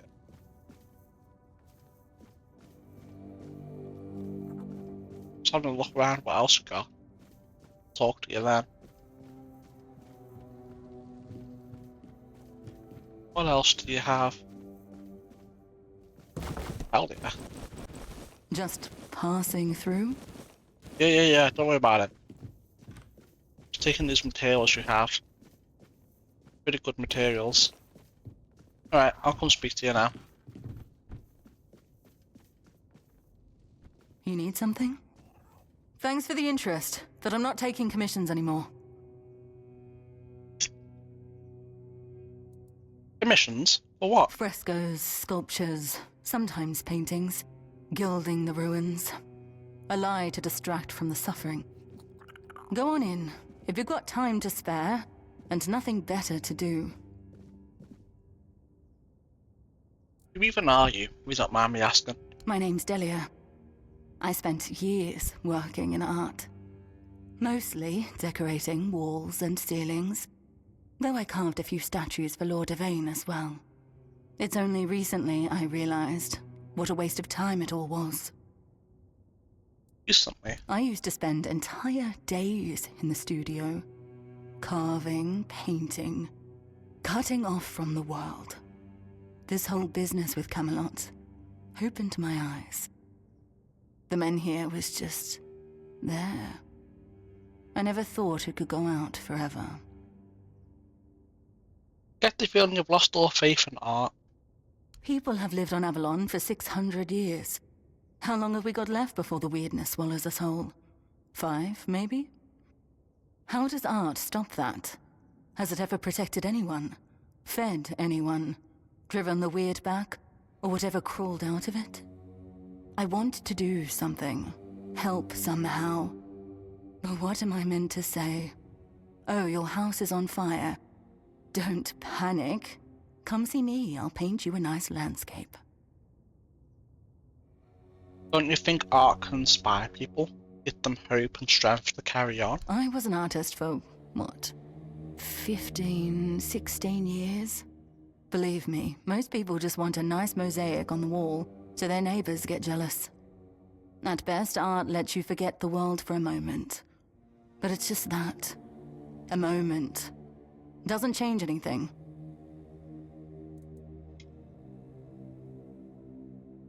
We've got quite a few pieces here. Want to take them with you to Camelot? If relocation actually happens, I don't know if I'll go. The capital will need workers and sharp minds to try and delay the end of the world. Can't say I'd be much use. So you're just going to give up? Maybe I shouldn't. But lately, it doesn't feel like the world's ending. It feels like it already has. People just haven't accepted it yet. You recently got a house in Cuanacht. Maybe you could help me make it a bit nicer. You bought a house in Cuanacht, even though everyone else is leaving. Well, I won't lecture you on investments. I wasted my own time quite spectacularly. As for helping you decorate, I have to decline. Sorry, I don't see the point, especially with the weirdness about to flood the town.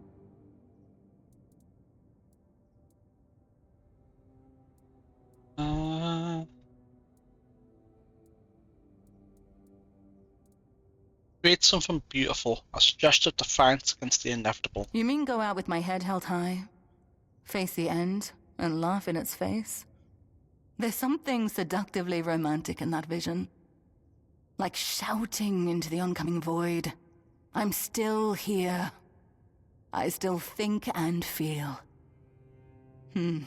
All right. I'll take the commission. Tell me what you need from me. What have you got? Maybe later. Welcome. Thanks. When we have more money than we need.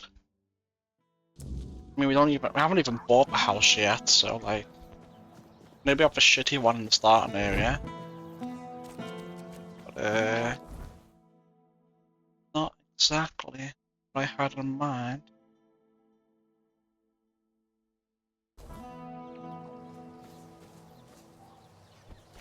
So that's Watermaster, I must assume. Let me through. Okay.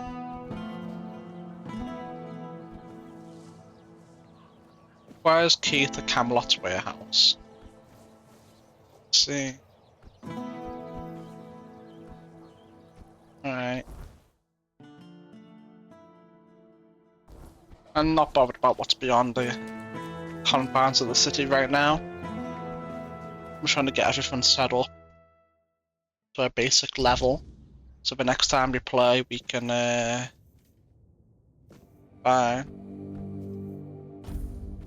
we can sleep with them. If nobody's working the anvil, then it means the forge is closed, and it will stay closed until Beor gets better. What happened to Beor? A woman happened. He was chasing after some girl he thought the world of. Almost ended up shuffling right off this mortal coil. One time he went to see her and didn't come back for 2 days. I looked for him all night. It was only in the morning that I found him. He was all the way on the outskirts of Cuanacht. Alive, but barely. Afterwards, he seemed to be getting better. Everything went back to normal. For a while, I could see that he was starting to struggle with swinging the hammer, until one day, he just passed out completely. Now he just lies there, barely breathing. I have no idea how to help him. Nianti, Maggot, none of them know what's wrong with him either. I told him that it's no use chasing after a girl, that she'll come to him if she wants to. Stupid kid.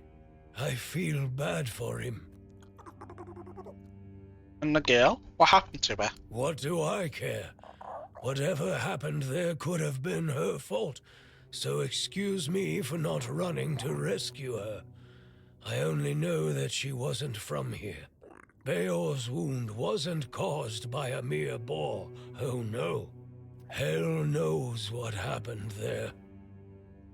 Where was he attacked? He didn't want to tell me what actually happened. But I know that youngsters in love used to visit this one cave with a spring. It was all hogwash, if you ask me.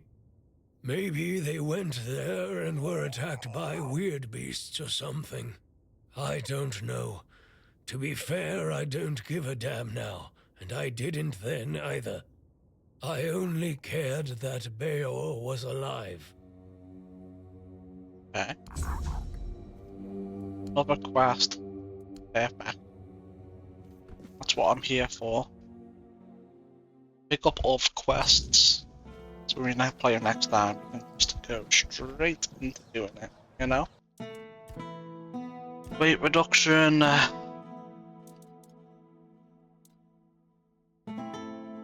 Okay. That's fine.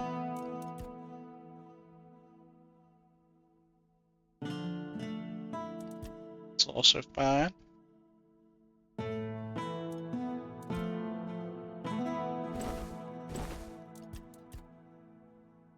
Okay. A little bit expensive, but we'll make do.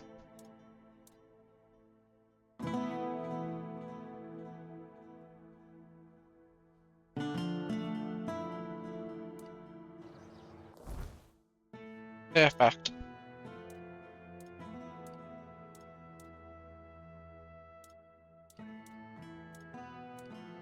We are now liked again.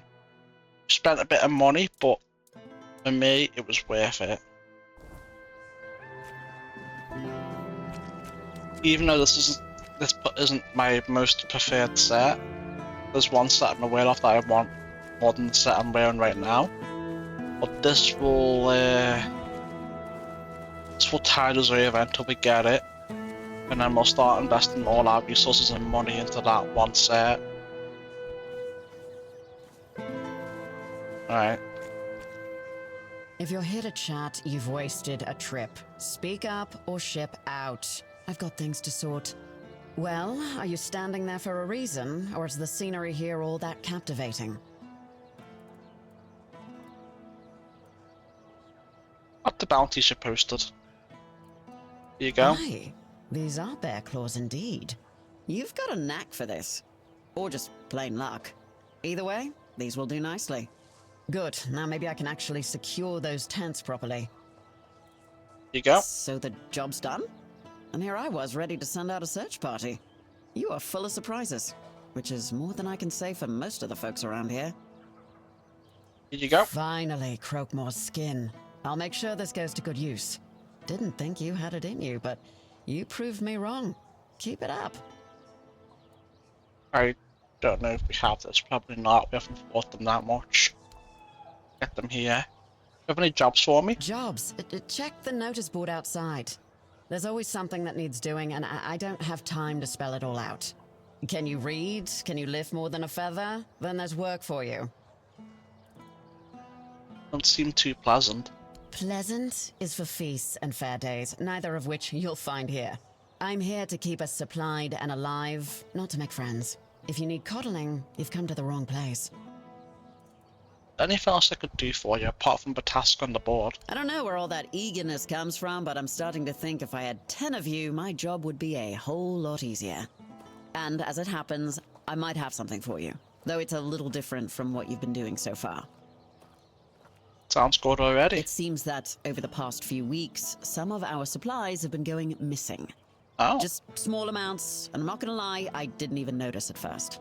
But when I checked the books at the end of the month, the numbers told the truth. Someone's been stealing the Legion supplies, and I won't stand for it. It was me. What kind of supplies are missing? At first, it was mostly just food, so I figured it must be rats and set up some traps. But not only did the traps turn up empty, the next time I checked, a hammer, a saw, and a couple of knives were missing too. I don't know about you, but I've never heard of a rat that can chew through iron. Do you have any suspects? I thought I did. One of the lads, Percy, volunteered to guard the supplies. Seemed like a decent enough guy, but, well, I guess I was wrong. The next day, Percy was gone, and with him, even more of the supplies. His mates swear he'd never do that. They say that the army was his entire life, but I find it hard to believe. The problem is, the thefts haven't stopped, so I'm guessing he had some accomplices. Where'd you keep the supplies? In the storefront nearby. Maybe you'll find something, because I am all out of ideas. I have some questions. Who are you? I'm Shine, quartermaster of Camelot's Legion here in Cuanacht. My job is making sure this Legion doesn't fall apart from lack or neglect. A thankless job, let me assure you. Tell me about your commander. Legate Denholm runs the show here, and I make sure his boots are on solid ground. He's got a head for strategy and a heart for politics. He dreams of dragging Cuanacht out of the muck and into Camelot's arms. I just keep the wheels greased, so his grand plans don't grind to a halt. Tell me something about yourself. My story? Huh. It's locked up tighter than our armory and just about as useful to you. Focus on what you need to do, not on digging up dirt. Okay. Perfect. And we leveled up too. Bonfire, level up. Perception. Skill tree, spirituality.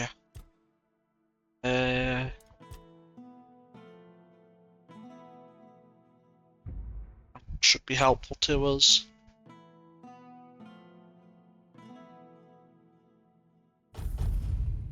Should. I think I'm going to pivot from my next level up into either practicality, crafting and trade, or to perception crits.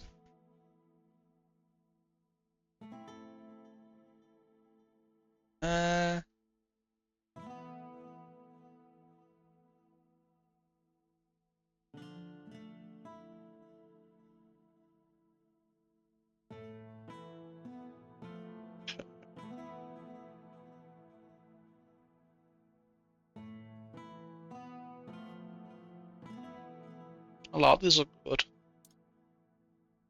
Crits, armor, and crafting and trade are also really good. So our statuses have a lot of good things here. I'm going to pivot away from spirituality into perception and practicality skills now. And then we'll go back into the spirituality again to tie it all up.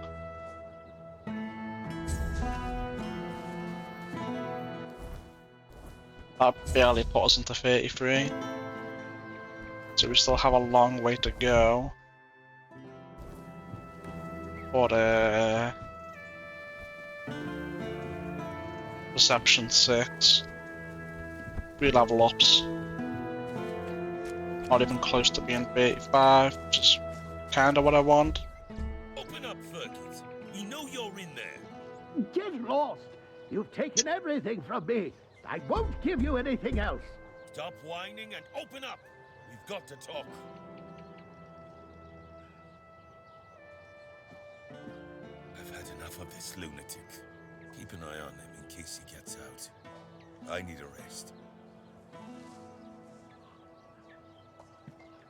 What do you want? You. Just curious about what's going on here. Then go be curious somewhere else. We have our orders. Open up, Furkit! Not a chance! Perhaps I could try talking to him. What happened? No, you could not, because it isn't your job. But if you really must know, yesterday one of our warehouses caught fire because of one of Furkit's inventions. Dunham ordered us to investigate, but how are we supposed to do that if we can't question the suspect? Come on, Furkit! I don't have all day! I don't care! Leave me alone! Doesn't know me. He'd sooner talk to me than to you. Well, maybe you're right. You're definitely not a Camelot soldier, that's for sure. All right, go ahead. We'll observe from a safe distance. Remember to ask him about his inventions, the dangerous ones in particular, and try to find out if he did it on purpose.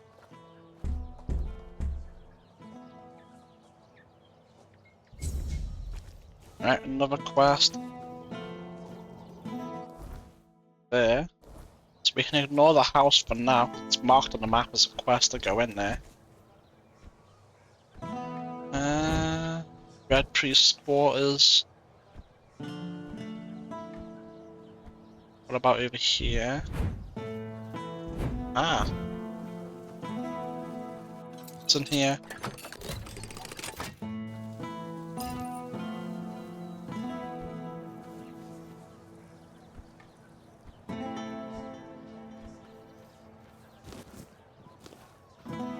That was a back door for a second. I was wondering what the hell? What the hell? Looks like that leads up to here-ish. Which isn't really my goal since that's outside the confines of the town. And I'm just trying to get the town done because I'm tired and it's 2 AM. I want to get this shit finished, wrapped up, and go to bed. You startled me. Yep, same face as that woman. I was looking for the Andraste Watch wreckage. over us, now and in the hour of darkness. Keep us from the reach of the weird. Oh, by the All-Mother. You startled me, but please come in. It's been so long since I've had any company. I didn't mean to frighten you. Oh, it's not your fault. These days everything frightens me. Come in, please. It's safer inside. And I've had enough of saying prayers to the walls. How long have you been alone here? Ever since the weirdness took my husband. Over a year now. Perhaps his faith wasn't strong enough for the All-Mother, and he was punished. I have no family left. No one visits anymore, so I just sit here and pray for the All-Mother to spare me from whatever sin still clings to my soul. I hope the All-Mother hears your prayers. Thank you, dear. That's very kind of you. Here, take this. It's a charm I made. I left it by the All-Mother's shrine for 7 days and nights. May the goddess watch over you. Why didn't you leave for Camelot? It's safer there. Oh, I know. This land is cursed, and sooner or later, those who stay will perish. I would go, but I don't believe I'd make it halfway. The road is long, and the weirdness creeps in at night. I've seen what it does to people. I don't want to end up like my Lanford. Can I help you somehow? No, but thank you, dear. I'll stay here and wait for whatever fate the All-Mother brings me. If you ever find yourself passing this way again, you could stop by. I won't ask for more than that. Take care. Watch out for the weirdness.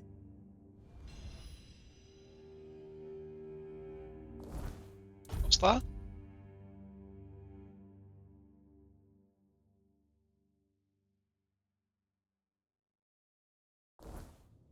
Welcome back. Please, take care. Make sure it's saved. Your mother killed your husband for not praying enough. Sounds cruel. Cruel? Maybe. But gods aren't meant to be kind. They're meant to be obeyed. And if Lanford failed her, then I mustn't. Go safely. Strange view to have. I can never relate. If the god is cruel, why worship it?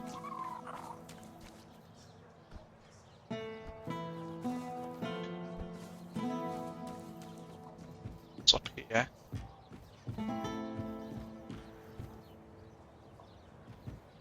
I don't know if I can make that. Let's try. I'm just passing through Cuanacht. Good for you. If that's all, I'd rather you kept moving. Who is it? Well, good. Okay. Probably a future quest. What's up here? Curious. Nothing too crazy.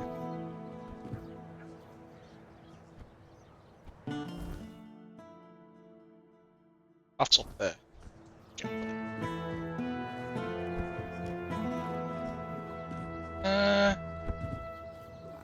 Abandoned burger house.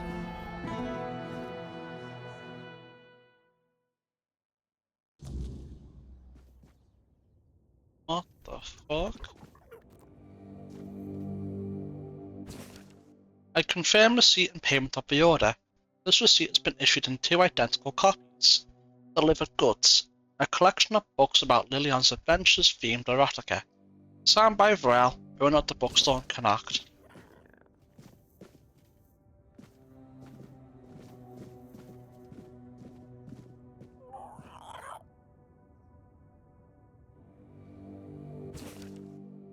Brothers and sisters, heed this wisdom. Body is a vessel of the Prophet's will, and its purpose is not to squander, but to glorify. Hands that stay idle, stray towards idle pleasures, build no temple. For what is taken in secrecy profits not the soul. Let not thy flesh govern thy spirit, for the fleeting flames of indulgence consume the heart's purity, and leave behind only ash. Treat your body like a sacred place, not a disgusting brothel, as the pursuit for bodily pleasures is like blindness. And a blind man cannot fulfill his service either to his kin or to Kai, which makes him barren and forever lost. That the Prophet's judgment is not swift but discerning, full of care and just at the same time. It is not the act alone that is weighed, but the intent and the fruit thereof. A hand that lingers on selfish desire serves no purpose higher than itself, but a hand that labours for love and creation walks the righteous path. Know this, the seed is sacred, meant not for waste, but for the cultivation of life and the service of greater purpose. Thus walk not in shame, but in understanding. The Prophet judges the purpose, not the motion, not the vessel's nature, but its fruit. What a load of rubbish. What? How? How did you know I stole it? You weren't even looking at me, man.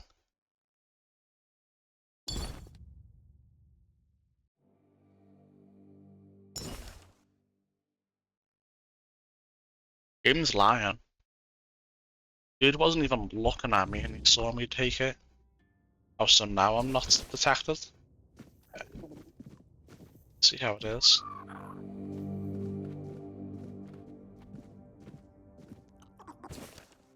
Hearken, ye children of the earth, to the wisdom that is not of man, but of the prophet. The hands of the righteous must not toil in vanity, nor should the works be consumed by the fires of fleeting desire. That it is not the act of the hand that condemns, but the heart that guides it astray. Beware then of selfish indulgence that builds no kingdom, brings no fruit, nor serves the good of others. As the river flows not backward, so should man's spirit strive forward, seeking what is pure and true. Remember, therefore, that the gift of life is for sharing and not for consuming alone. But it is crucial to find holiness where it truly resides and at the same time discern where excessive zeal is unnecessary. Do not waste your time searching for trivial problems. Your time can be put to much better use. Mackay calls not for the denial of the body's workings, but for the elevation of the spirit through understanding and grace.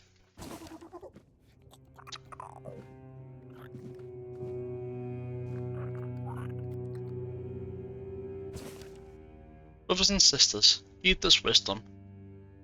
The body is a vessel of the Prophet's will, and its purpose is not to squander, but... Oh wait, hold on, did we... Yes. We just read that. Let not thy flesh govern thy spirit.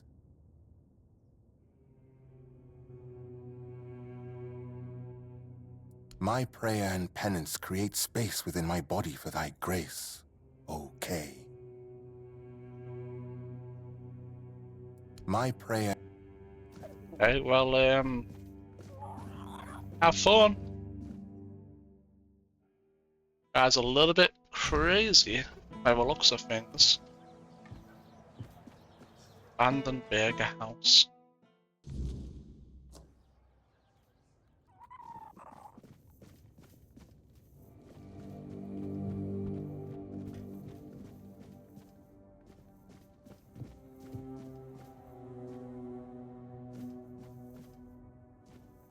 Ah, it is completely abandoned. Barely anything here. Did not lie. Earlier, level 61 athletics.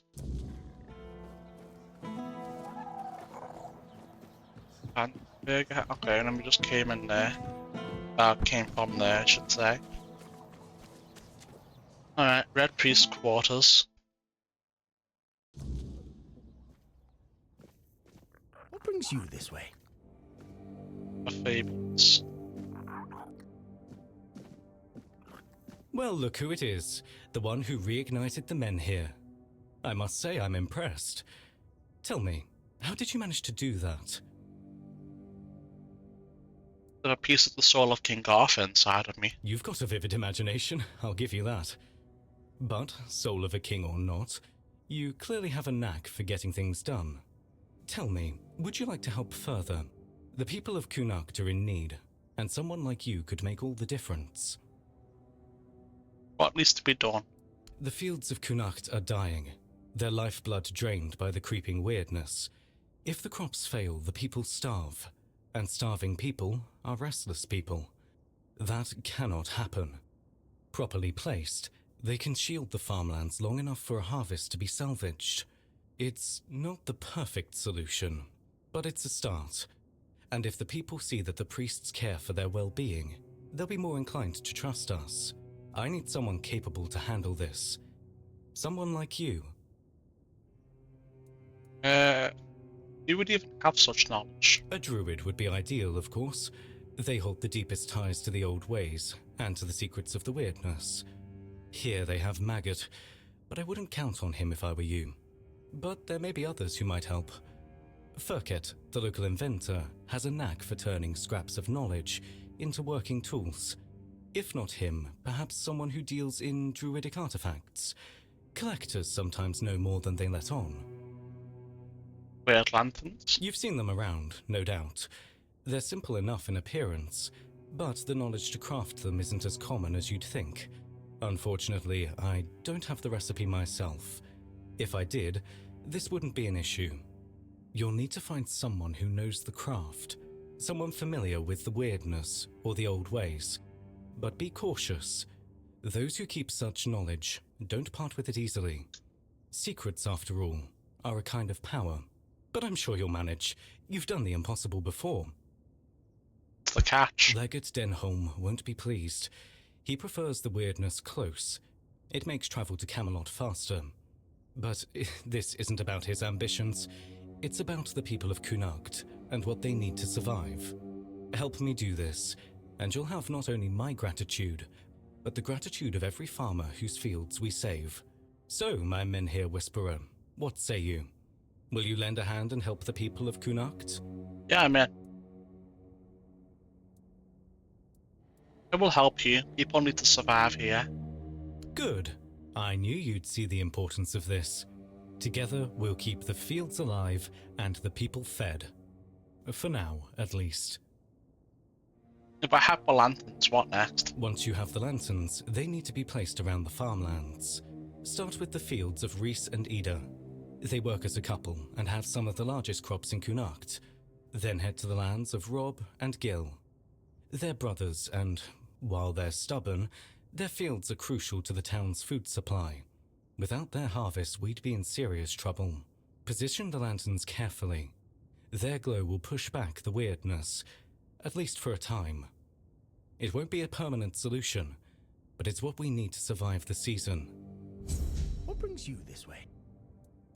Perfect.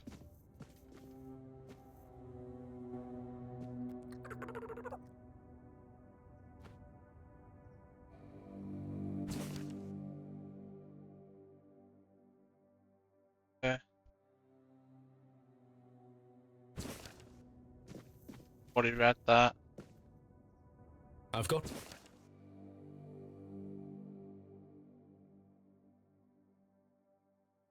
Oh, hold on, have you read this one?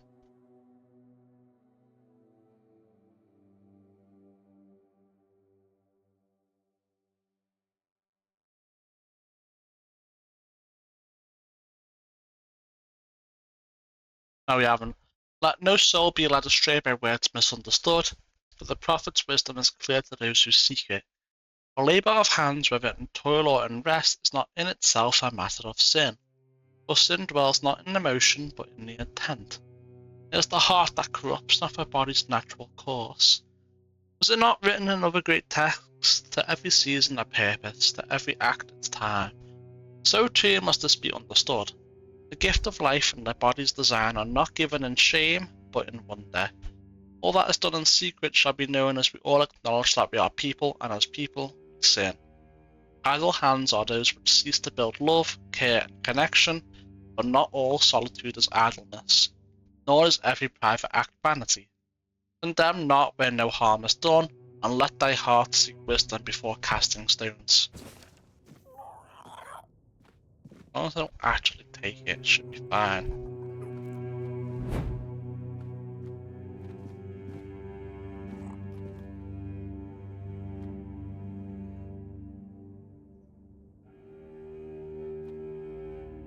I don't care about the barrel, man.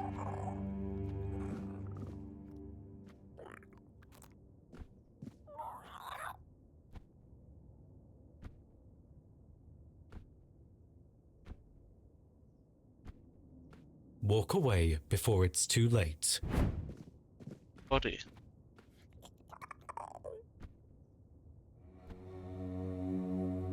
Bruh.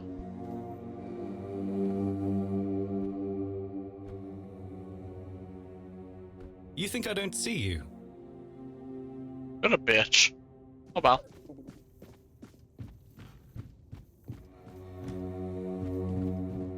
River Vitas. What brings you this way? Stop that! Right now!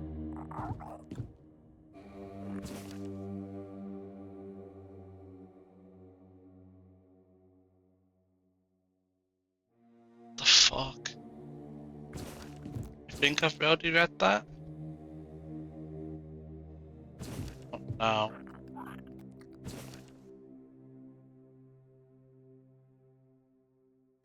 Oh no, can't tell. Ah, you must be the one I've heard so much all about. too similar. Curious figure. Navigating the shadows of Cuanacht. Solving problems where others stumble. Allow me to introduce myself. Brother Vitus, humble servant of the Red Church, or so the official title goes. I prefer to think of myself as an architect of change. Change? What kind of change? The kind that reshapes institutions and realigns priorities. The church as it stands is stagnant, weighed down by those who use it as a platform for ambition rather than service. Fabius, for instance, is a fine example of what I aim to correct. I seek reform. Nothing so dramatic as rebellion, of course. A more elegant approach is required. One must lay the groundwork, build alliances, and ensure that when the time comes, the transition is seamless. Isn't Fabius your superior? On parchment, yes. In practice, let's just say the hierarchy of the Red Church is more fluid than it appears. Fabius holds the title, but titles are transient. Influence, vision, and the ability to shape the Church's future, those are what truly matter. And in those areas, he's sorely lacking. Let him bask in his authority while it lasts. The tides are shifting, and soon enough, even he will see that he's relying on borrowed time. And where do I fit into this? I'd like to ask you to speak with Anselm, Yvain's major domo. He's a man of considerable influence. He holds the respect of the people and the keys to the court. Should Yvain's position become vacant, Anselm will step into power. A useful ally, wouldn't you agree? But Anselm is cautious, perhaps even suspicious of anyone bearing the Church's seal. This is where you come in. And what should I speak to him about? I have instructions for him. Guidelines to keep the court safe from the plague.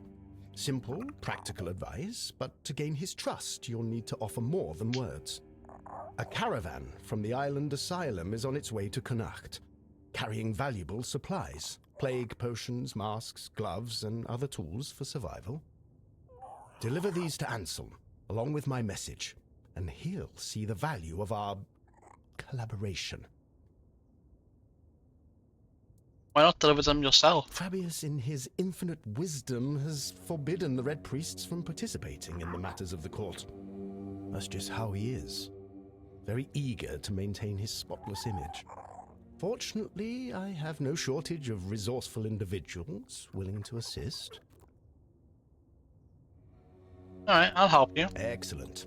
I knew you'd see potential in this opportunity. We're not going to help him, Together, though. we'll ensure Anselm sees the value of our efforts. The caravan is on its way. Find it, secure the supplies, and deliver them along with my greetings. Take whatever else you find. Coins, trinkets, that sort of thing.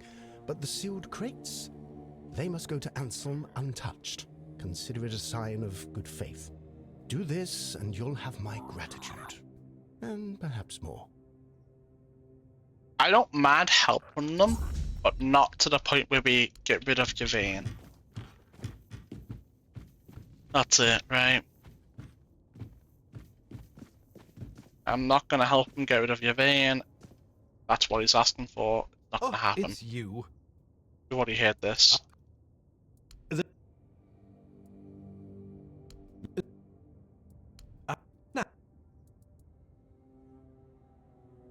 Who are the people you mentioned? Those who arranged your escape from the island asylum were also the ones responsible for your capture. Everything that was done to you was at their behest. I don't know much more. They've always been incredibly secretive. Honestly, I was more focused on the results than on who was behind it all. But then they took you away, before anyone could achieve anything meaningful. You're saying I was captured because I was special? I don't think so. From everything I've seen, you were just supposed to be ordinary Avalon rabble, but with the potential to become something more. I don't have all the details about your case, especially concerning the Red Death, but something must have been done right, since you're not infected now. Sadly, the research was never completed. Now, I know we've never had that kind of relationship, but would you perhaps be willing to lie down and let me rummage a bit? No, and keep your hands where I can see them. Well, you can't begrudge me for trying. You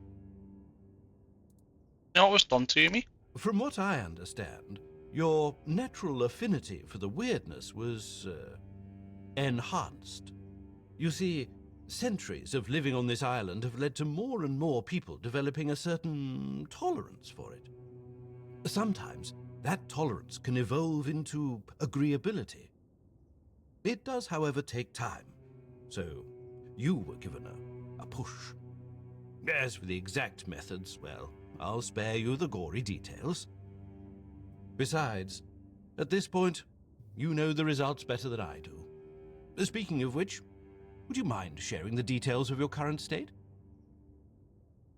I carry the soul of King Arthur inside me. Really? That was it? What a colossal waste. The man ran from the Red Death in the homelands. How is he supposed to help us now? All that time, all those sacrifices, were they for nothing? What use is a dead king against the plague that followed him across the sea? This may be a battle, but it cannot be won by simply hitting things with a sword. I'm sorry, I just got incensed, you know? As you should. Because it means all your suffering was for nothing.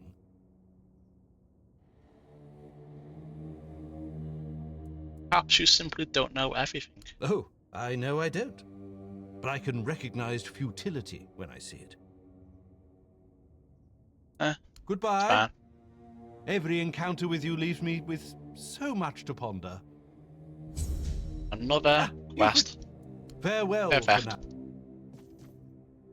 Perfect indeed. We are amassing quests like crazy. Look at this. All over the map we have quest markers now. It is beautiful. You can definitely level up a lot from all this. I don't think there's any way for me to get up there from here. So I guess we'll drop down. In fact, I think I'll just teleport. Always a pleasure to Save me a bit of time, right? Which way is it? This way? Yeah, this way.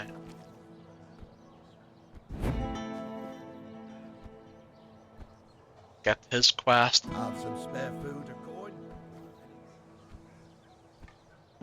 Oi! You already heard this. Yeah. Check this. Alright. Perfect. Another quest. If it turns out he set fire to the warehouse on purpose, I'm going to kill him myself. He better not provoke me. Alright, well you have fun with that. What else is here? I think that's maybe where Denholm is. I don't know yet. Anarchist Hut? Who's in here?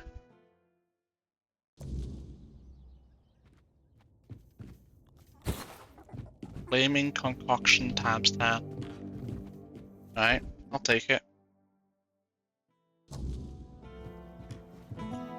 About to become 9. You know what? Let me make it die. Rest.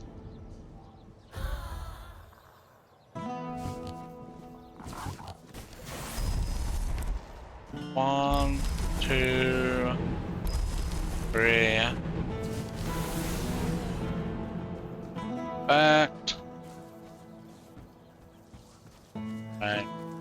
Let's see what's up there first. If there's even anything from here. Maybe just like one chest. Yep. As I expected. I don't believe anyone sees me.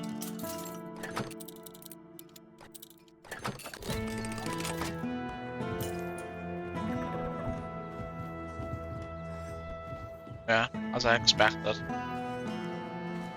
What should I say? As I suspected.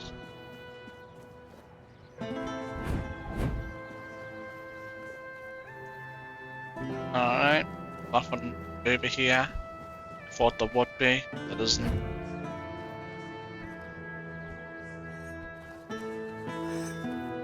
Cannon. Nothing. Asgol. Oh. Issued by the High Command of Camelot, a reward is available for the head of a criminal going by the name of Lame Lorcan. Deliver proof of his demise to the nearest military outpost, Immunis Asgol. Generous reward is offered for the head of Sir Avalon, a disgraced knight who poses a severe threat to all challengers. Adventurers should be warned, Sir Avalon's skill in combat makes him a formidable adversary. Being proof of his demise to the nearest authority. An urgent call to arms is declared for the neutralization of Nevera the Chillheart. Devourer was exiled and has since turned her lethal skills against all, building a chilling power that leaves their victims frostbitten and lifeless. A substantial reward is offered for proof of her demise. Kestrel, known as the Piercer, notorious rogue sharpshooter, now roams the land executing individuals under the command of unknown patrons. A substantial reward is offered for proof of her neutralization. Look at that, even more quest markers. It is great. Haven't seen your face around here before. A visitor, eh? Try to stay out of trouble. I'd rather not have to put your name on the bounty board. You could try. So you have a quartermaster here? No, that'd be Sheena. I keep this camp running and make sure everyone's pulling their weight. Idle hands have no place in Camelot's army, especially not on a mission like this. Trouble is, we've got more work than men. So if you're looking to earn some coin, check the notice board. I've posted a few bounties. I can't spare any soldiers to deal with things outside of Cuanacht, but I'll be damned if I let those bandit scum run loose. And what does Shanae do? I handle what makes soldiers fight. Sheena handles what keeps them comfortable. You want glory and gold? See me. You want a softer pillow or a warm meal? That's Sheena's domain. Who do you work for? Legate Denham is in charge here. Sometimes I wonder if he upset someone higher up to get sent on this mission, because this place, it's a damn mess. Lord Yvain's acting like a maiden on her wedding night. The Red Priests are throwing their weight around, and the locals are ignoring the fact that they're all about to be swallowed by the weirdness. I have no idea how the legate puts up with it all. But, well, at least he's got me to make sure his orders are carried out. Tell me something about yourself. I'm Immunis Askell. If you're here for war stories, forget it. I've no time to entertain idle curiosity. Most of the fighting's behind me now. I've traded my sword for paperwork. Not glamorous, but necessary. Once we're done here, maybe I'll finally retire. Then I'll have all the time in the world to spin tales for nosy brats like you. I'll await.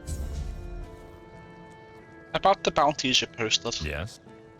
I want to claim the bounty. I recognize these remains. That's Thorn the Bloodbound. A complete madman.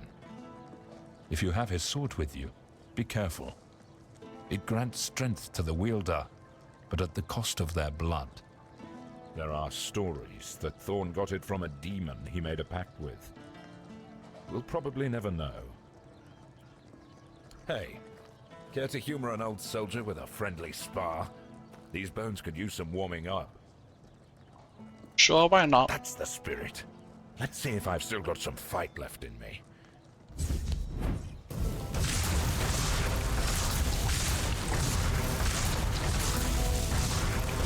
Did my thing just foam on the floor?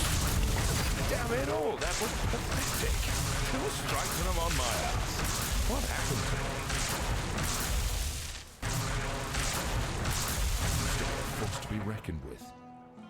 Now I'm just an old fool, shuffling papers and barking orders.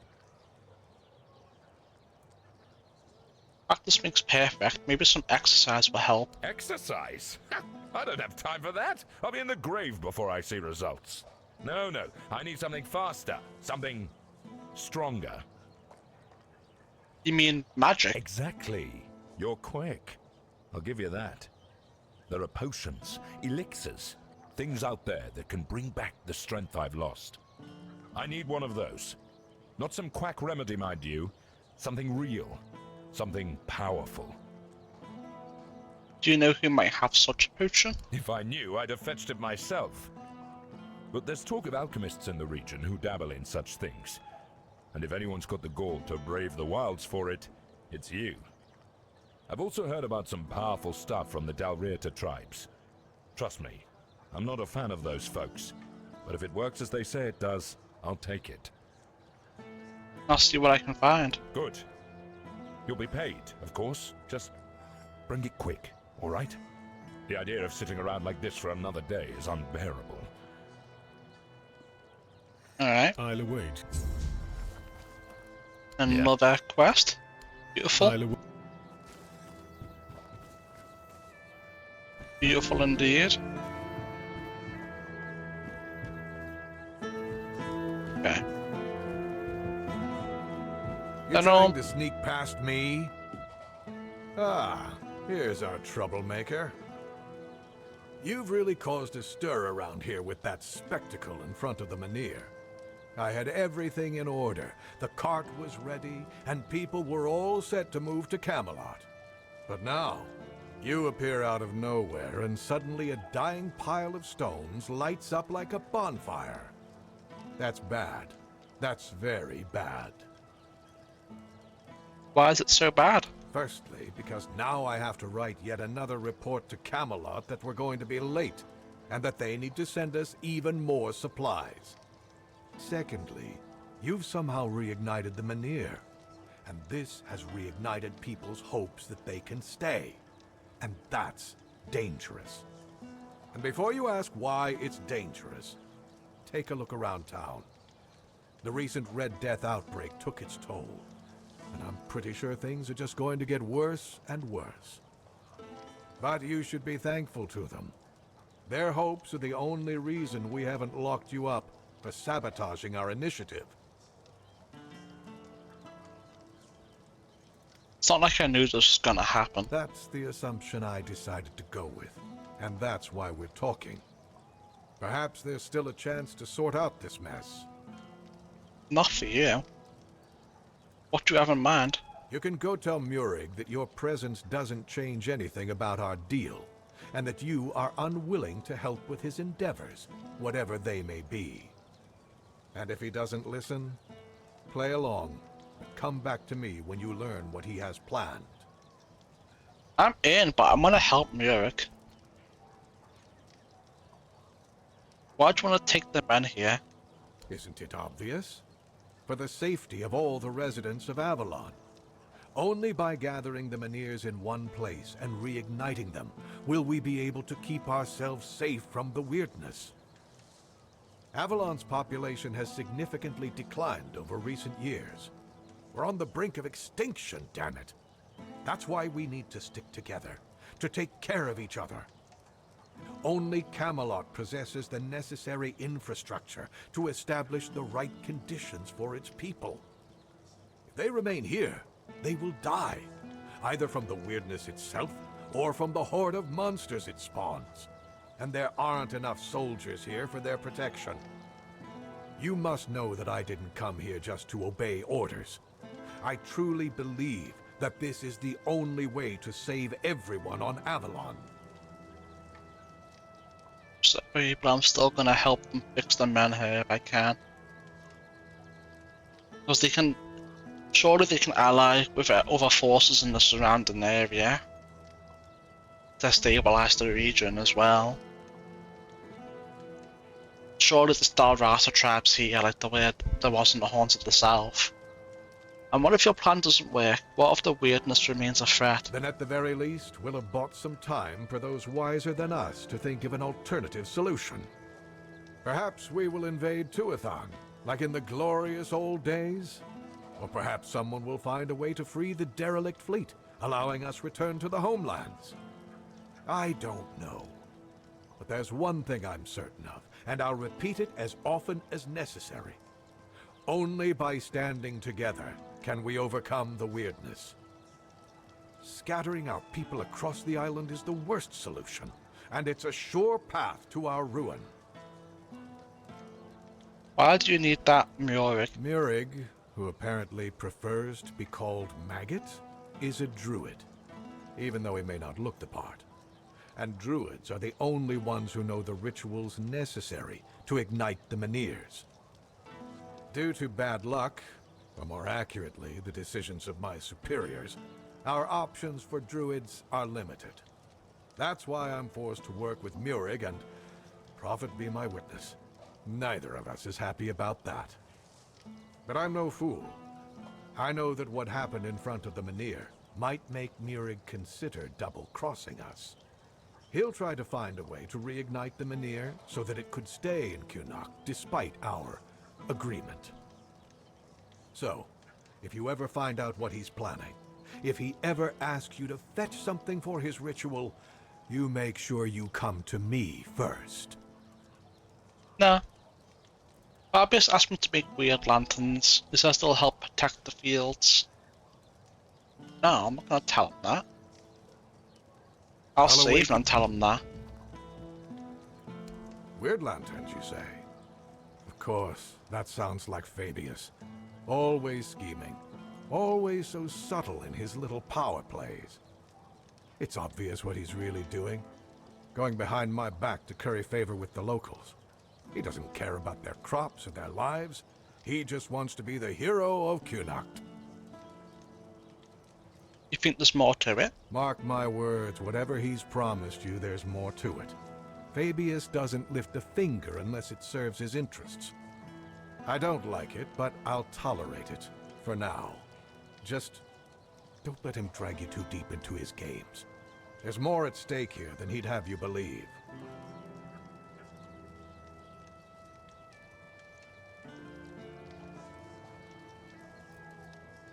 What exactly do you think Fabius is hiding? You seem to know him better than most.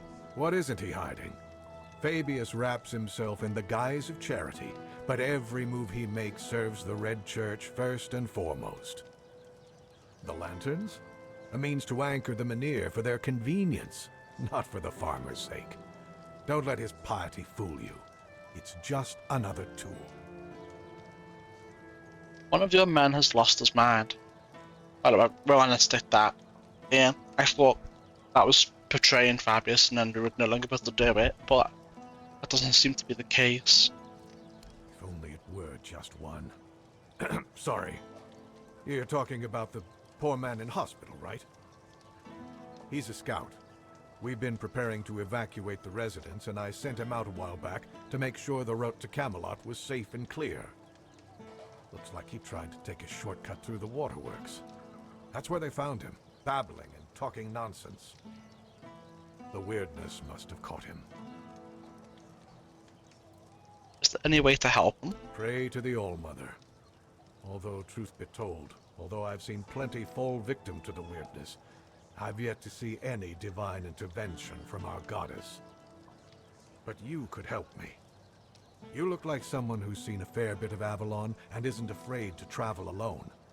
I could use someone like that to finish the job my scout couldn't complete. Of course, you'd be properly compensated. What exactly do you need me to do? Take the road to Camelot, all the way to the Iron Gate, and report back on whether it's clear. Handle any smaller threats yourself, and tell me about any larger ones. The sooner the better. Think you can manage that?